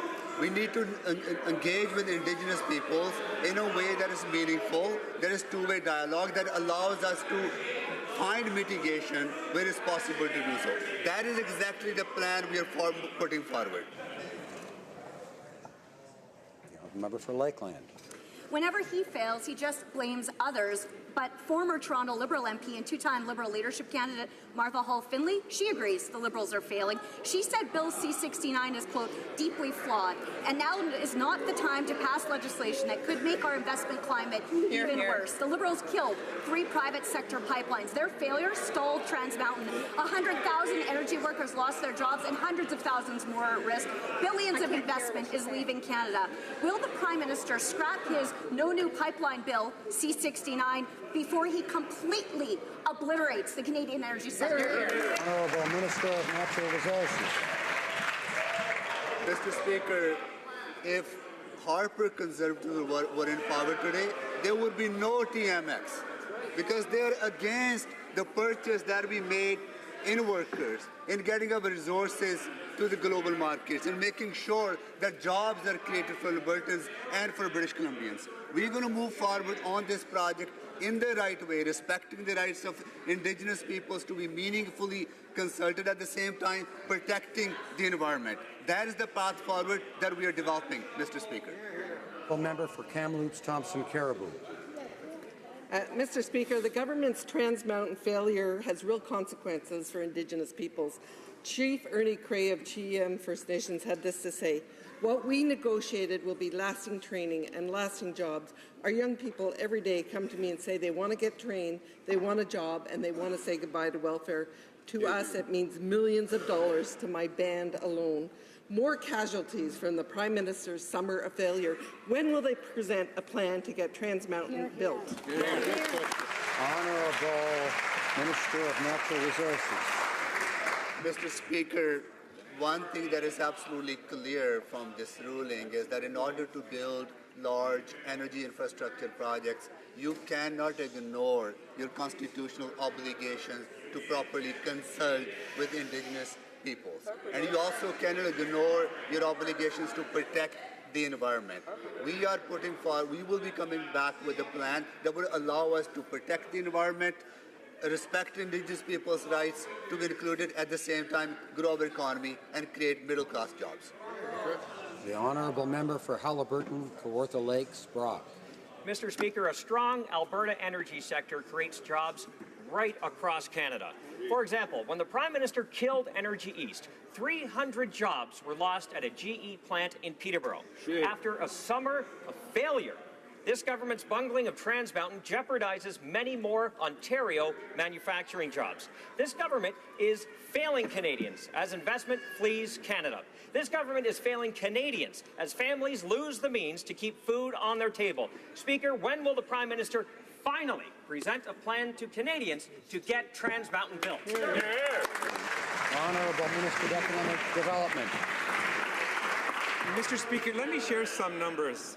3,600 jobs created by Amazon, 295 new jobs created by Burloak Technologies, 675 new jobs created by Stem Cell Technologies, 300 new jobs created by Bell Helicopter, Mr. Speaker, 1,250 jobs created by Sanofi, 4,000 jobs created by Encore, 2,200 jobs created by Nova Chemicals in Alberta. That's getting the job done, Mr. Speaker.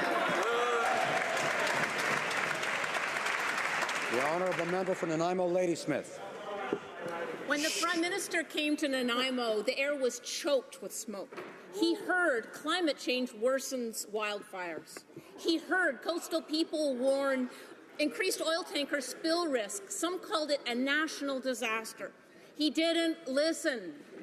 Just a week later, the Liberals bought the pipeline just as the courts were shutting its expansion down. When will this government finally listen to coastal communities, shelve the climate change hypocrisy, and cancel the Kinder Morgan expansion? Bravo. Honourable Parliamentary Secretary to the Minister of Environment. Mr. Speaker, our government has an ambitious plan to protect the environment and grow the economy at the same time. Our emissions are dropping and Canadians have created over 500,000 jobs in the past few years. Mr. Speaker, we are moving forward with putting a price on pollution, investing in the green economy, and if the NDP can't get on board with growing our economy while we put forward aggressive measures to protect our environment, then they're going to find themselves in opposition for a very long time.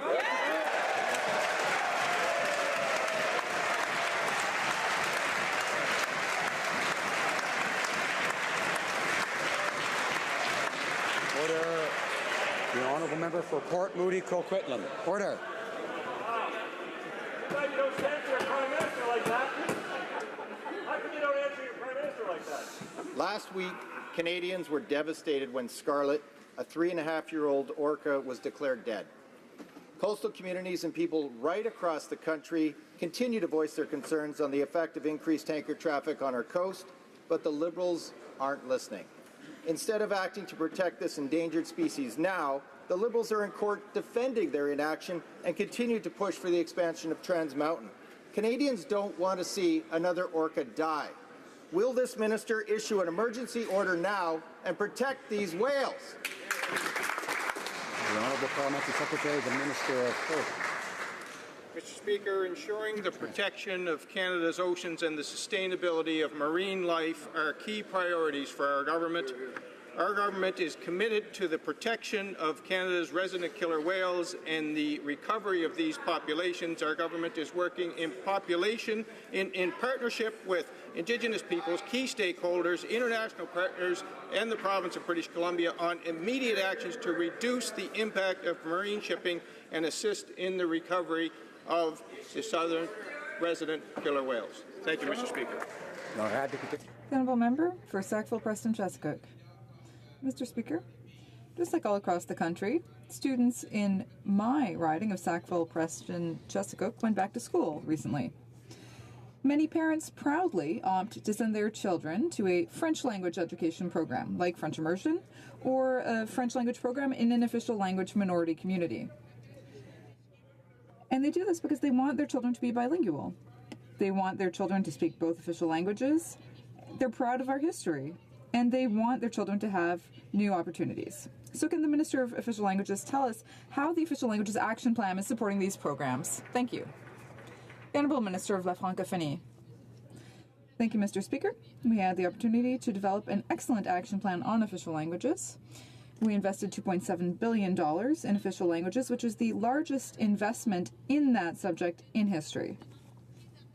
We want to preserve and promote the rights of official language minority communities, and that is why we are investing in our children and in education to ensure that those official language minority communities will be sustainable. Eagle Creek. Mr. Speaker, last week the Liberals' summer of failure included a stop in Saskatchewan. One failure top of mind for Saskatchewanians is the Liberals' carbon tax grab. The Liberals are continuing their attack on hardworking families and struggling seniors with their unaffordable carbon tax. Will the Prime Minister stop punishing Saskatchewan by imposing a federal carbon tax and recognize the authority of the province? The Honourable Parliamentary Secretary to the Minister of Environment.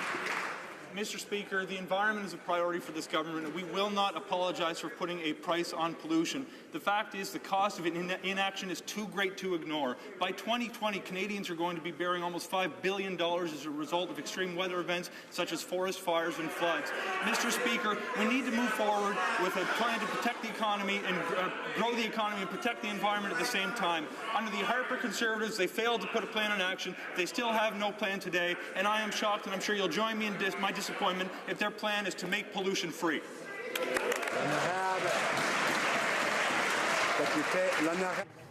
The Honourable Member for Louis Saint Laurent. Mr. Speaker, the summer of failure is continuing for the Liberals. Yesterday, in an interview with Maclean's, the Prime Minister said very clearly that regardless of what happens, he will impose the Liberal carbon tax.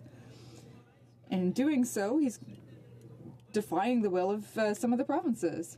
And, worse, he's hiding information from Canadian families. Can the Prime Minister at least once tell the truth to Canadians? He has the document. Can he tell Canadians how much the Liberal carbon tax will cost them? Honourable Parliamentary Secretary. Our preference to work with the provinces and territories, but when provinces will not take the responsibility of protecting the environment, then we will put forward a plan that ensures every Canadian is taking part in a framework that puts a price on pollution. Mr. Speaker, if there is anything that's being hidden here, it is the Conservatives' plan. I'd invite all the Canadians that would like to see what their plan is to check out the Conservative leader's platform he ran on during their convention if he hadn't deleted it from his website after he had won. Mr. Speaker, they have have no plan. We will grow the economy. We will protect the environment at the same time. It's what Canadians expect. It's what they deserve, and it's what we will deliver to them.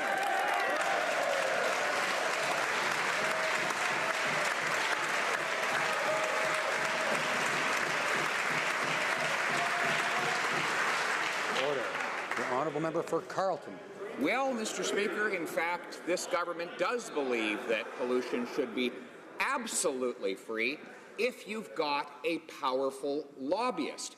One of the fine print details in their carbon tax plan is that large corporate industrial polluters will not have to pay it on 80 to 90% of their emissions, even though single moms and seniors will pay it on 100% of their home heating and gas bills that they pay just for the luxury of going to work in the morning, Mr. Speaker. Why is it that this party of privilege, whenever it proposes new taxes, it always exempts its wealthy friends? Honourable Parliamentary Secretary to Minister of Environment. Mr. Speaker, it seems the Conservatives have no plan for the environment. The NDP have no plan for the economy. We are moving forward with a plan that's going to grow the economy and protect the environment at the same time. We are putting in measures that puts a price on pollution so it is not free for emitters, but we're also recognizing that certain trade-exposed industries need to remain competitive in the global marketplace. Mr. Speaker, we are moving forward with a plan that will make life more affordable for Canadians and more expensive for polluters.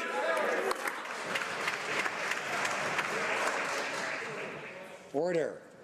I remind the honourable member for Edmonton Manning that we each get our turn here eventually, and one waits till they have their turn before speaking.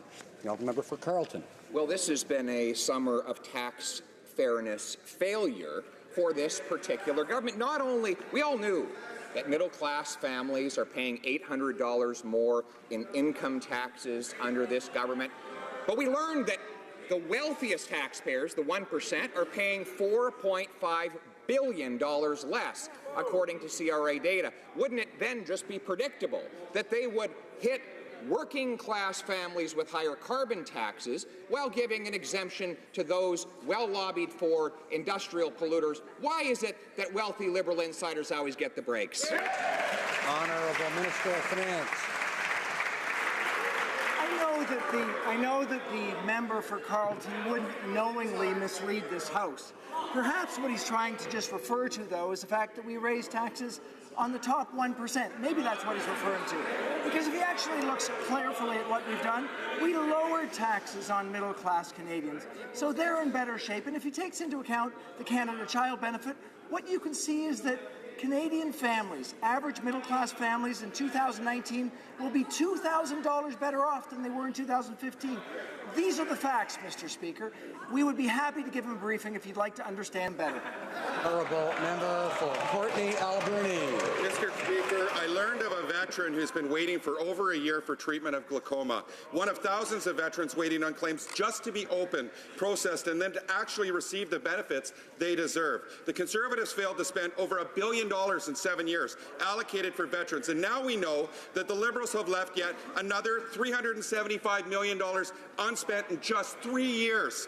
That's enough money to clear the growing backlog of veterans that are tired of waiting. How can the Liberals justify failing to spend this money on the veterans who need it the most? Honourable Minister of Veterans Affairs.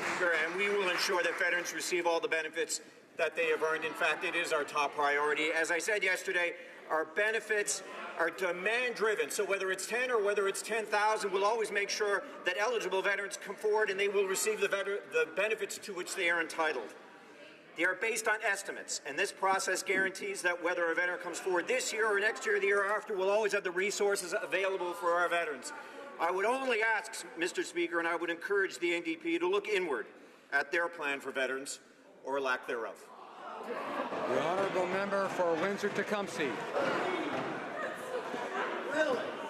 Thank you, Mr. Speaker. Speaking of looking inward, people with disabilities have been waiting for far too long for a National Accessibility Act. And Canadians were disappointed when Liberals legislation was tabled with no timeline, no requirements in services as important as via rail could ask for an exemption from this act. They could actually ask for an exemption. So for each of us, each member in this House, knowing that we have to face people living with disabilities, people who face barriers every single day on a daily basis. We're with them. The Honourable Minister of Accessibility. Thank you, Mr. Speaker. Mr. Speaker, I am so proud that tomorrow we are commencing debate and second reading of Bill C-81, the Accessibility Act. Mr. Speaker, I can tell you that, in my opinion, this will be the most significant piece of disability rights legislation since the Charter of Rights and Freedoms. Mr. Speaker, I'm excited to be working with the member opposite on this bill. I'm excited that we can get it to committee tomorrow as soon as possible so we can make it as substantively great as we possibly can to include the full participation and inclusion of every Canadian in our society. Honourable member for Caribou, Prince George. Mr. Speaker, this Prime Minister has a serious ethics problem. He is the first Prime Minister in the history of our country to be found guilty of breaking ethics laws. His Minister of Finance guilty of breaking ethics laws. And now, during his summer of failure, his most trusted cabinet minister and his close childhood friend was also found guilty of breaking ethics laws. Guilty. Guilty. Guilty. Will the Prime Minister finally act and fire his close friend, or does he truly believe his friends and all Liberals are above the law? Minister of Intergovernmental and Northern Affairs. Mr. Speaker, as the Ethics Commissioner said, in this case there was no preferential treatment given and there was no financial benefit derived. Mr. Speaker, my colleague manufactures great indignation. He talks about people who should in fact be found to have not followed the law. He doesn't mention a guy who was in this House called Dean Del Mastro, who in fact, Mr. Speaker, left in a sheriff's van with handcuffs and leg irons on for not following the law. Where was the manufactured outrage at that point?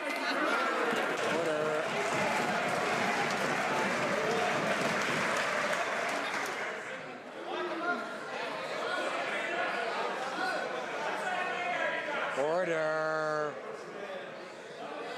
Order. I'd ask members on both sides to come to order. The honourable member for Thornhill. Well, Mr. Speaker, this Liberal government is becoming notorious for its flagrant disregard of ethical practices, and in their summer of failure, for its failure to abide by the Prime Minister's promises of accountable government. The PM and his ministers are shameless in the face of accumulating conflict of interest violations.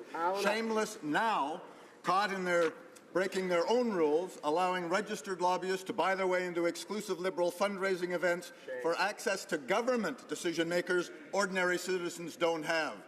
Mr. Speaker, why do Liberals think the law is for everyone else? Honourable Minister of Democratic Institutions. Mr. Speaker, on this side of the House, we're proud to have brought forward Bill C-50, and we're proud to be taking concrete actions to disclose even more information than has ever been done before when it comes to fundraising. However, Mr. Speaker, what we don't know is who's attending Conservative fundraising events. For example, the $1,525 event that was held on July 28, 2016, or perhaps the $1,550 fundraiser that was held on June 21st, 2017, or perhaps, Mr. Speaker, the $1,525 event that was held on April 21st, 2016. Mr. Speaker, who is attending their events? What do they have to hide? Thank you. The honourable member for Lévis. Order. Order. The honourable member for Lévis-Lobinière. Mr. Speaker, during this summer of failure, the Liberals' priority wasn't working for our country's economic development, but rather, once again, it was garden parties and private access clubs that fundraise for the Liberal Party. They've shown no remorse after all of these years of breaking the ethics rules and letting ministers help their cronies. Mr. Speaker, given this long list of privileged access and cronyism, when will the Liberals be fair and transparent when it comes to their fundraising? Honourable Minister of Democratic Institutions. Mr. Speaker, I am very proud of what we've done on this side of the House with Bill C-50, and we are comfortable with our fundraising. What we don't know is who is attending the Conservative Party fundraising events. Mr. Speaker, what do they have to hide? They had a $1,525 fundraising event. Or I could mention June 21st, 2017, where they had a fundraising event that cost $1,550. What do they have to hide, and why are they not transparent? The honourable member for Northumberland, Peterborough South. Thank you, Mr. Speaker. Kelly. Seniors in my riding of Northumberland, Peterborough South have told me they worry about their financial security. Whether they're retired or approaching retirement, they're concerned not only about their future finances, but about the day-to-day costs they face right now. We owe Canadian seniors for their contributions to building this great country. We need to provide a quality of life we can be proud of. Can the Minister for Seniors please tell this House more about our commitment to Canadian seniors and their quality of life? Thank you. Minister for Seniors. Mr. Speaker, it's an honour and a privilege to rise for the first time in this House as Minister for Seniors. And I would like to thank my honourable colleague from Northumberland, Peterborough South, for her great question.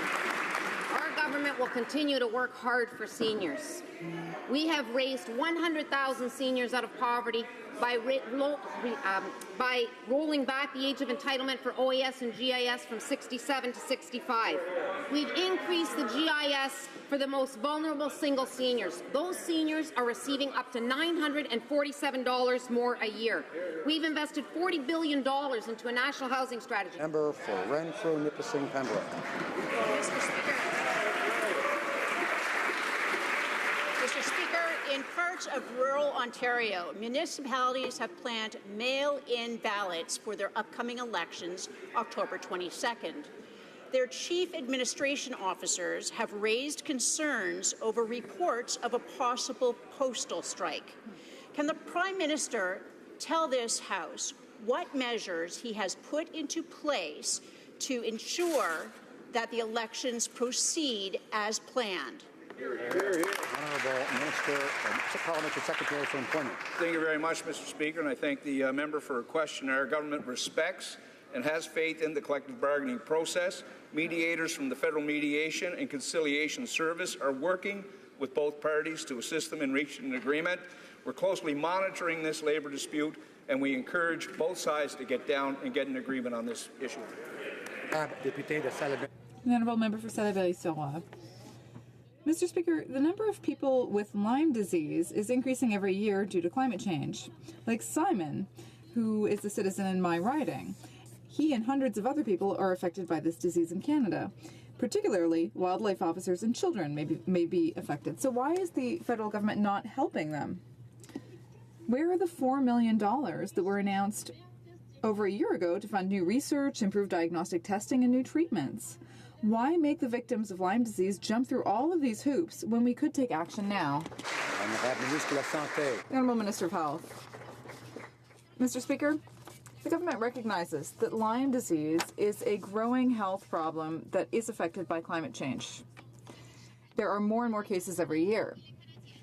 We help Canadians protect themselves against Lyme disease by raising awareness and talking about prevention. We are also training health professionals to detect this disease. Thank you. Member for New Brunswick Southwest.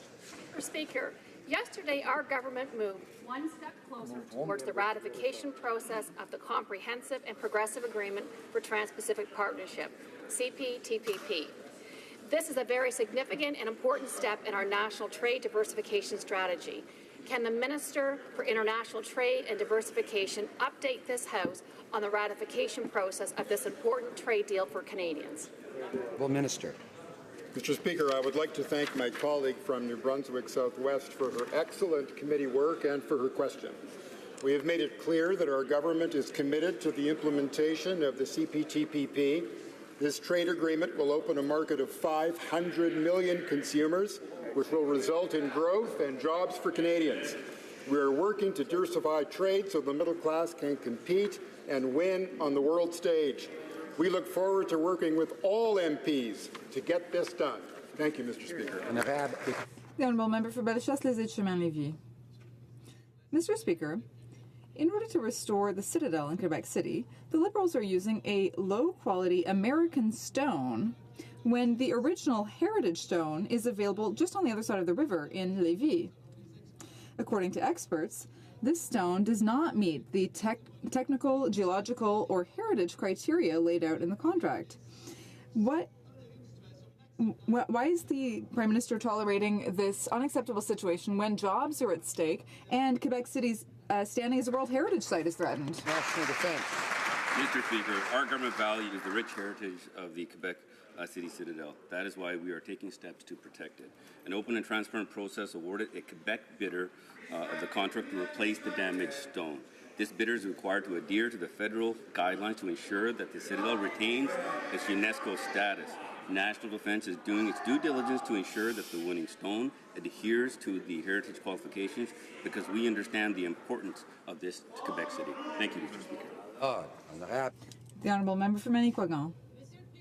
Mr. Speaker, the government gave the Davie Shipyard a contract for 3 icebreakers this summer.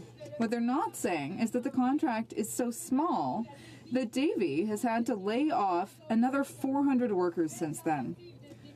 So, nice try to look good, but we're not going to let those workers down. The Prime Minister ordered his new Minister for the Coast Guard to renew the fleet by acquiring new ships. Will he do so? And will he give the Davie Shipyard a real substantive contract this fall?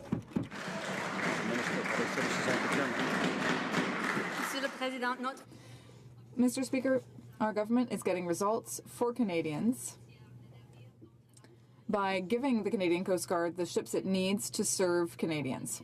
This summer, we gave the Davie Shipyard a multi-million-dollar contract which will create 200 good jobs and will ensure that the Coast Guard has the ships they need. The Honourable Member for Bécancour, Nicolas Sorel. Mr. Speaker, what we're asking for is just the beginning of some compensation for a historic misuse of funds. Under the Conservatives, the federal government awarded $100 billion worth of contracts for ship and maintenance, and Quebec got barely 1% of that. The Vice President of the Davie Shipyard said, if Quebec had received its fair share, which would be at least $20 billion, we would have had full employment at the shipyard for at least a decade. Can the Liberals at least do a bit better than the Conservatives and give Quebec a respectful share of those contracts? Honourable Minister of Public Services. Mr. Speaker, we are aware of the excellent work done by the Davie Shipyard workers. This summer, we gave them a $610 million contract for 3 icebreakers. This will create up to 200 good jobs for the middle class. Thank you. The Honourable Member for Pierre Boucher des Patriotes Verchères. Mr. Speaker, there are politicians who think that they should keep their mouths shut about Trans Mountain because we receive equalization payments. Do you know how much this will cost Quebecers? We've already paid close to $1 billion, and we don't even know where it will end. It's like Muskrat Falls, a project that hurt Hydro-Quebec and is bankrupting Newfoundland, and it's Quebecers who will have to pay for this. Mr. Speaker, when will Ottawa stop using Quebecers' money to make Quebec poorer? The Honourable Minister of Finance. Mr. Speaker, we know that the approach that we've taken is important for our economy. It will be good for the economy in the future, and it will be good for our products to have access to those international markets. And it is an important economic project. It's very important to have economic opportunities, and at the same time, we will find a way to ensure that the Trans Mountain project works for our country. Ordre du jour. Orders of the day. Government orders, government bills. Comment, resuming debate at second reading stage of Bill C-79, Comprehensive and Progressive Agreement, Trans-Pacific Partnership Implementation.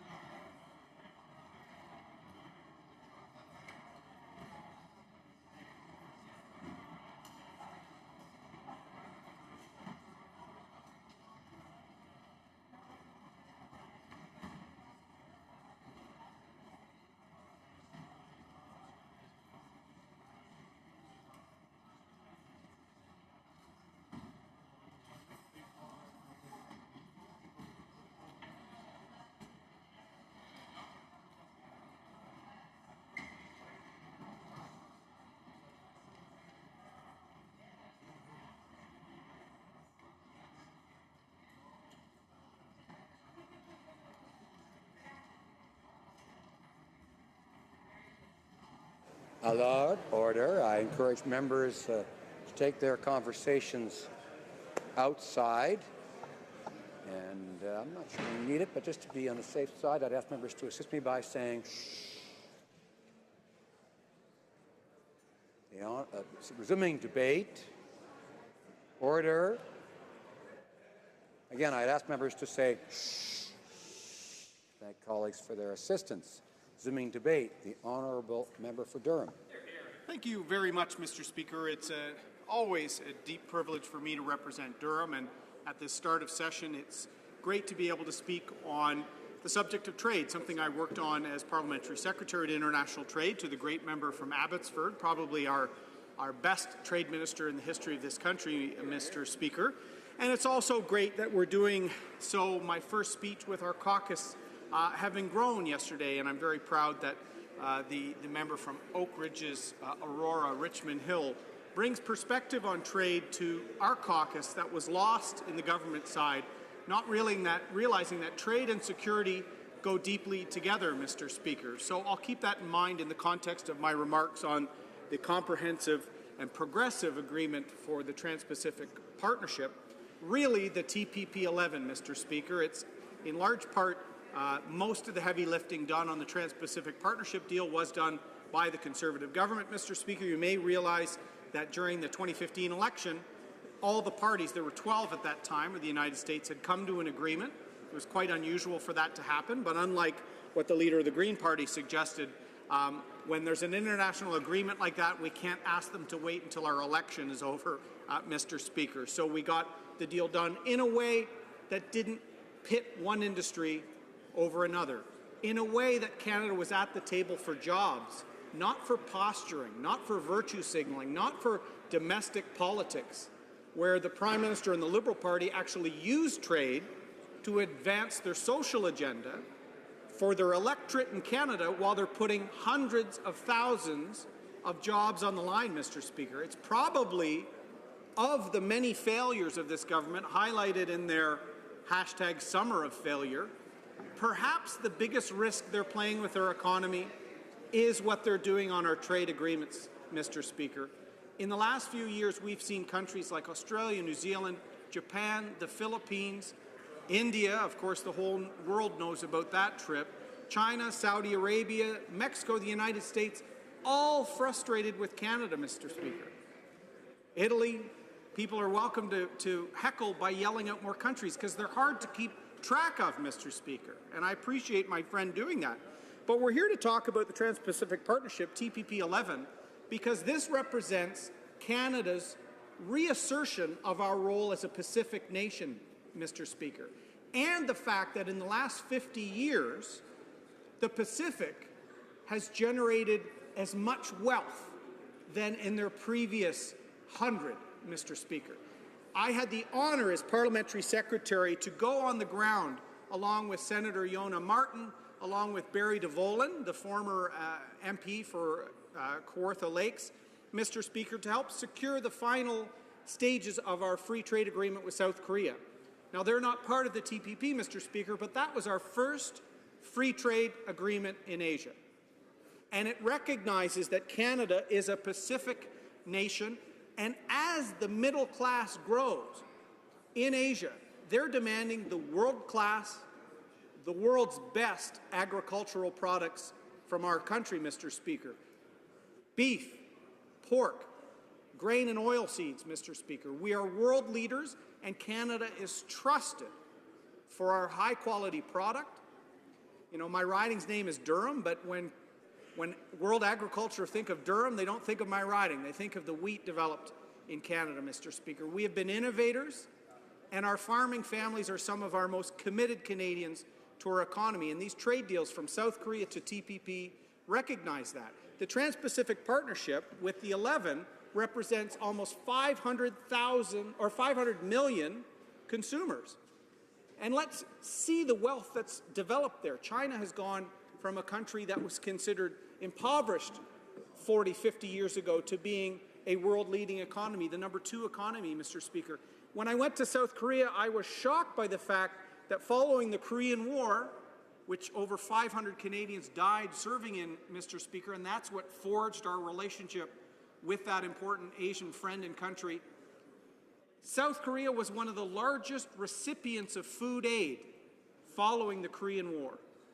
But the actions of Canada, the United States, the United Kingdom, and our allies has led to prosperity in that country through security and trade, that today they're one of the largest net donors to food aid around the world, Mr. Speaker. That's remarkable. In 50 to 60 years, to go from one of the most impoverished to one of the most successful, and an ally that we can count on, Mr. Speaker. That's what trade can do. That's what working on trade and security together can do. That's why the member from Newmarket, Aurora, Richmond Hill, after 3 years of banging her head against the wall in a government that's about platitudes and about photographs for their leader, are neglecting our trade relationships, are insulting our foreign allies and friends, and are withering away the prosperity that Canada enjoys. So with TPP, we have the ability to access a combined GDP in these countries of almost $14 trillion. Now, Madam Speaker, and as I said at the outset, under the Harper government, many of our trade deals were centered around the importance of our agricultural sectors and industries. This is going to be part of the case. As I said, this will have us accessing markets that are growing. The prosperity growing in Vietnam, for example, one of the countries, Madam Speaker. Japan, the world's third largest economy. They have a high demand for our pork, beef, and our grains. And they're going to see tariff rates reduced. In 10 to 15 years, all tariffs reduced off of pork and beef, for instance. And if you go to Seoul like I did, you see that Korean barbecue, they love pork, beef, and they prefer Canadian. So by getting in there when we did, we were able to compete on an even playing ground with Australia and the United States. Our product always wins. We just need fair access, Madam Speaker. Wheat and barley will see tariff reductions almost immediately, canola oil within 5 years. There will be huge wins for our agricultural sectors. And representing part of Oshawa and being the son of someone who worked over 33 years at General Motors, there have been some concerns on auto, Madam Speaker, but I'd refer some of the people that have these concerns to the fact that we have a global supply chain for the auto industry.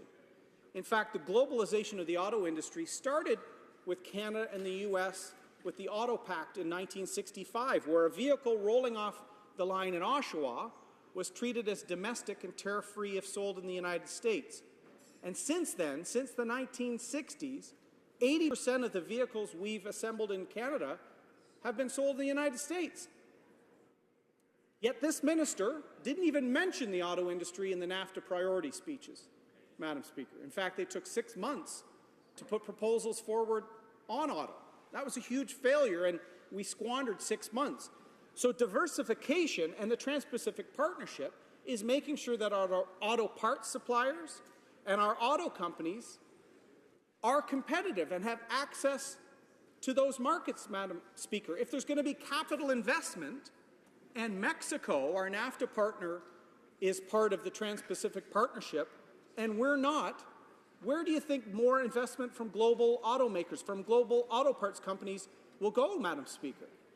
It will go to the country that has the best access tariff-free around the world. So we need to be at the table. We're going to see 45% of the vehicles made within the TPP countries, the 11 countries, 45% of those vehicles need to be assembled by the member countries, one of those 11 countries. We need to be part of that. Who supports that, Madam Speaker? One of our leading executives, the CEO of Linamar, one of our biggest auto part companies. She supports TPP 11, Madam Speaker. Let me quote what she says. Quote, "Perhaps those opposing TPP are afraid of global competition. I am not. I don't agree that it will be a negative for the auto sector. On the parts side, folks are worried about competition from Asia, but I say we have to be competitive on a global basis, and will do based on efficiency, innovation, and great products." End quote. Linda Hasenfratz, one of our leading executives. Companies like hers, companies like Magna, some of our global automakers like Toyota and others that are assembling in Canada. Toyota's having its Canadian parts distribution plant in Clarington, in my riding, Madam Speaker. This is a global industry. So I'm glad to see the Liberal Party has signed on to our approach on TPP, Madam Speaker. I'm still a bit confused by the NDP's approach, but Conservatives will always stand by fighting for access for our world-class manufacturers, our world-class auto industry, and our world-class farmers, Madam Speaker.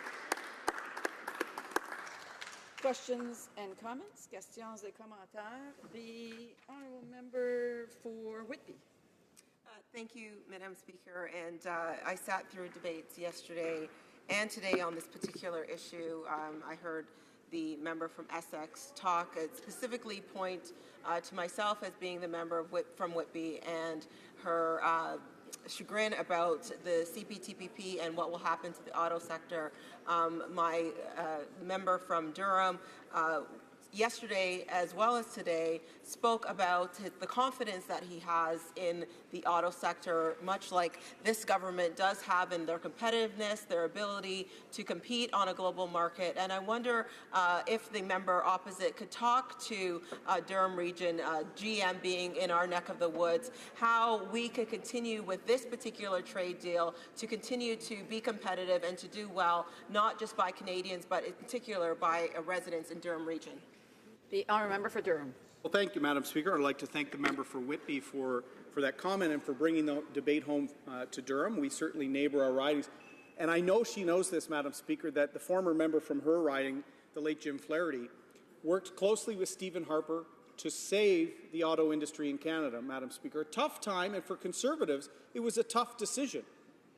But it was a temporary measure to make sure that GM and Chrysler survived, because the hundreds of thousands of jobs that trickled out into the auto parts industry were critical. So whether it's auto plant workers or GM retirees in Whitby, in Oshawa, or in Durham, Madam Speaker, these are important jobs. And as I said at the outset, since 1965, we've always produced to export, mainly to the United States, but we started a very serious diversification effort under the last Conservative government. Very good that that was done now that we have President Trump in the United States who's protectionist. We will continue to do that. And Linamar, Martin-Ria, Magna, these are world-class auto parts and auto companies. We can compete, we have compete, and we will compete, Madam Speaker. Questions and comments? The honourable member for Essex. Thank you, Madam Speaker, and I'm quite pleased to hear Liberals and Conservatives talking today about auto, about the importance of auto jobs. But unfortunately in this deal, the people that they aren't listening to is the auto sector itself, who is saying, do not sign the CPTPP because you will harm jobs in Canada. So this isn't me as the member for Essex or the NDP who are asking this, it's actually the people that they're claiming to represent. So if they aren't listening to those in the exact field, the exact sector that they represent, to those jobs that will be lost in their community, Madam Speaker, then I don't know exactly how they have the nerve to stand in this House and talk about auto in a way that says they're representing them. And I want to tell you that, auto's in the crosshairs in NAFTA, in these potential 25% tariffs that are going on. So my question really to the member is, why are you not standing up for auto workers and standing against the CPTPP? Again, I just want to remind the member she's to address it to the chair and not to the individual themselves. The honourable member for Durham. Thank you, Madam Speaker. I'd turn that around on the member from Essex. Is she somehow discounting the auto workers that work in Woodstock or Cambridge at Toyota? Is she somehow discounting the jobs in Alliston, Madam Speaker? Is she somehow suggesting that the auto parts and auto assembly business worldwide is not global, Madam Speaker, when some of the largest investments in recent years in Ontario, many of them unionized jobs, Madam Speaker, have been from global automakers, Madam Speaker? The NDP briefly in the last Parliament supported the South Korean trade deal. I think their first in history. The lights shone through the stained glass here, Madam Speaker, was remarkable. Now it seems that they've gone back to suggesting that jobs with Toyota workers or with Honda workers don't count, Madam Speaker. I will fight for workers in Windsor and Essex, in Oshawa, in Oakville, in Cambridge. We are world class. We will win, and we need access to those markets. Resuming debate. Reprise de débat. The Honourable Parliamentary Secretary to the Leader of the Government in the House of Commons. Yes, thank you, Madam Speaker. And what a privilege it is and pleasure to be able to rise on such an important issue of international trade. I've been listening to the debate both yesterday and today, and not too many surprises. I do recognize and appreciate very much so the Conservative Party's position in terms of supporting the government and recognizing the importance of passing this legislation by supporting the time allocation motion that has been brought forward. I'm not surprised that the NDP have continued to fight anything to do with trade agreements, and I'll try to provide some further comment on that. But first, Madam Speaker, I would like to highlight, as we've heard a lot about details and numbers and so forth, what I believe is really important for this House to recognize, and in fact, viewers and people that might be following the debate. Since day one, this Prime Minister has made our #1 goal and objective is to fight for Canada's middle class, those aspiring to be a part of it. And when you think about that, Madam Speaker, I would suggest to you, looking at the world markets and the potential that the world market has for Canada in terms of increasing the quality of life, increasing the number of jobs, is something in which we cannot work hard enough in order to be able to try to achieve the type of potential that is really there. I believe at the end of the day, we could do so much more, and we have a government that is committed to doing more, Madam Speaker. I believe at the end of the day, since day one, we have had ministers that have put the trade file center front as we try to ensure that we are creating the opportunities while working with Canadians, business, stakeholders, labour, and so forth to enhance the opportunities that are abroad. And I believe that bottom line is that it is working. We have seen through these discussions and debates over the last 2.5 years, a lot of agreements that have been signed. Many Canadians might not be aware of the many countries in which, in particular through the EU trade agreement, some 25+ countries, plus Ukraine, plus legislation that was dealing with the World Trade Organization. All of those agreements, all those sign-offs, Madam Speaker, which have occurred during this administration, have led to the generation, I believe, along with the support of many other initiatives, of over 500,000 additional jobs in the Canadian economy today, Madam Speaker. We are very fortunate and blessed to have such skilled workforce, as it has been pointed out from some within this House. We have, whether it's an automobile industry, an agricultural industry, industries throughout that have the best workers in the world, Madam Speaker. And I believe that when we take a look at the CPTPP, that it is an agreement that will secure markets into the future. Now, whenever I have the opportunity to talk trade with constituents and try to explain in terms of, from my perspective, how I see trade, I see it as something that is absolutely critical to Canada's middle class. And I will attempt to try to explain it in the best way that I know, Madam Speaker. At the end of the day, trade provides employment in a very tangible way, and I'd like to give a couple of examples. About 18 months ago, I had the opportunity to actually go out to Neepawa, Manitoba. There we have High Life Industries. High Life Industries produces pork, 95%. It might even be more than 95%, Madam Speaker, but at least at that time, 95% of all the pork that was leaving that plant was actually going abroad to Asia. And that's a significant amount of pork, Madam Speaker. To put it in terms of jobs, we're talking about hundreds, not dozens, hundreds of jobs in a relatively small but beautiful community of Neepawa. That's just the direct jobs, those individuals that show up at the plant floor every day, Madam Speaker. And it's a market that they said is growing for them. Now, you take a look at those direct jobs, think about the indirect jobs. Those hundreds of employees are consuming automobile, housing needs, food needs. They're engaged in the communities. They're adding to the social fiber of that particular community, Madam Speaker. And think about it in the sense that if it was not for those workers, that the contribution to Manitoba's economy or Neepawa's economy, or indeed Canada's economy, if not for those individuals, we would have lost a significant part to Canada's overall GDP. Now, the example that I'm giving in Neepawa is taking place all over our country, Madam Speaker. And these jobs are critically important. And if it were not for trade, we wouldn't have those jobs.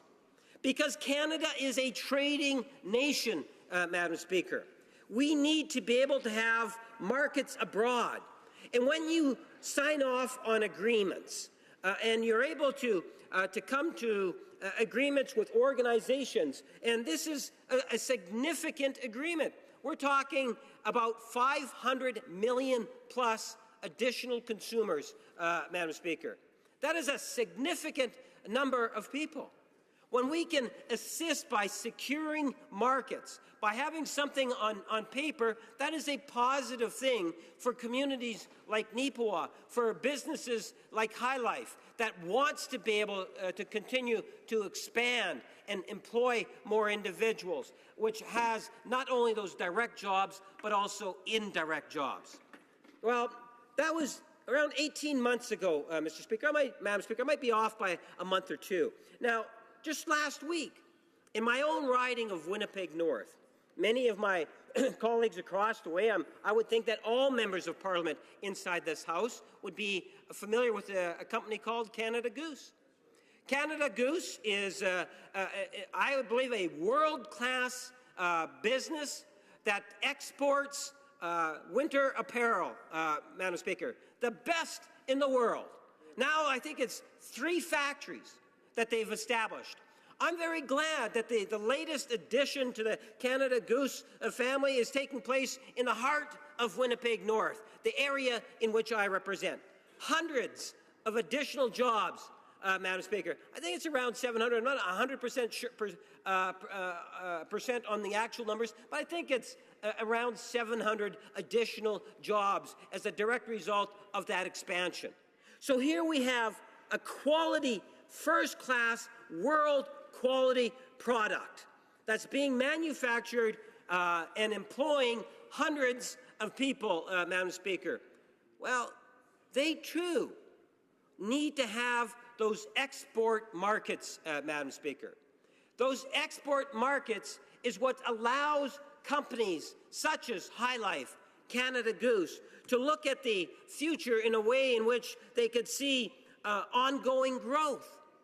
And that, to me, is what world trade is really all about. And as legislators, we shouldn't be fearful of trade. And this is where we differ from New Democrats, Madam Speaker. You know, I listen, and I've listened, unfortunately, for many, many speeches on New Democrats on trade. They don't support trade. If it were up to the NDP, we would still have, hundreds of, buggies or, horse-drawn buggies being manufactured in Canada, Madam Speaker. They just don't want to advance the economy. They don't seem to understand that the world is changing. Technology causes change. There are other jobs that are going to be generated. And the proof is in the pudding.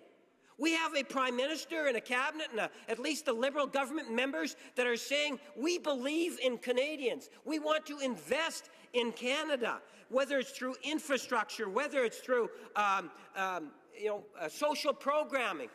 At the end of the day, we understand that if you add strength to Canada's middle class, that what you're really doing is you're allowing the economy to be that much healthier and stronger. And when we have a healthy, educated citizenship, and as we move and strive to improve upon that, Madam Speaker, we will see that our companies here in Canada are the best in the world. All we have to do is ensure that we get them the markets, and we will continue to prosper well into the future. Thank you, Madam Speaker. Questions and comments? Questions et commentaires. The honourable member for Sherwood Park, Fort Saskatchewan. Madam Speaker, it's good to have my colleague back. I sure missed him over the last 3 months, and I know I'm going to miss him even more after 2019 when I won't be able to see him in this place again. But I want to ask about the pipeline. All in good fun. I hope he'll be campaigning in my riding as well. Madam Speaker, I want to ask the member about the issue of pipelines because I asked an earlier colleague, in the context of the Trans-Pacific Partnership, when we talk about the opportunities that exist for increasing trade in the Asia-Pacific area, one of those opportunities, of course, involves strengthening our energy exports, exporting energy resources to our partners in the Asia-Pacific area. And yet, the government has shown time and time again an inability to make progress when it comes to proceeding with pipelines. When will we finally see their plan to actually get pipelines built in this country? The Honourable Parliamentary Secretary of the Government House Leader. Yes, thank you, Madam Speaker. It's truly amazing in terms of just to what degree the current Conservative opposition seems to worship the ground of Stephen Harper. And if you take a look, even by mentioning the name, they often will clap because they understand and they believe that Stephen Harper was the best Prime Minister, and that's the ones they want to emulate. And we see that in their current leadership. There is no difference. And when you take a look at what Stephen Harper did in terms of pipelines, it was not a positive thing for Canada, in particular the province of Alberta. They didn't get 1 inch of pipeline in over 10 years, Madam Speaker. Not 1 inch of pipeline to the Pacific market, Madam Speaker. Not 1 inch. We finally have a government that's prepared to ensure that we will get that, Madam Speaker. And when it came time for us to be able to acquire the asset, they opposed it. We know that if it was Stephen Harper or their current leader, Madam Speaker, that pipeline would never happen. But to those that are living in Alberta, in fact, all Canadians know that we have a Prime Minister that's committed to expanding the market to Asia also. Questions and comments, the Honourable Member for Longueuil Saint-Hubert. Well, Madam Speaker, my neighbour across the way, I think, just said that if it were up to the NDP, we'd still be dealing with horses and carriages. Well, that's really pathetic, and I would officially like to insult you for that, and I'll tell you what I think about that later. I'm very glad that I had that opportunity. So what I want to say here is that I think it's absolutely pathetic that they're painting themselves as heroes, saying, oh, we negotiated everything perfectly. I'd just like to tell the member that he needs to address his comments or questions through the chair and not to the party or to any individuals. So many times we called out the fact that Canadians were not informed of the negotiations that were happening. Now, we're having this debate here to learn and understand the issues, supposedly. So how is it that at the U.S., the two main parties are represented in the negotiations, and at least we have two parties that are there to understand these complex issues? So how is it that you've done nothing to have anyone else other than your government present? Now, once again, the member has been in Parliament for many years, and I'd like to remind him that he has to address questions and comments through the chair and not to any party or individual. Secretary? Thank you, Madam Speaker. And, the reality is that the New Democrats don't support trade agreements. That is the reality of it. And let me highlight, when it comes to the CPTPP, let's be very clear. The NDP actually opposed that particular agreement before there were any details. They didn't even know anything about the trade agreement whatsoever, and they opposed it, Madam Speaker. They have absolutely no credibility in terms of what is good or what is bad within it, for the simple reason is that they opposed it even before it was known, Madam Speaker. So no matter what would have been put into the legislation, they had full intentions on opposing it, Madam Speaker. That is consistent with what they've done in the past. They've never realized that by having trade agreements, you provide the opportunity for businesses and others, different stakeholders, to be able to secure markets into the future. And whether the member across the way wants to agree or not, we live in a world that goes beyond Canada's borders. And if we want to enhance and give strength to Canada's economy in the future, you've got to include trade. If you're not going to include trade, Madam Speaker, it's at a huge cost to Canadians, and that is something in which we would encourage the NDP to recognize, that trade is a good thing.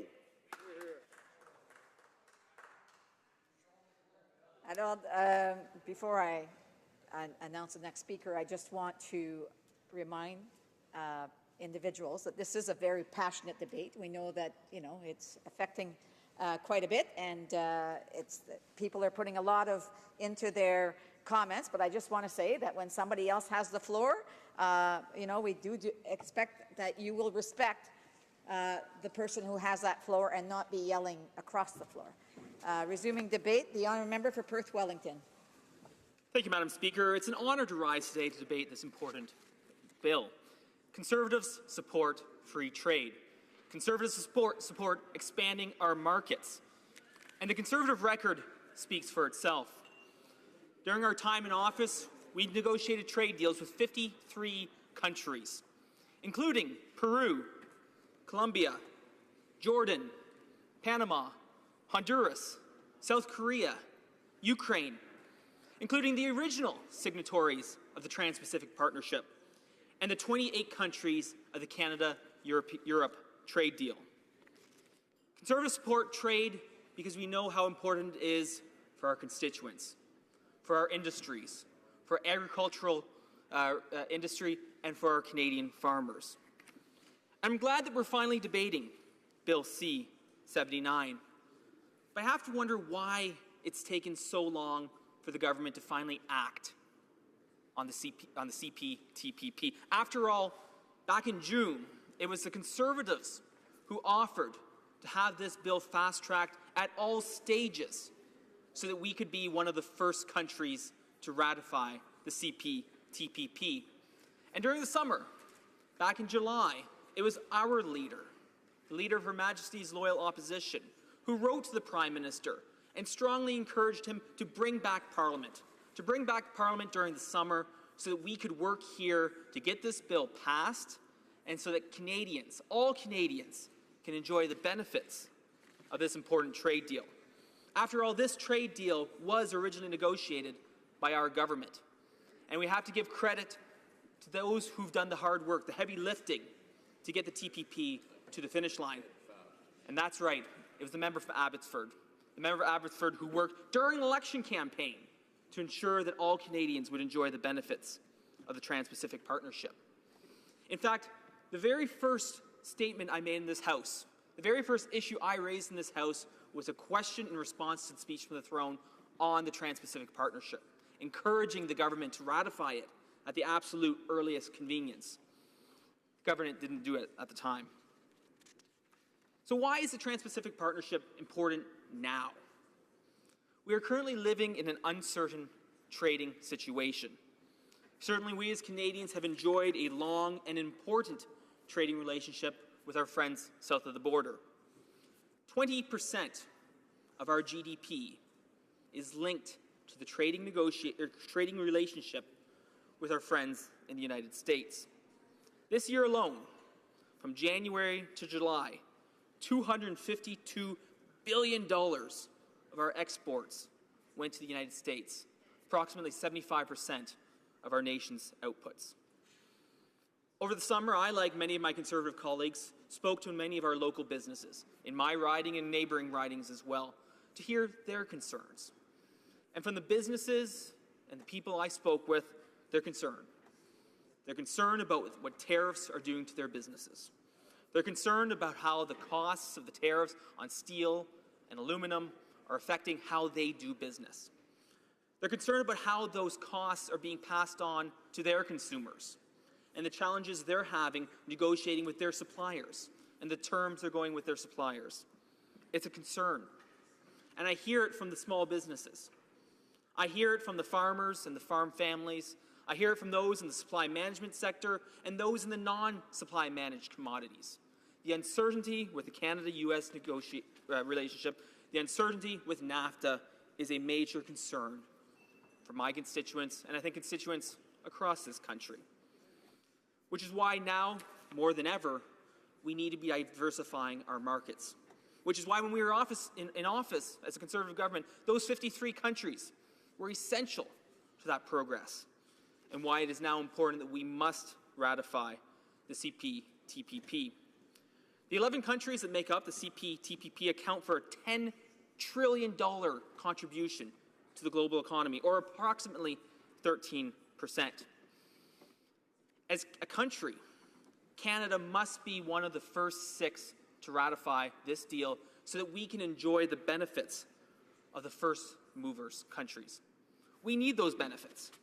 We need the ability for our farmers, our farm families, our manufacturers, our exporters, our small businesses to enjoy the benefits associated with the Trans-Pacific Partnership. And what are some of those benefits? One example, Australia will eliminate all of its tariffs on agriculture and agri-food products upon coming to force, except for one tariff line, which will be eliminated within 4 years. Some have asked me, what is that one tariff line? It's bamboo shoots. So for those Canadians who are currently growing bamboo shoots, they'll have to wait 4 years for that to come into force.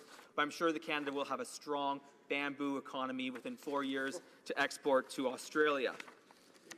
In Perth, Wellington, of course, we have a strong pork industry, we have a strong beef industry, and certainly a strong grains and oilseeds industry.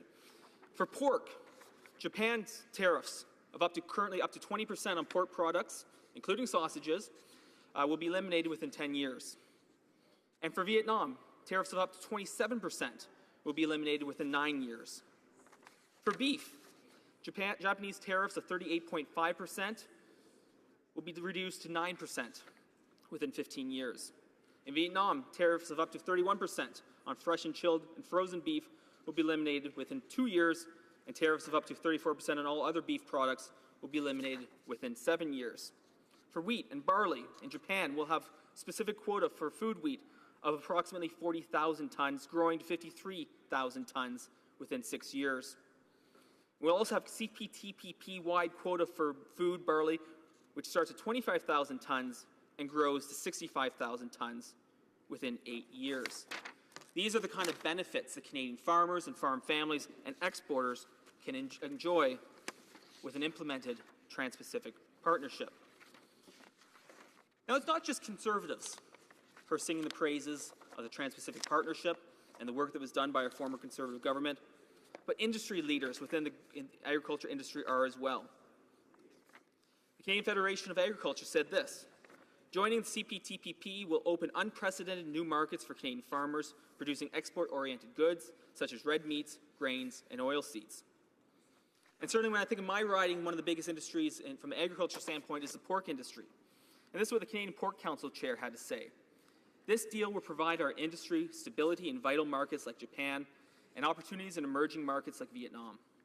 Canadian pork producers can rest easy knowing that their livelihood and that of thousands of other Canadians in rural and urban communities who work in the industry is supported by this newest trade deal.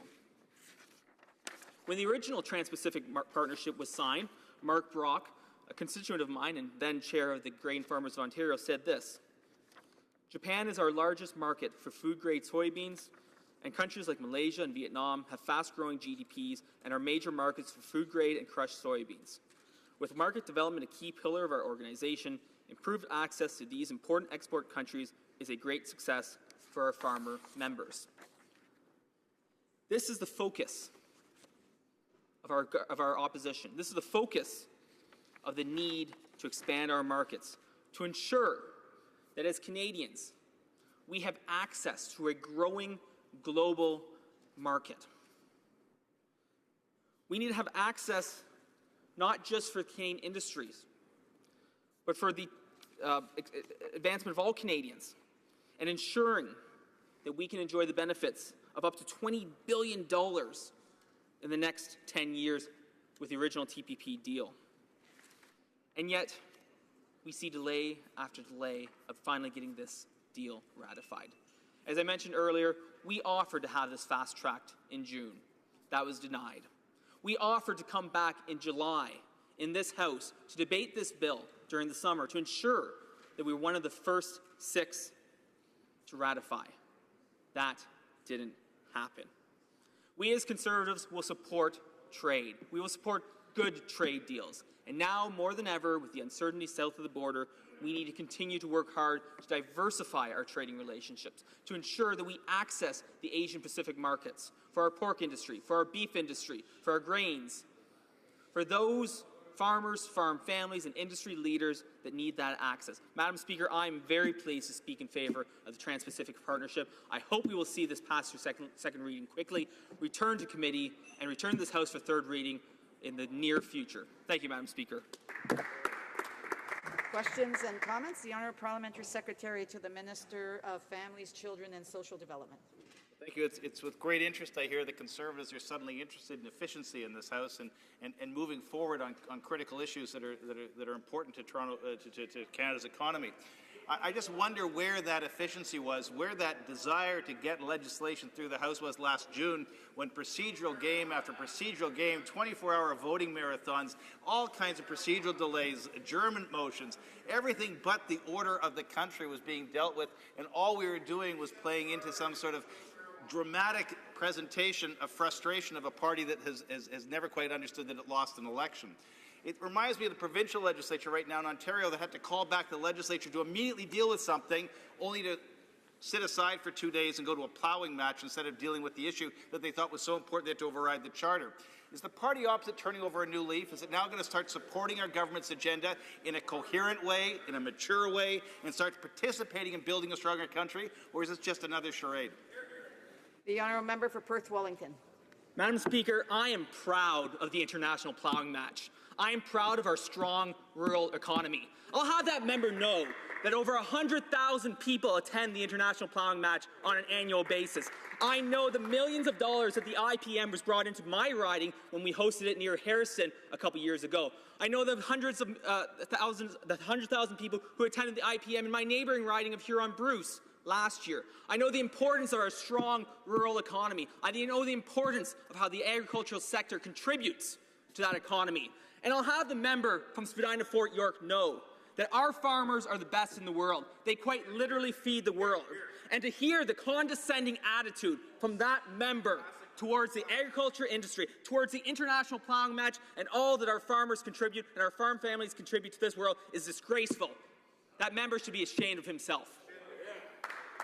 Questions and comments? The Honourable Member for Essex.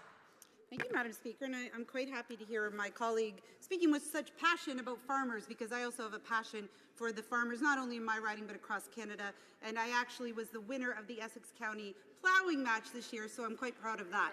I spent Friday night with farm families, with supply managed farm families, in my riding office until very late at night, and they feel betrayed by the CPTPP, by what is on the table in NAFTA, and by what happened in CETA. They see themselves constantly being put on the table. They have a government who continues to baffle-gab about protecting them while they're giving up portions of their market left, right, and centre, as though those families can't see what the government is doing. And unfortunately, the Conservative government negotiated this deal before giving up percentages of supply manage. So while I appreciate through you, Madam Speaker, that the member speaks passionately about farm families, I would like to ask him why it is then that the farmers are once again in supply management under attack in CPTPP, and ask him how he can defend farmers when he will vote for this deal that will harm farm families in Canada. The Honourable Member for Perth Wellington. Thank you, Madam Speaker, and I thank the member from Essex for her question and congratulate her on her first place finish in the ploughing match. I unfortunately got second place this year in the Perth County ploughing match, so I do have room for improvement for next year.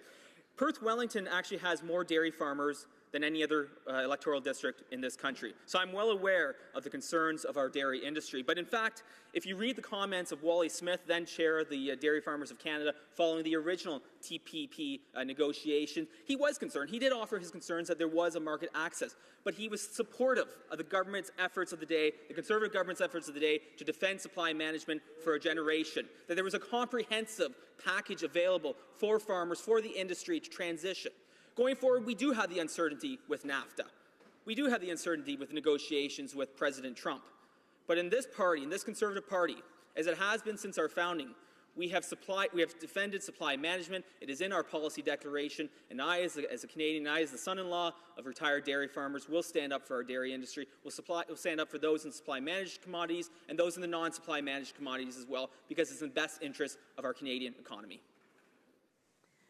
Resuming debate. Reprise de débat. The honourable member for Prince Albert. Speaker, and it's great to be back in the House of Commons this fall, and I welcome you back to the House of Commons, Madam Speaker. And what is something great to be talking about is trade and TPP or CPTPP. I call it TPP. It's just easier, and actually that's really what it is. And it's like an agreement that we the Conservatives, developed and actually worked and actually did a letter of intent and actually gave it to the Liberals with a bow tie around it, and 3 years later we're actually going to go through the process of ratifying it. I just want to give you a little bit of history on TPP and exactly how it came about and what the intent was behind it. If you go back 3 years to 2015, 2014, the countries of like mind got together and said, you know what, we need to create rules in the Asia-Pacific region that all the countries follow. It was a way to make sure that there was proper rules in place so that countries like China and India and stuff like that would actually not bully other smaller economies in that region. So this was a chance to do that. The other thing that was happening was it was a chance to modernize NAFTA. Canada, U.S., and Mexico were all part of the original TPP, and they were sitting there saying, you know what, we can take this and we can apply it to North America, and this would actually replace NAFTA and modernize NAFTA. In fact, if we would have done that, we wouldn't be in this quagmire we are today. We wouldn't have this insecurity in our business community today if they would have taken the TPP at 2015 when they were elected, and instead of stalling and delaying, if they would have embraced it with Obama, actually put it through, we wouldn't be sitting here today talking about NAFTA and the concerns that are around NAFTA. You know, that's why it's frustrating for farmers and forestry workers and people in the mining sector and the manufacturing sector, because it's 3 years later and they've gone through a lot of stress and hardship in those 3 years. You know, the reality is this deal is great for Saskatchewan. It's great for our agriculture producers. They're the first to tell you that. They look at it and they say, markets like Japan, we're actually going to have preferential access.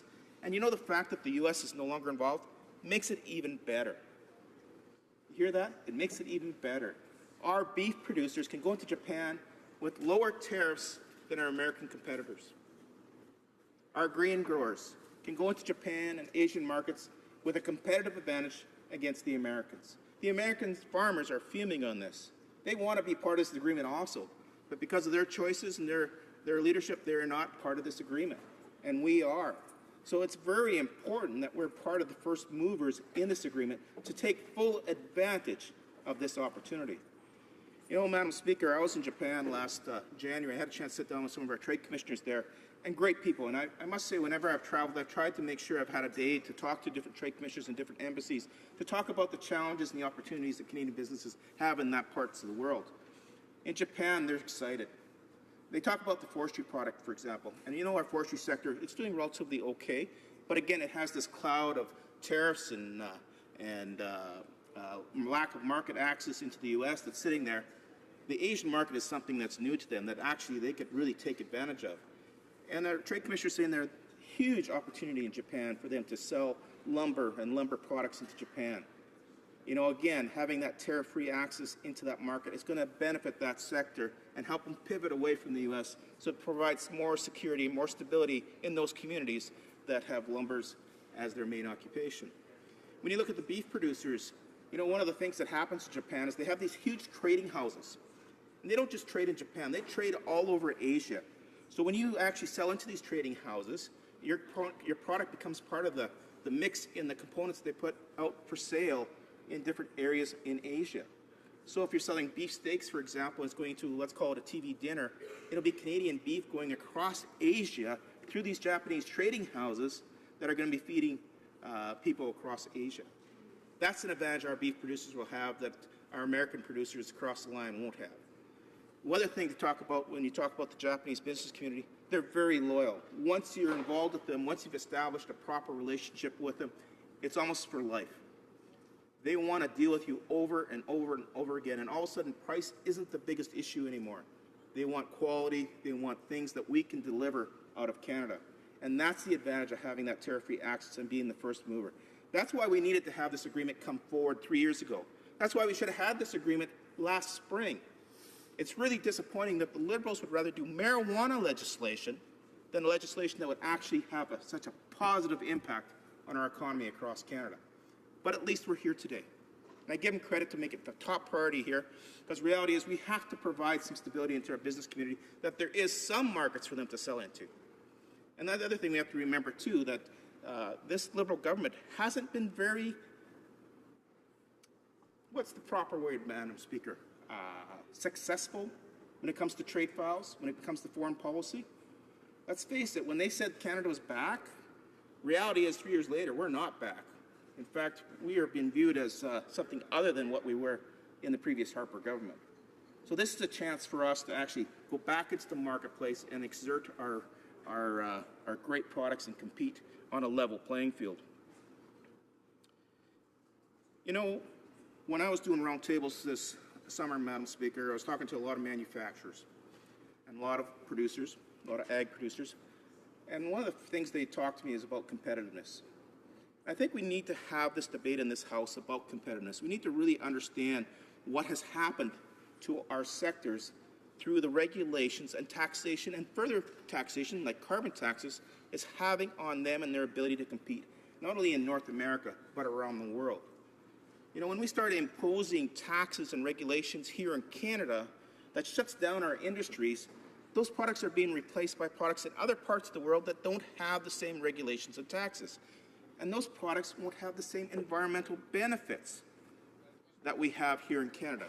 And one thing about we have in Canada is we should be actually selling more goods, building more things, because our environmental standards are so high compared to other regions in the world. We should be exporting like crazy because it's better for the global environment if we do it here than we do it in a third world country. But we tend to penalize. This government wants to penalize our manufacturers. They want to penalize our different sectors. They view them as something bad. They're our strength. They're our global strength. We should be embracing them. We should be working with them, making sure that they have all the opportunities to sell their products and goods right around the world, not beat them up.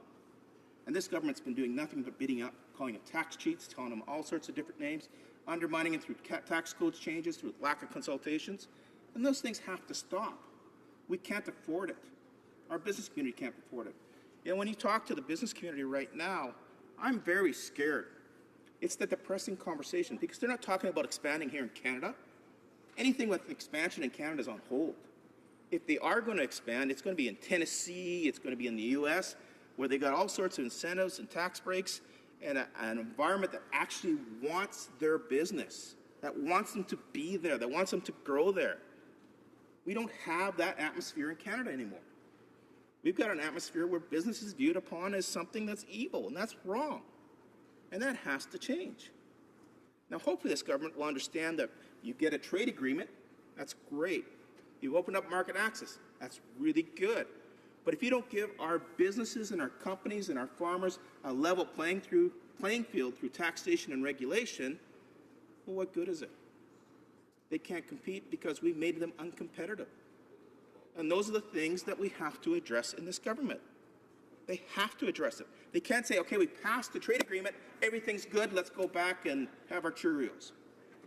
No. The trade agreement's just the first step. You need now to go to work.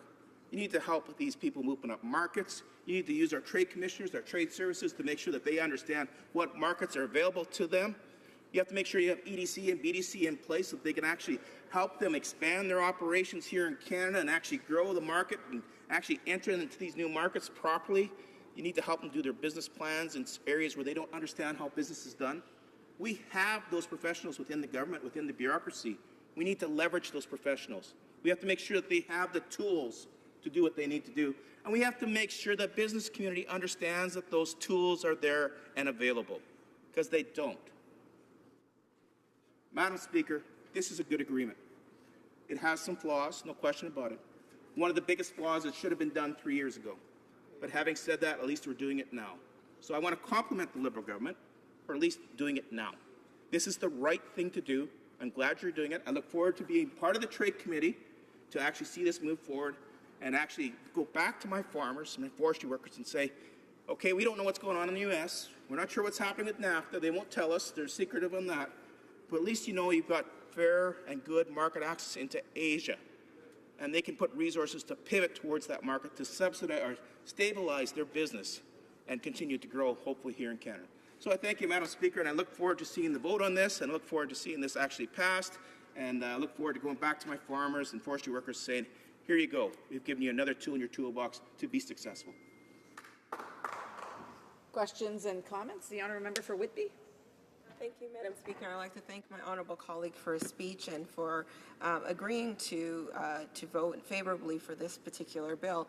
Well, Madam Speaker, he spoke about, it being a rough 3 years for businesses, about how this government needs to level the playing field for businesses. Madam Speaker, we reduced the tax rate for small businesses down to 9%. The Canadian small businesses under our government have created over 500,000 good middle-class jobs that will allow Canadians to succeed. We've created conditions where there's the lowest unemployment in over 40 years. We are investing in families. We've invested in the dairy industry, Madam Speaker. He brought that up in his speech. $350 million to $250 for technology and equipment, $100 million for modernization. We are making investments that help create a playing field for businesses to do well, but are also creating the conditions to expand, allow them to expand to other markets and grow their businesses successfully. Just a comment, Madam Speaker. The honourable member for Prince Albert. Thank you for her question, and it's a good question. The stats are sound very impressive, but when you get into the weeds of those stats and actually how they actually operate and function, they don't mean nothing. When the business community comes to you and says, you know what, we're being taxed more, we're being regulated harder than if we're located in the U.S., that's an issue. When they see huge U.S. tax changes this last year, and this government says they're not a problem, and our business community says, yes, it's a huge problem, you've got an issue. When you start calling your business owners tax cheats, you've got a problem. When you change the structure in which they operate their businesses so they can't save for that rainy day or for that period of time when there's a downturn in the economy, you've got a problem. When you've taken the tools they need to succeed out of their toolbox and then hide it behind some stats and numbers, you haven't helped them. You've done more harm than good. And that's what you've done as a Liberal government. I just want to remind the member that he's to address the questions and comments to the chair, and maybe if he wouldn't use the word you, it would be so much easier. Questions and comments, the honourable member for Essex. Speaker, and I thank my colleague on the Trade Committee. We've sat there since the election, and I've enjoyed our time there. He, like I, spent a very long time traveling with the Trade Committee across Canada. We heard from over 400 witnesses on the original TPP, and there's very little difference, Madam Speaker, between the CP-TPP and what was the original TPP, and that's certainly true for the dairy farmers of Canada, who, when they heard the news that we had signed on to the CP-TPP, called it a somber day for the 221,000 Canadians that depend on the dairy sector for their livelihood.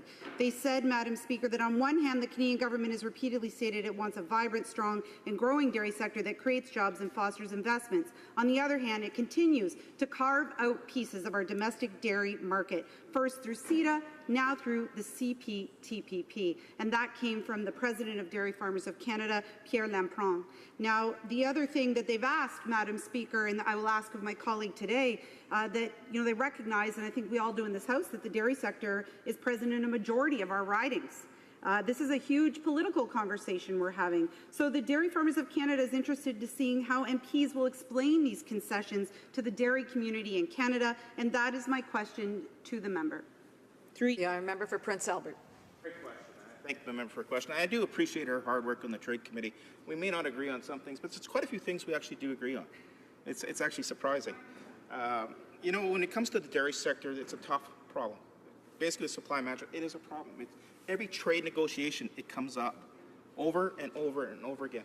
And I give them credit. In CETA, for example, they were allowed, basically for the benefit of the country as a whole, they allowed some market access. They agreed to that, providing they had appropriate compensation for it. In TPP, it was the same thing. They said, you know what, we want our beef producers and our grain producers and our manufacturers to actually do very well. So if that means we have to give up a little bit of market access, providing we're properly compensated and provided that we maintain the pillars that are required for supply management, we'll live with it. Don't like it, but we'll live with it. What happened with the Liberals when they took control? They lose the compensation part of the equation. So now they're sitting with a scenario where they don't know what it looks like. The Liberals will say, yeah, we're going to be there for you. Well, then tell them what you're going to be there for them with, because they don't know. They don't understand. So that's a fair question, and the Liberals owe them an answer to that question. Resuming debate. Reprise de débat. The honourable member for Whitby. Thank you, Madam Speaker, and I'd like to really take this opportunity to express my support for Bill C-79, an act to implement the CPTPP, the Comprehensive and Progressive Agreement for the Trans-Pacific Partnership between Canada, Australia, Brunei, Chile, Japan, Malaysia, Mexico, New Zealand, Peru, Singapore, and Vietnam. Madam Speaker, I really do support this particular piece of legislation. I think particularly because where I come from in Whitby, we have a lot of small businesses. We have a lot of families who are middle-class families who depend on the growth and success of their businesses to be able to achieve, to be able to provide for their children, to be able to provide for themselves for years to come. And the fact that this agreement, the CPTPP, as I'll refer to it from this point forward, allows access to Asian markets, to the Asia-Pacific markets, is something that will really benefit not just the people of Whitby, the people of Durham region, but right across the country. This particular agreement will open a market to an additional 500 million customers, Madam Speaker, resulting in 40% of the world economy. This allows us to not be solely reliant on the bulk of our trade going to the United States, but opening up those markets and allowing our businesses to be able to thrive in other jurisdictions. It is one of the largest free trade agreements in the world, access to a trading bloc of 495 million people with a combined GDP of over 13.5 trillion. Canadian businesses will get preferential access, market access for our exporters to key markets in the Asia-Pacific region. And I think that is critically important. One of the things that Canadians need to understand about this agreement, one of the things that we want to ensure that Canadians know and Canadian business owners know is that we have full confidence in their ability to grow their businesses and to do well by their customers, to put forward business plans that allow them to grow. And we've seen that over the last 3 years, Madam Speaker. We've seen the Canadian economy being the fastest growing in the G7, Madam Speaker. Our small businesses have created 500,000 jobs over the since we've taken office, Madam Speaker. They are the engine that drives our economy, and we're creating even better conditions for them to get their goods and services to market. We have the lowest unemployment in 40 years, Madam Speaker. Our middle-class families are feeling the positive effects of our policies. A family of 4 right now here in Canada will be receiving, $2,000 more in their pockets. So we're seeing the economy doing well. How do we make that better for businesses? You know, the previous speaker, I'm going to go back to my answer, the question that I gave in the previous, the statement that I gave to the previous speaker, said that it was a tough 3 years, and then he spoke about creating a level playing field for businesses. Well, Madam Speaker, we've done that. We've reduced the small business tax rate for our businesses down to 9%. We're making sure that there is a level playing field. But Madam Speaker, we can and we will do more. We're actively diversifying our trade, something that Canadians, when I go to the door in Whitby, people are concerned. They're concerned about NAFTA, they're concerned about steel and aluminum, and they want to ensure that this government is taking the steps to not only make things better here on the ground, but to also look forward and think of how could we make things better? How can we allow our businesses to have access? So, Madam Speaker, I want to talk about a couple of businesses in Whitby, specifically. Whitby has a company called Greenwood Mushroom Farm. Not a lot of my riding is rural, but we have a few farms on the north end of the riding, and they're really sophisticated, innovative enterprises. Greenwood Mushroom Farm is a state-of-the-art facility in North Whitby. Windmill Farms is the sales, distribution, and marketing division of Greenwood Farms. It's one of the largest mushroom-producing companies in Canada. It was built in the early 1960s. It has grown. They have made massive investments in ensuring that they're innovative, they're staying top of the line. If you go through the facility, you don't smell anything. They have a state-of-the-art compost facility. It is actually remarkable, and I would invite anybody to come to Whitby to tour this fantastic farm. And the reason that I bring up Greenwood Mushroom Farms, I could bring up any number of farms that are in Whitby, is because some of the benefits that we see for agriculture and agri-food products through this particular agreement, through the CPTPP. They will benefit from immediate duty-free treatment of tariffs on many products to be phased out gradually.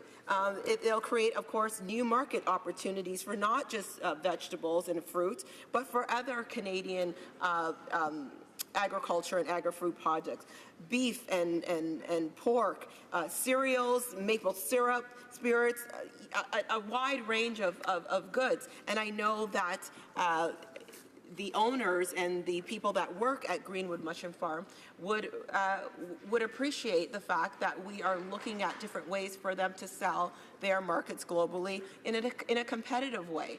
And again, this goes back to who is within these organizations, Madam Speaker. This isn't some arbitrary company that is doing, that's trying to grow. These are Canadian families. These are middle-class families that are trying to do what best they can to work at an organization, to stay competitive, to be able to expand and grow and do what they need to do for their families. Madam Speaker, I will also like to talk about the tech industry, the technology industry. Madam Speaker, in Whitby, and I think many people will be surprised to hear, we have a thriving number of businesses in our downtown core, and we are having immense revitalization of our downtown. Our downtown is becoming a place where people want to hang out. We no longer go to Toronto. We stay in Whitby. There's things to eat and drink and activities for families, and people like to be down there. But it also has the ability to be a place where people live, work, and play. There's no longer the need, or we're creating what is no longer the need for people to go to Toronto to go to work. We have companies like GeekSpeak who do global work, companies like 360 Insights that work in international markets, Madam Speaker. And our tech industries are really supportive of the CPTPP, more so than the TPP, because of the provisions we negotiated in intellectual intellectual property. These companies, again, middle-class families. I actually knocked on the doors of the owners of Geek Speak. I've seen their children. I know who they are. They want to be able to provide the services that they've taken from a little idea in a basement to a thriving enterprise within downtown Whitby, to then take it to beyond their global enterprise that they currently have. And I think that that's critically important to understand that our companies want to be able to grow and succeed, and we're giving them the access to do that. We're creating the conditions by which they will be able to grow and to succeed. Madam Speaker, I would be remiss if I did not speak to the auto sector. Madam Speaker, of course, in Durham Region, we've heard from many colleagues in here about the auto sector and the challenges with NAFTA, with steel, with aluminum. Madam Speaker, the diversification of our products and goods and services to Asian Pacific markets will help. Right now, we are most of our trade goes to the United States. The opportunity to have that go to a market of close to 500 million people really will impact our businesses in a positive way. We have confidence in our businesses. We have confidence in our small businesses. We have created the conditions domestically for them to succeed. We are now creating the conditions for them to succeed internationally. Thank you, Madam Speaker. Comments? Questions et commentaires? The honourable member for Essex. Thank you, Madam Speaker. And I have a lot of respect for the member opposite, but I'm very disappointed in her today to not even mention auto, to not talk about the vibrant auto community in Whitby, Oshawa. Unifor local president for 222, Colin James, represents 21,000 members. I'm talking about the harm to auto, the loss of jobs to auto. How many people will be out of work that won't be able to enjoy Whitby in the way that she described it because of the CPTPP? That's what I'm talking about. So, first of all, Madam Speaker, she spoke about the tech industry. I just want to give her a quote from committee. We heard from Jim Balsillie, the former CEO of the Canadian company Research in Motion, and this is what he said. Quote, there is nothing in the TPP specifically advancing the interests of Canadian companies. Canada would be a colossal loser under the TPP, end quote. But I want to go back to auto, because what I'd like to ask her, and I hope she's done the work on this representing auto workers, I would like her to explain to this House the interpretation of the CPTPP rules of origin and the connection to auto jobs being threatened in her riding of Whitby. And I will just note that the automotive parts manufacturers are predicting 20,000 jobs lost across our supply chain in Ontario. So if she can explain to this House her interpretation of the rules of origin and why she thinks the CPTPP is good for auto. The honourable member for Whitby. Madam Speaker, the member opposite started by saying that I didn't mention auto. I did mention auto. I said I would be remiss if I did not mention auto at the end of my speech. Madam Speaker, I don't expect that the member opposite would agree. We've heard from the NDP for most of today and yesterday that they don't agree with this particular trade agreement. In fact, they don't agree with many trade agreements, Madam Speaker. Madam Speaker, we have made it very clear that the companies, I'll talk about tech for a minute and then I'll go back. We have made it very clear that we want to negotiate very good deals for Canadians. Our government has been very clear on ensuring that we are making investments in innovation, investments in ensuring that companies, tech companies, other companies have the level playing field to be able to do well, to succeed. And we've made the necessary provisions within the TPP with intellectual property to ensure that they are succeeding. When it comes to auto, again, Madam Speaker, we need to be clear that our auto manufacturers here within Whitby, within Cambridge, across the country, Madam Speaker, especially in Ontario, they're facing challenges with NAFTA, with steel, with aluminum. The ability to diversify our markets, to allow them to get their goods and services, their parts, the autos to different markets is something that is necessary. And if the NDP can't get on board with that, then I'm not sure what they will be able to get on board with. Questions and comments? The honourable member for Kingston and the Islands. Thank you very much, Madam Speaker. You know, I've been listening to this debate throughout the day, and I can't help but revert back to this idea that the NDP wants nothing to do with trade whatsoever. And the reality of the situation is, unfortunately, I guess, for their position, is that the world is changing. You know, as we see more globalization and more opportunities for businesses to connect to other parts of the world, the reality is that trade is becoming a norm that we have to accept. And I really hope that the NDP can, at one point, accept the fact that it's a reality.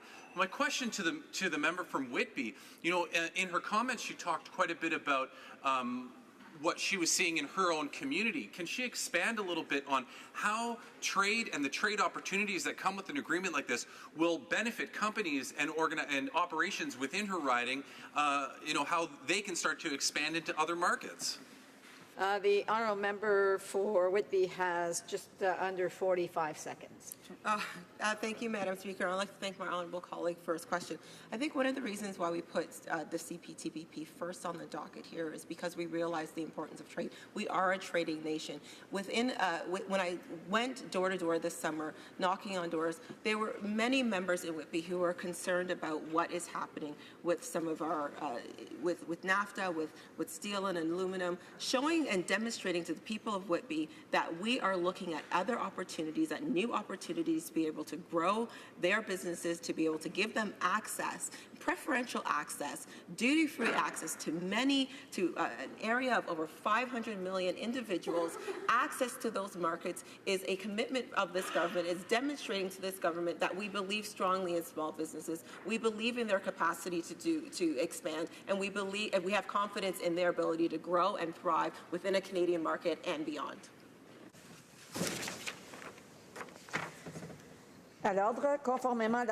Order, please. Pursuant to Standing Order 38, it is my duty to...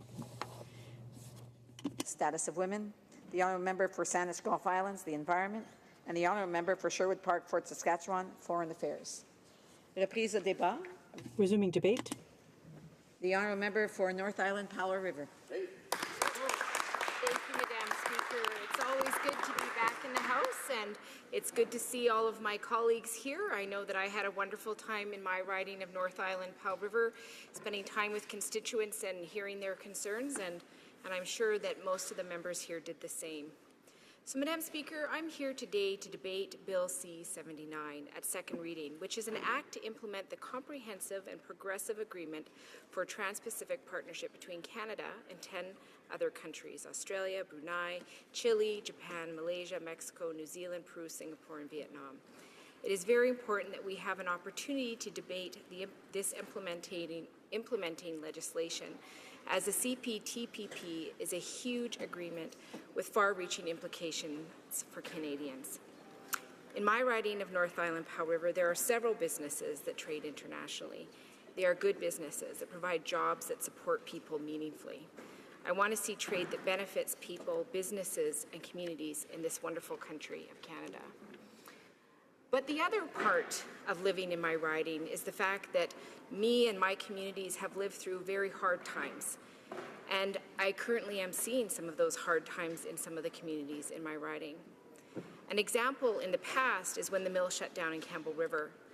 I saw a lot of people lose their incomes. Soon afterward, some lost their homes. Many had to have one partner travel to another community to work while the remaining family stayed at home and did their very best to survive.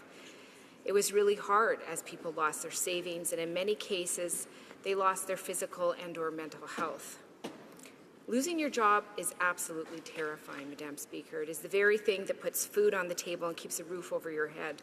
When you lose your job and cannot find meaningful employment, it can break so much in your life. I think of a community right now in my riding, Port Alice, that has been waiting for several years for the mill to reopen after years of being closed.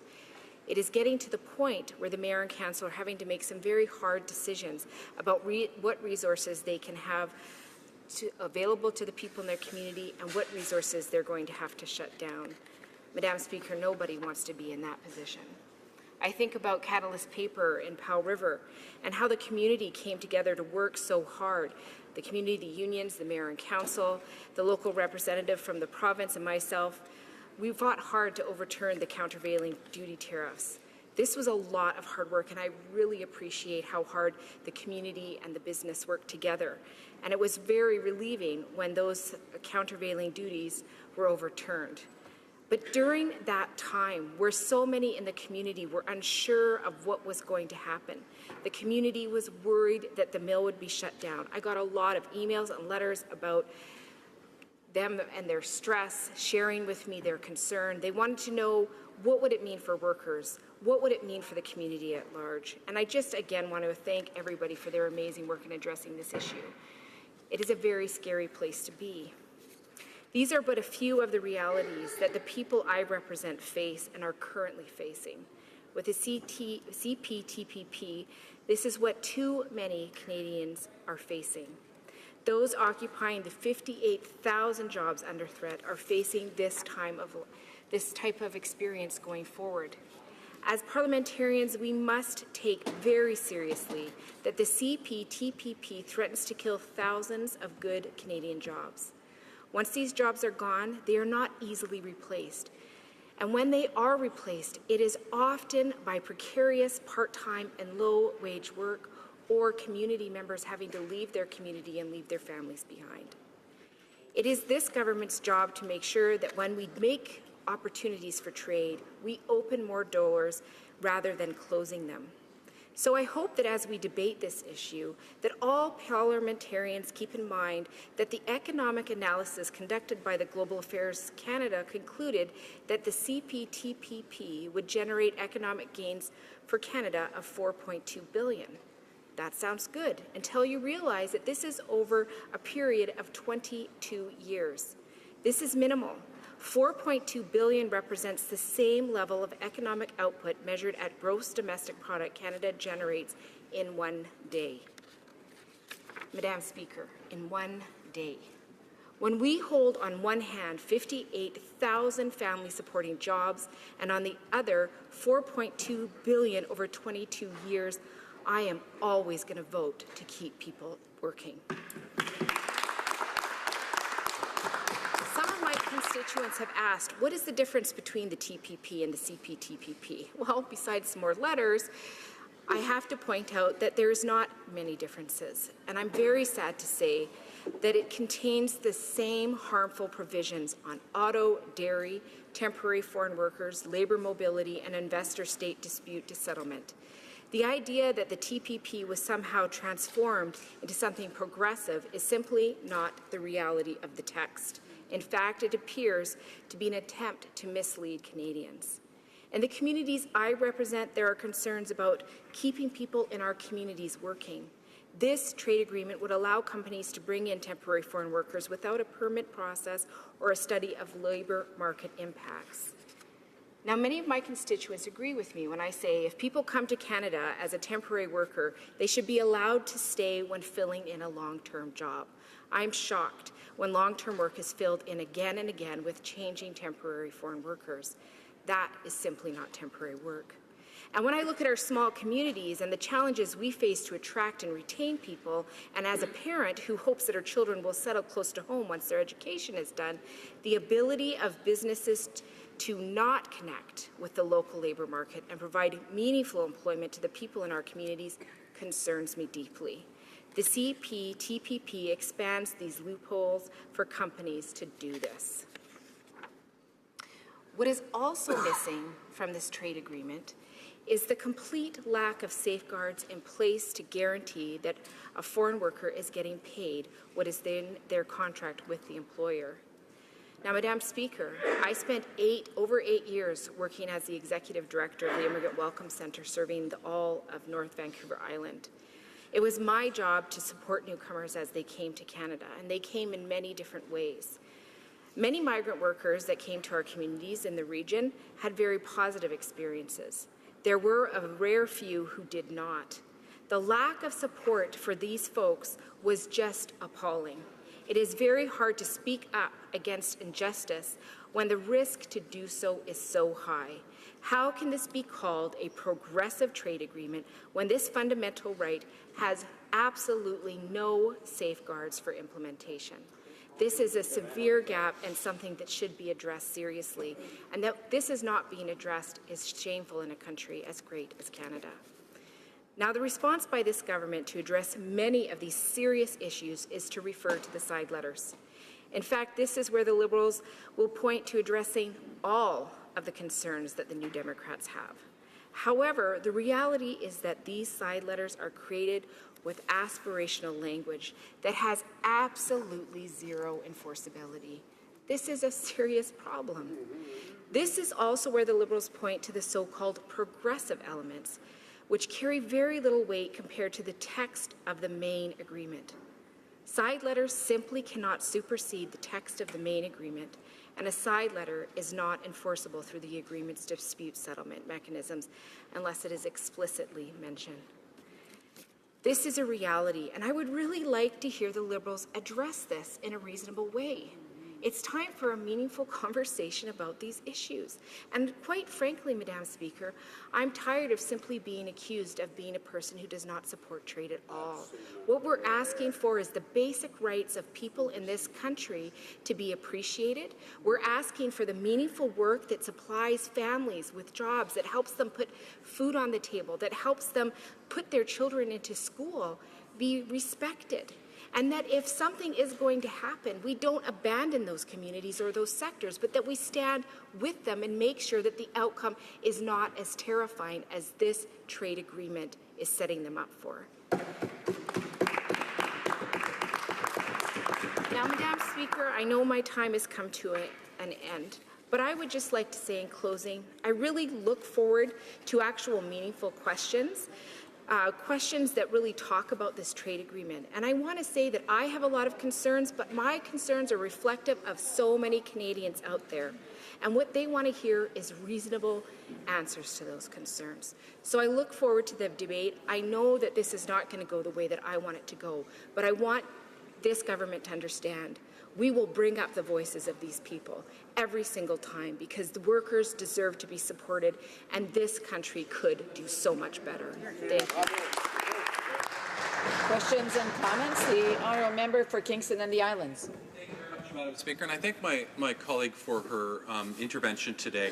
And in particular, I want to thank her for taking the opportunity to talk about her constituents and in particular, those who are experiencing job losses. As we know, that can never be an easy thing for somebody to go through. And for her to come here and articulate that, I think is extremely important. She talked a little bit about the statistics, Madam Speaker, of trade and how she saw it as impacting jobs within her community and throughout the country. I'm wondering if she has any statistics on the other end that will talk about what the impacts will be to Canada should Canada not be part of this particular trade agreement. If Canada chose a more an approach that the NDP seems to favor more of actually removing itself from trade deals, what would the impact be to Canada in terms of how that is going to affect us in our relationships and our ability to continue to create jobs and good jobs in her riding? The honourable member for North Island, Powell River. Thank you, Madam Speaker, and I will answer the question through you, Madam Speaker. First of all, I want to thank the member for the question. I think it is always appropriate that we stand in this House, we make sure to speak of the people we represent, the challenges that they face. And I also think about my granny who used to always say to me, you know, if you make a choice, Rachel, and it makes other people suffer, you better think twice about making that decision because your success does not erase the suffering of others. So I would first remind the member, through you, Madam Speaker, that it is actually their job to make sure that we have the research before us that tell us about the opportunities. I think the people who are going to potentially lose their job, the 58,000 individuals and families, definitely need to see where their opportunities are going to come from. They need to see where the benefit is going to be for them if they lose their positions. And, you know, I just can't believe that the government would ever stand in one place and say it's okay if we lose those jobs because maybe we'll find an opportunity over here. And the stats are very clear, $4.2 billion over 22 years. Tell me how that's going to assure the 58,000 people who don't have a job. Questions and comments? The honourable member for Edmonton Manning. Thank you, Madam Speaker. I think I sensed through the speech of the honourable member that There was a list of benefits versus disadvantages in the CPTPP agreement. I would like to ask you if she can list at least two items that are benefits to Canada through signing and going forward with this agreement. The honourable member for North Island, Powell River.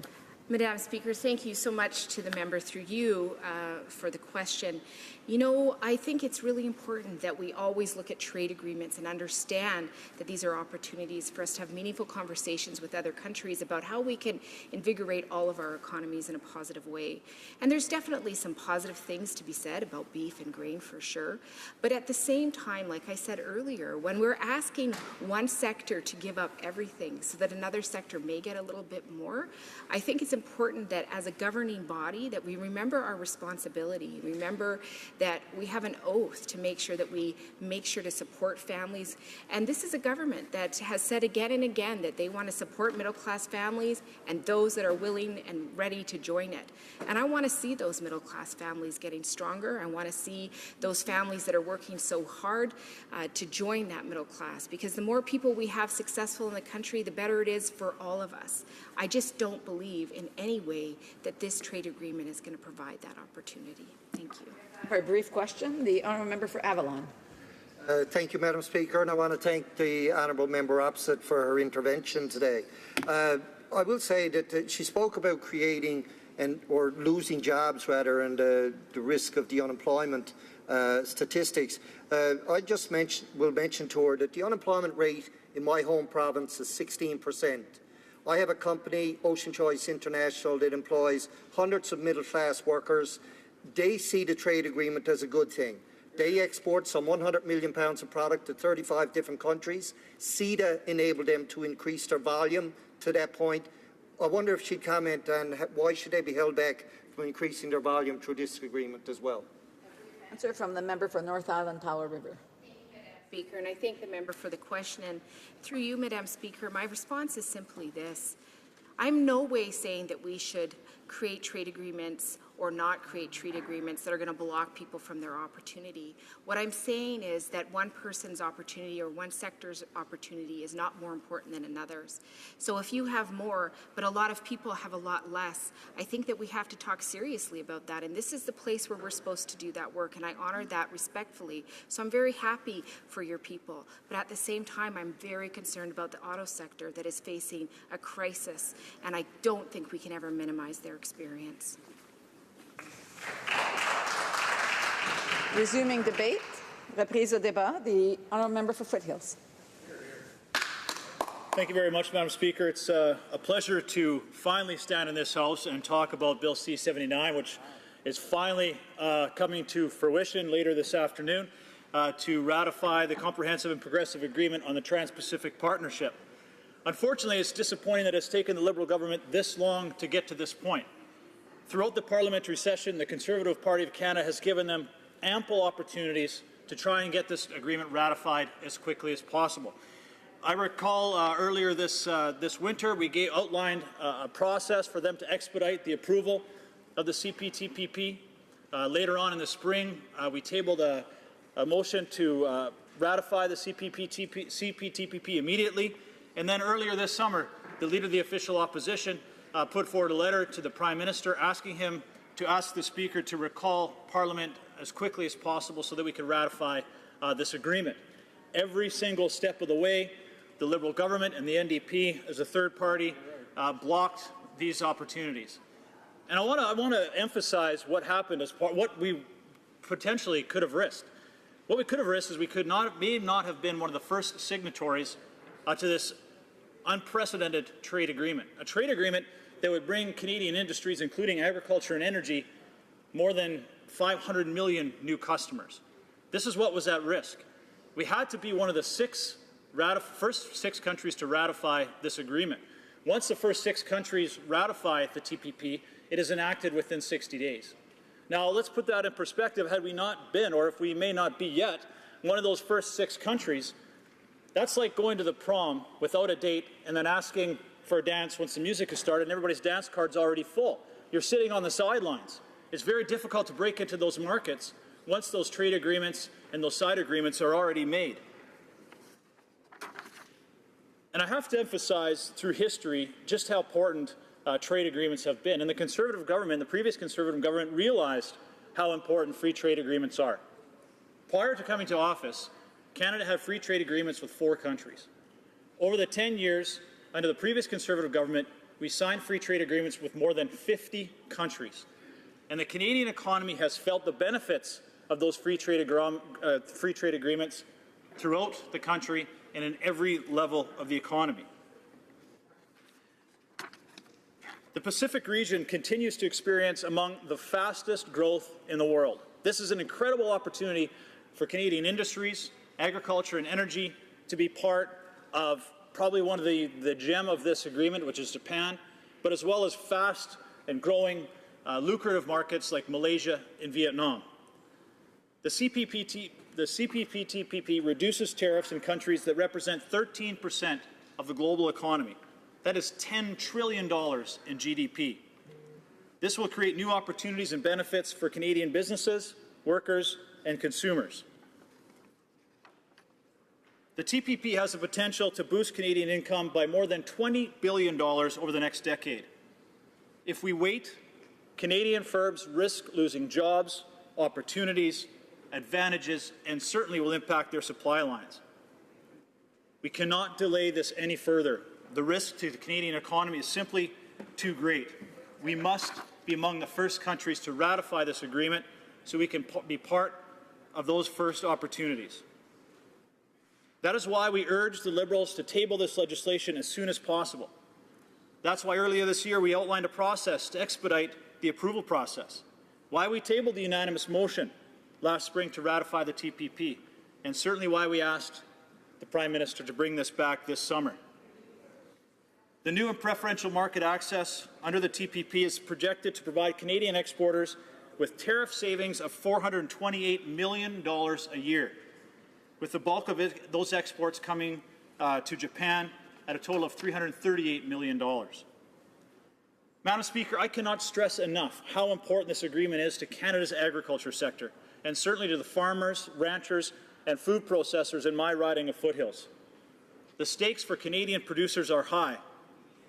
Now, they're high because of the damage that this Liberal government has done with our foreign affairs and irritating our trusted trading partners. Our agriculture sector has lost vital trading markets like India for our lentils and pulses, Italy for our durum wheat, and certainly now with NAFTA hanging by the threads, we are at risk of losing the United States, our #1 trading partner, because at every opportunity, the Liberal government has antagonized the United States administration by constantly tabling these progressive, social value, domestic issues that have nothing to do with an economic agreement. That is why we are at an incredibly weak negotiating position when it comes to NAFTA, which also makes the CPTPP that much more important. We need to ratify this agreement so we have those additional markets, 800 million new customers, but it also gives us important leverage in the negotiations with the United States and NAFTA. I cannot express that enough. For example, Japan is Canada's 3rd largest export market for agri-food products. That amounted to almost $4 billion in trade in 2016 alone.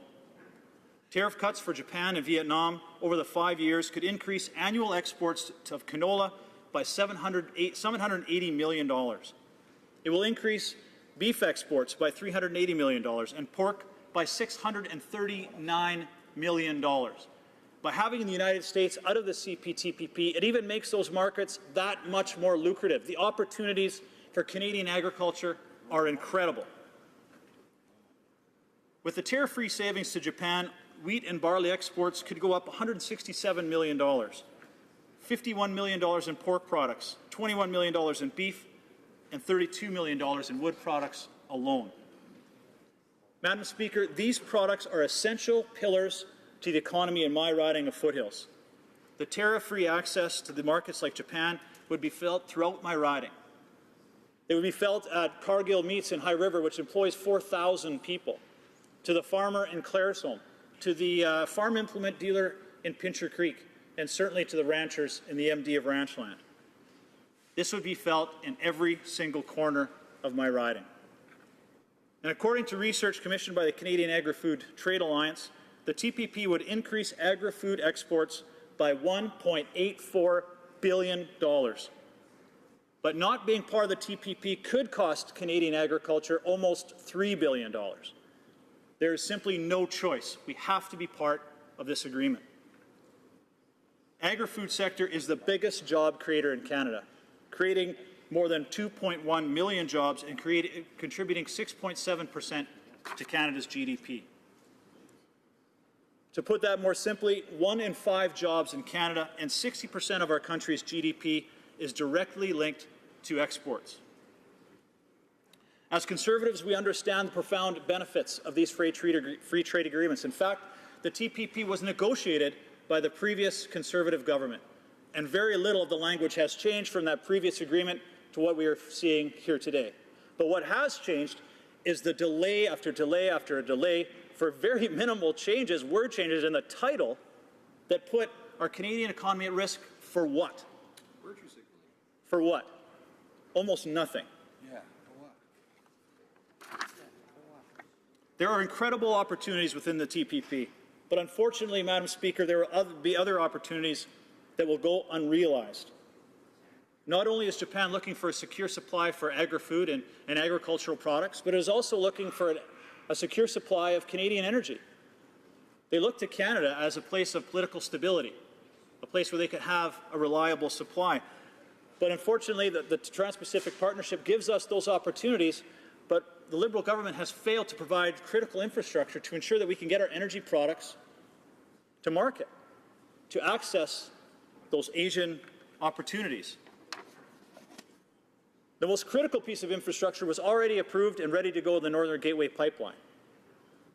But the Liberals made a political decision to cancel that pipeline. And now we have seen them bungle away a second opportunity in the Trans Mountain expansion.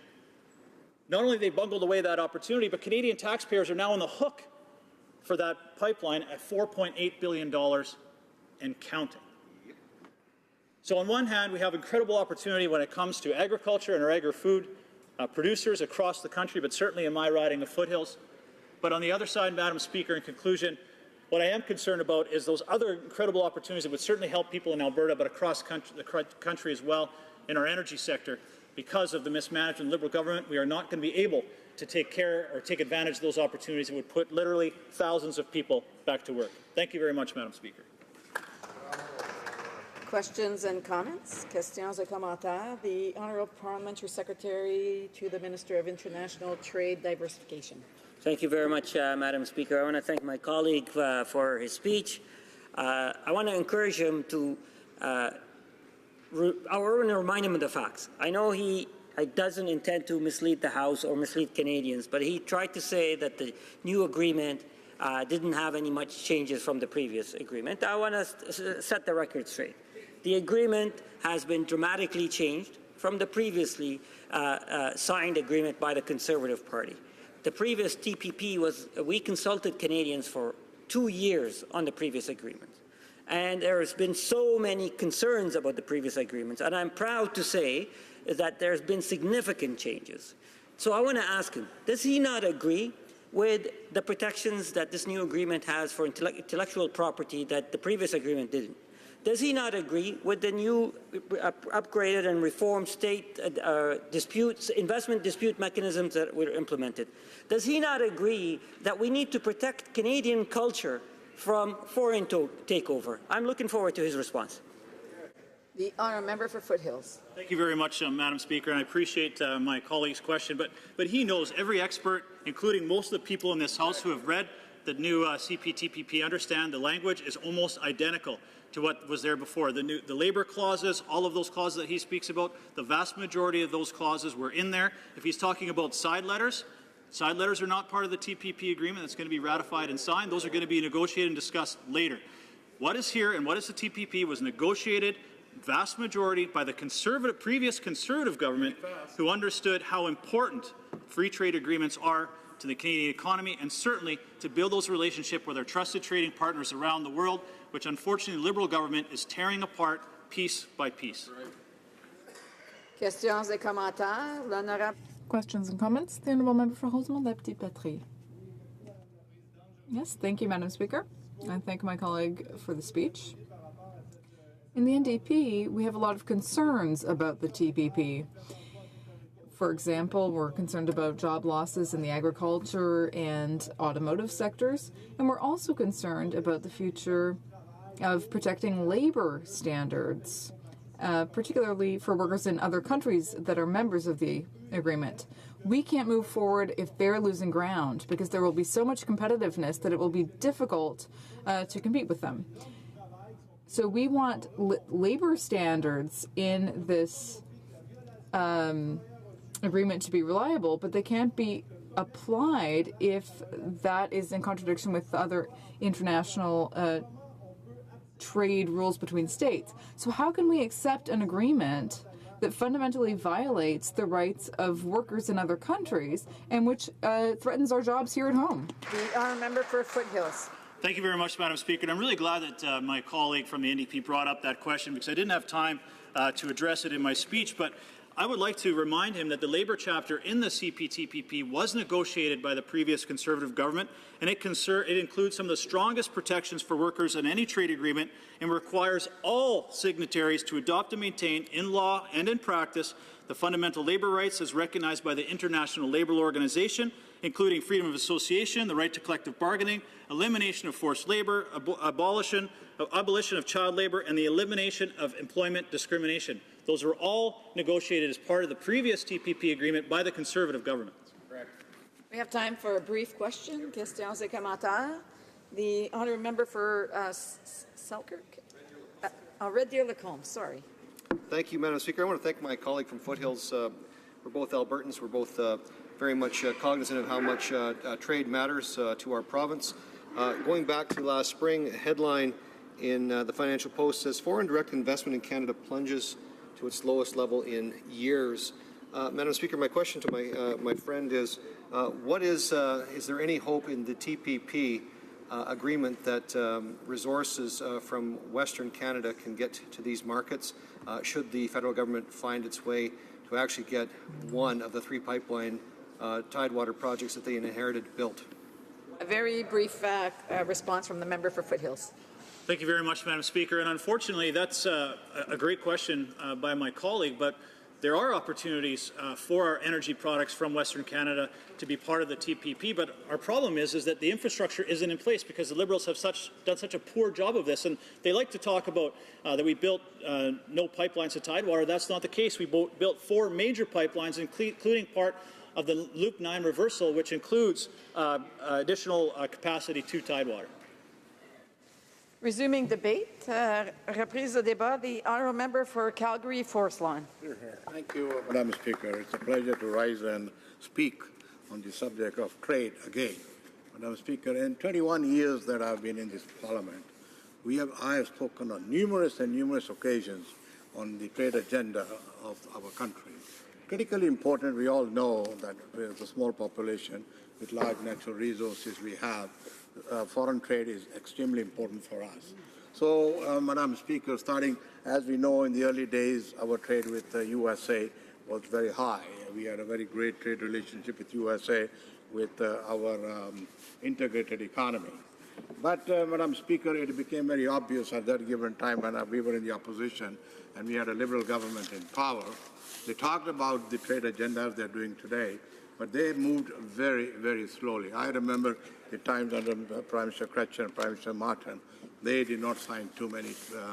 They talked a lot about it, but they didn't sign at all any meaningful trade agreement. But during that period of time, too, Madam Speaker, when we were doing that, the NDP, today we are expressing some concerns, have always, let's be very clear, have always opposed any trade agreement, period. Speaker. So then, Madam Speaker, we recognized the fact that Canada needed to open up its market and not rely on one market. And henceforth, all government efforts were directed towards that direction with the help of the Department of Foreign Trade and Foreign Affairs. And, Madam Speaker, we have some very excellent public service out there, officers who have had extreme experience in negotiating trade deals, Madam Speaker. They are non-partisan, but they look after the interests of Canada. I want to make that point very clearly because this government is trying to put their work down, Madam Speaker, as if the public servants that are out in the department do not know what is good for Canada, Madam Speaker. The fact of the matter is, Madam Speaker, when our government came into power, the Conservatives, they realized that we needed to push this agenda very strongly. And as my colleague has stated, of the number of trade agreements we signed, let's not forget how many of them we signed FIPA agreements around the world as well, Madam Speaker, because FIPA agreement is the first footstep into going into international trade, Madam Speaker.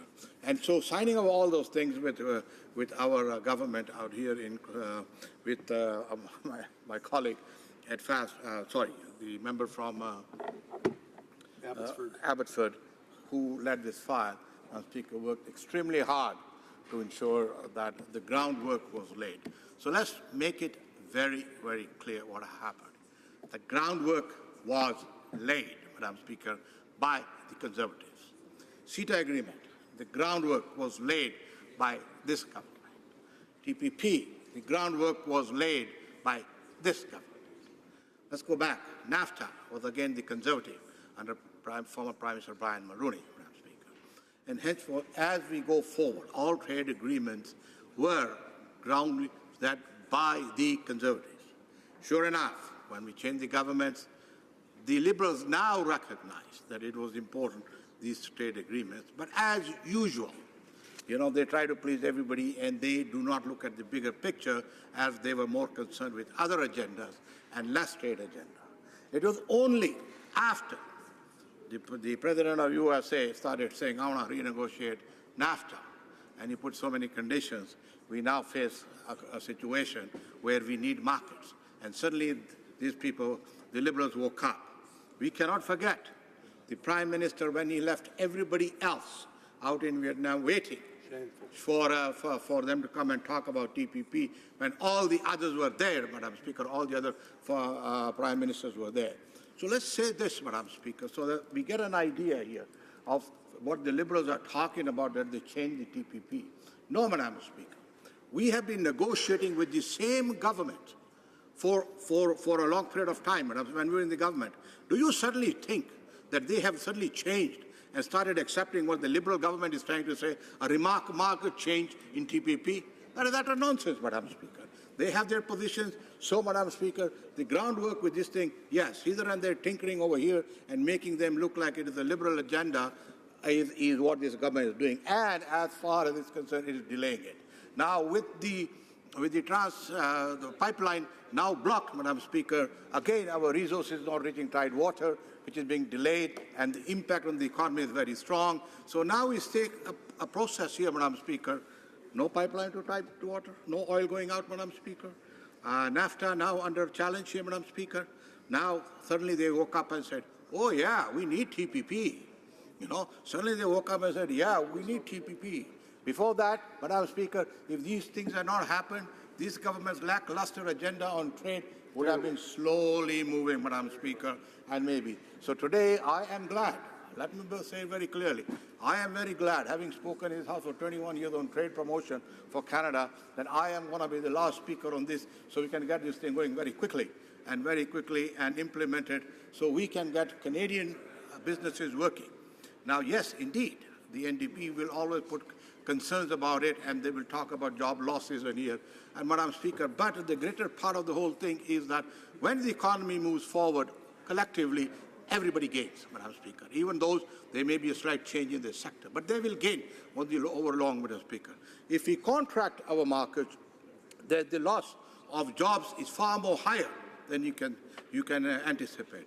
As my colleague said here, and they're talking about farmers. I got my colleague sitting next to me, who's a great farmer in Alberta, Madam Speaker, and he is looking also for markets to sell his crop, Madam Speaker, and he's a successful farmer, Madam Speaker. So when they say that the NDP, that the farmers are very much worried, well, let me tell you, Madam Speaker, sitting next to me, my farmer is not worried. He's looking for the opportunity that will present him to sell his grain out on the world market, Madam Speaker. This is what Canadian business is looking for. Madam Speaker. So let's look at the larger picture of what is important for this country, and what is important for this country is to have trade agreement. Good trade agreement, yes, Madam Speaker, that takes many of the, so that we have a level playing field which Canadian businesses have with other countries, Madam Speaker.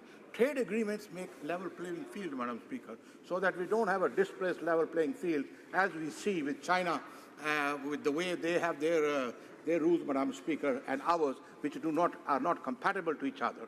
You see, which is why the Chinese are not very keen on and neither were we in the Conservative government very keen on opening a free trade with China, because we have a different regulatory system. But with the USA, with other countries, now with opening market with Japan, with all these countries, yes, Madam Speaker, we are looking at growing economies of the world, of which we should be part of it, Madam Speaker, so that Canadians can benefit, jobs, as we all say, Madam Speaker. And so we need a collective approach from this government here, Madam Speaker, so that they can then, Madam Speaker, we can then move forward. How much time do I have, Madam Speaker? So I'll give my time to my colleague who wanted to speak here. Is that all right? Keep going. No. I'll keep going. Okay. So I'm almost out. That's all right. Okay. But I do have to say one thing. I want to tell you guys here. Wake up and smell the thing, okay? Wake up. Remind the member that he needs to address the comments and questions of the chairs, and I know that he's been in the House a lot longer than I have, so he should know the rules by now. Absolutely. I agree with you. But sometimes you get carried away, and then what happens? Nevertheless, Madam Speaker, let's get this file moving very fast, very forward, because this is good for Canada. Thank you. Questions and comments? The Honourable Parliamentary Secretary of the Government House Leader. Yes, thank you, Madam Speaker. You know, this is a government that has been actually moving quite quickly on the whole trade file. You know, within months we had a signing of Ukraine agreement between Canada and Ukraine. You remember the economic European Union? That's the one that was off the tracks. It was this government that got it back on the track. And with those 25+ nations, we are actually to get it signed off. Madam Speaker. Remember the World Trade Organization legislation that we had that enhanced and enabled additional trade. You see, Liberals understand the importance of trade and the impact it has on Canada's middle class, those aspiring to be a part of it, Madam Speaker. That's why it's such a high priority for this government, Madam Speaker. Here we're talking about the Pacific trade, Madam Speaker. Once again, Liberals are out front, driving it forward in terms of trade. We appreciate the Conservative support of the legislation, and I'm wondering if the member across the way can explain why he believes that the NDP want to oppose this legislation. In fact, they oppose all trade legislation. I just want to remind the member from Selkirk Interlake Eastman that he needs to behave. He needs to make sure that he provides a I know it's a very passionate issue, but the Honourable Parliamentary Secretary did have the floor and should have had the respect of the House. The Honourable Member for Calgary, Forest Lawn. Madam Speaker, I remember my colleague on the other side sitting over there when we were in the government and talking about the trade agenda, Madam Speaker. It was our government that was proposing very strong the agenda. When you were sitting over, sorry, not you, the member was sitting over there, Madam Speaker. I remember him opposing all those things, Madam Speaker, and saying, go slow. Today he's standing up there blustering about how the Liberals are doing. I can tell you, when you were on the opposition, you never supported the trade agenda that you are now talking about, that you're going to, sorry, Madam Speaker, he's talking about. Madam Speaker, so let me just say this. Madam Speaker, let me say this. It is great that we are all out here today, and we will push forward. My party is supporting it. I'm glad his party is supporting. And to my friends in NDP, this TPP is good for Canada. Thank you. Questions and comments? L'honorable député de Longueuil-Saint-Hubert. The honourable member for Longueuil-Saint-Hubert. Thank you, Madam Speaker. As a member for Quebec, when I hear the member for Winnipeg North, well, I really hear a lot of trumpeting. It's really worrisome to see the Liberals so proud of atrocious things as Canada reserves the right to deal with those measures that have to do with culture. Now, there is an exception, and the exception is something obliging service and contributions by taxpayers. They also say there would be limited access to audio-visual content online. Now, I'm worried about this, Madam Speaker. Is he reassured by these ridiculous side papers which have no value? It's supposed to guarantee that we have the control over Quebec content and Canadian content.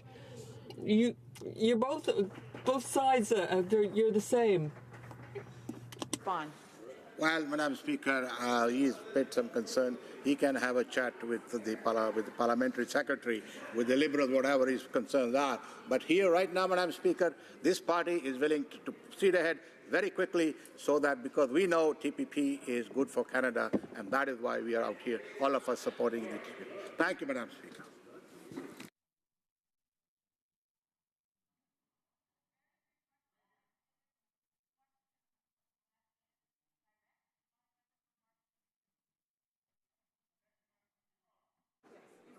Madam Speaker, TPP was started by the Conservative Party of Canada years back. We did a lot of work on it. I have a simple question for the honourable member. Does the Conservative Party's position change on the CPTPP, or we still speak the same language?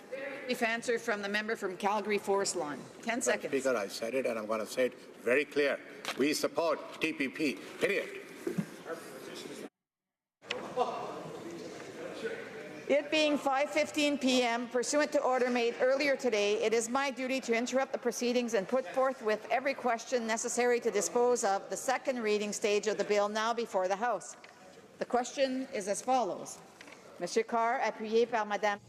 Mr. Carr, seconded by Ms. Qualtrough, moved that Bill C-79, an act to implement the Comprehensive and Progressive Agreement for Trans-Pacific Partnership between Canada, Australia, Brunei, Chile, Japan, Malaysia, Mexico, New Zealand, Peru, Singapore,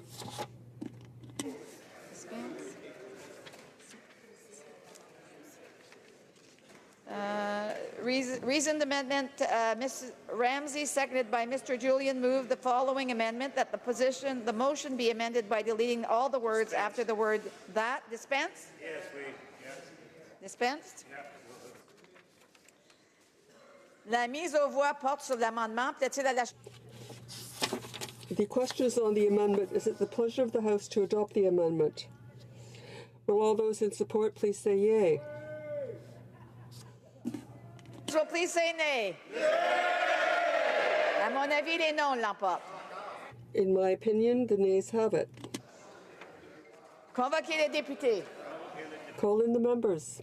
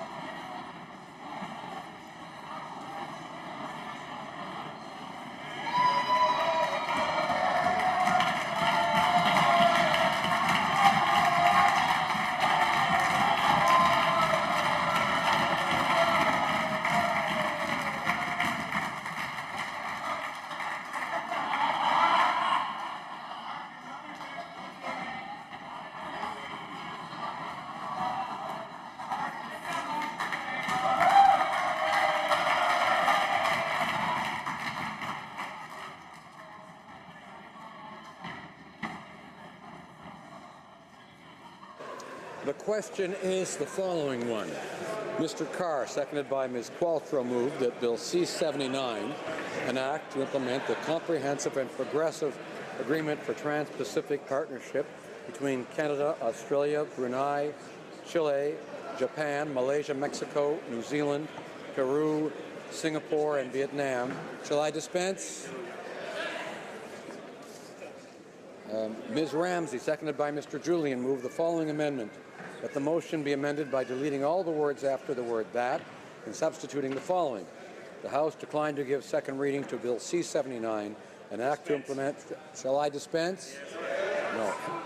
An act to implement the Comprehensive and Progressive Agreement for Trans-Pacific Partnership between Canada, Australia, Brunei, Chile, Japan, Malaysia, Mexico, New Zealand, Peru, Singapore, and Vietnam, because A, 95% of the more than 60,000 Canadians who made submissions on the deal were opposed to it.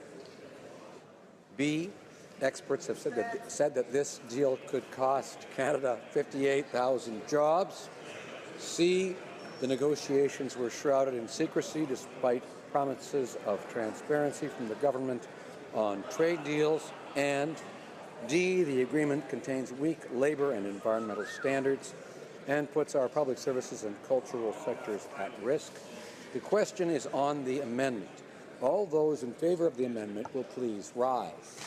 Madame Brosseau. Madame Brosseau. Mr. Julian. Mr. Julian. Mr. Cullen. Mr. Cullen. Mr. Angus. Mr. Angus. Mr. Massey Windsor West. Mr. Massey Windsor West. Ms. Matheson. Ms. Matheson. Ms. Duncan Edmonton Strathcona. Ms. Duncan Edmonton Strathcona. Mr. Christopherson. Mr. Christopherson. Mr. Garrison. Mr. Garrison. Madame Boutin Suite. Madame Boutin Suite. Ms. Blaney North Island Powell River. Ms. Blaney North Island Powell River. Mr. Rankin. Mr. Rankin. Monsieur Dubé. Monsieur Dubé. Mr. Davies. Mr. Davies. Mr. Boulris. Mr. Boulris. Madame Laverdière. Madame Laverdière. Monsieur Dussault. Monsieur Dussault. Mr. Donnelly. Mr. Donnelly. Monsieur Aubin. Monsieur Aubin. Monsieur Nantel. Monsieur Nantel. Ms. Malcolmson. Ms. Malcolmson. Mr. Saganash. Mr. Saganash. Ms. Ramsey. Ms. Ramsey. Ms. Kwan. Ms. Kwan. Madame Quash. Madame Quash. Mr. Blakey. Mr. Blakey. Mr. Choquette. Mr. Choquette. Madame Moore. Madame Moore.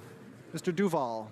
Mr. Duval. Mr. Stetsky. Mr. Stetsky. Mr. Cannings. Mr. Cannings. Mr. Johns. Mr. Johns. Mr. McGregor. Mr. McGregor. Ms. Benson. Ms. Benson. Madame Trudel. Madame Trudel. Madame Sans Souci. Madame Sans Souci. Ms. Hardcastle. Ms. Hardcastle. Madame Hughes. Madame Hughes. Monsieur Beaulieu. Monsieur Beaulieu. Monsieur Plamondon. Monsieur Plamondon. Monsieur Boudria. Monsieur Boudria. Monsieur Sainte-Marie. Monsieur Sainte-Marie. Monsieur Marcil. Monsieur Marcil. Monsieur Thériault. Monsieur Thériault. Madame Gill. Madame Gill. Monsieur Barcelou Duval. Monsieur Barcelou Duval. Ms. May Saanich Gulf Islands. Ms. May Saanich Gulf Islands. Mr. Weir. Mr. Weir. All those opposed to the amendment will please rise. Monsieur Trudeau. Mr. Trudeau. Mr. Hare. Mr. Hare. Mr. O'Regan. Mr. O'Regan. Mr. Sajan. Mr. Sajan. Mr. Goodale. Mr. Goodale. Monsieur Rodriguez. Mr. Rodriguez. Ms. Petitpot-Taylor. Petitpot-Taylor. Monsieur Leblanc. Monsieur Leblanc. Ms. Chager. Ms. Chager. Ms. Qualtrough. Ms. Qualtrough. Mr. Morneau. Mr. Morneau. Mr. Bryson. Mr. Bryson. Ms. Wilson-Raybould. Ms. Wilson-Raybould. Mr. Macaulay-Cardigan. Mr. Macaulay-Cardigan. Ms. Bennett. Ms. Bennett. Mr. Baines. Mr. Baines. Mr. Hussein. Mr. Hussein. Mrs. Philpott. Mrs. Philpott. Mr. Blair. Mr. Blair. Ms. Tassie. Ms. Tassie.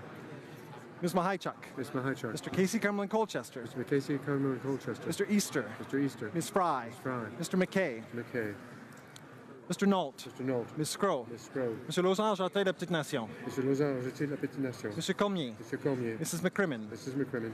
Mr. Algabra. Mr. Algabra. Mr. Leslie. Mr. Leslie. Mr. Carr. Mr. Carr. Ms. Gould. Ms. Gould. Mr. Sohi. Mr. Sohi. Monsieur Champagne. Mr. Champagne. Mr. Holland. Mr. Holland. Ms. Monsef. Ms. Monsef. Monsieur Garneau. Monsieur Garneau. Ms. Duncan at Etobicoke North. Ms. Duncan at Etobicoke North. Monsieur Duclos. Monsieur Duclos. Madame Leboutillier. Madame de Boutillier. Madame Bibot. Madame Bibot. Mr. Cousin. Mr. Cousin.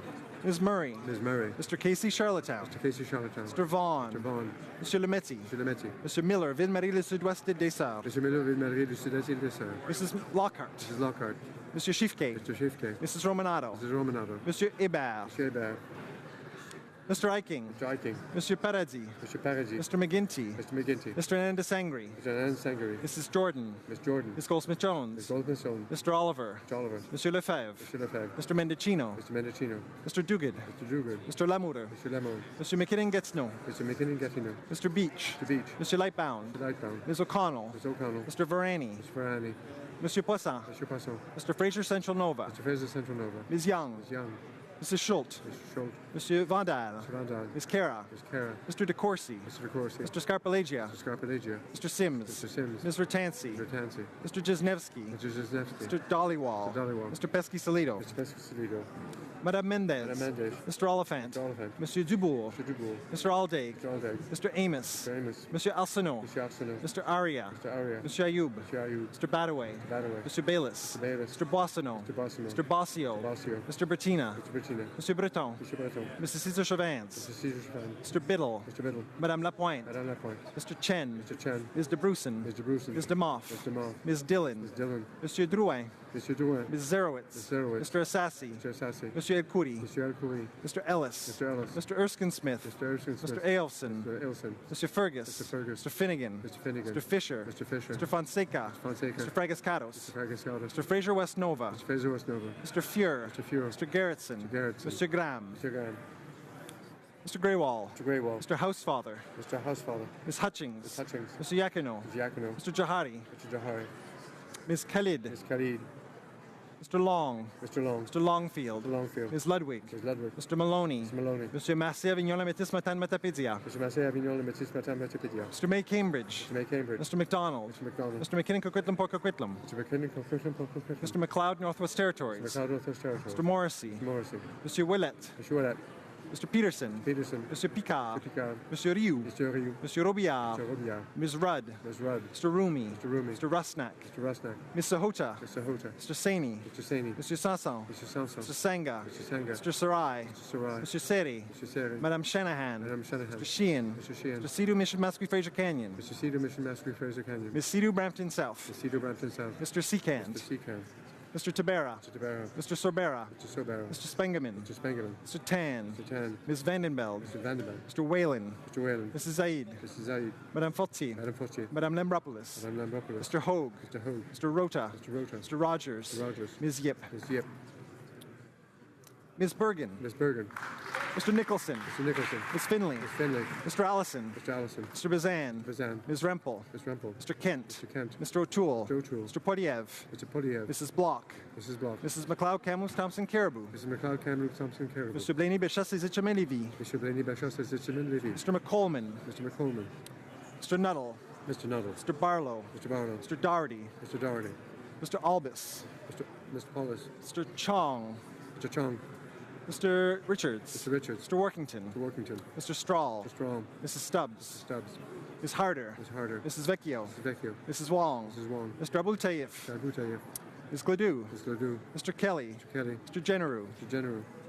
Mr. Tilson. Mr. Tilson. Mr. Warwa. Mr. Warwell. Mr. O'Bry. Mr. O'Brien. Mr. Sorensen. Mr. Sorensen. Mr. Miller, Bruce Gray Owen Sound. Mr. Miller, Bruce Gale and Sound. Mr. Carey. Mr. Carey. Mr. Lukiski. Mr. Lukiski. Mr. Nader. Mr. Nader. Mrs. Kuzi. Mrs. Kuzi. Mr. Broussard. Mr. Broussard. Mr. Sweet. Mr. Sweet. Mr. Anderson. Mr. Anderson. Ms. Alislev. Mr. Alislav. Mr. Soroya. Mr. Soroya.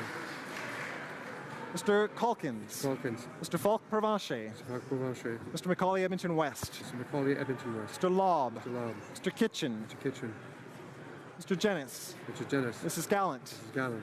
Mrs. Falk Battleford Lloydminster. Mrs. Falk Battleford Lloydminster. Mr. Albrecht. Mr. Albrecht. Mr. Dreeshen. Mr. Dreeshen. Mr. Zimmer. Mr. Zimmer. Mr. Hoback. Mr. Hoback. Mr. Cooper. Mr. Cooper. Mr. Arnold. Mr. Arnold. Mr. Clark. Mr. Clark. Mr. Stanton. Mr. Stanton. Mr. Iglinski. Mr. Oglinski. Mr. McKenzie. Mr. McKenzie. Mr. Yerdega. Mr. Yodega. Mr. Diot. Mr. Diop. Ms. Leach. Mr. Leach. Mr. Leipert. Mr. Leipert. Mr. Schmale. Mr. Schmale. Mr. Shields. Mr. Shields. Mr. Viersen. Mr. Viersen. Mr. Waugh. Mr. Waugh. Mr. Weber. Mr. Weber. Mr. Motz. Mr. Motz. Mr. Benzin. Mr. Benzin. Mr. Lloyd. Mr. Lloyd. Mr. Trost. Mr. Trots. Monsieur Bernier. Mr. Bernier.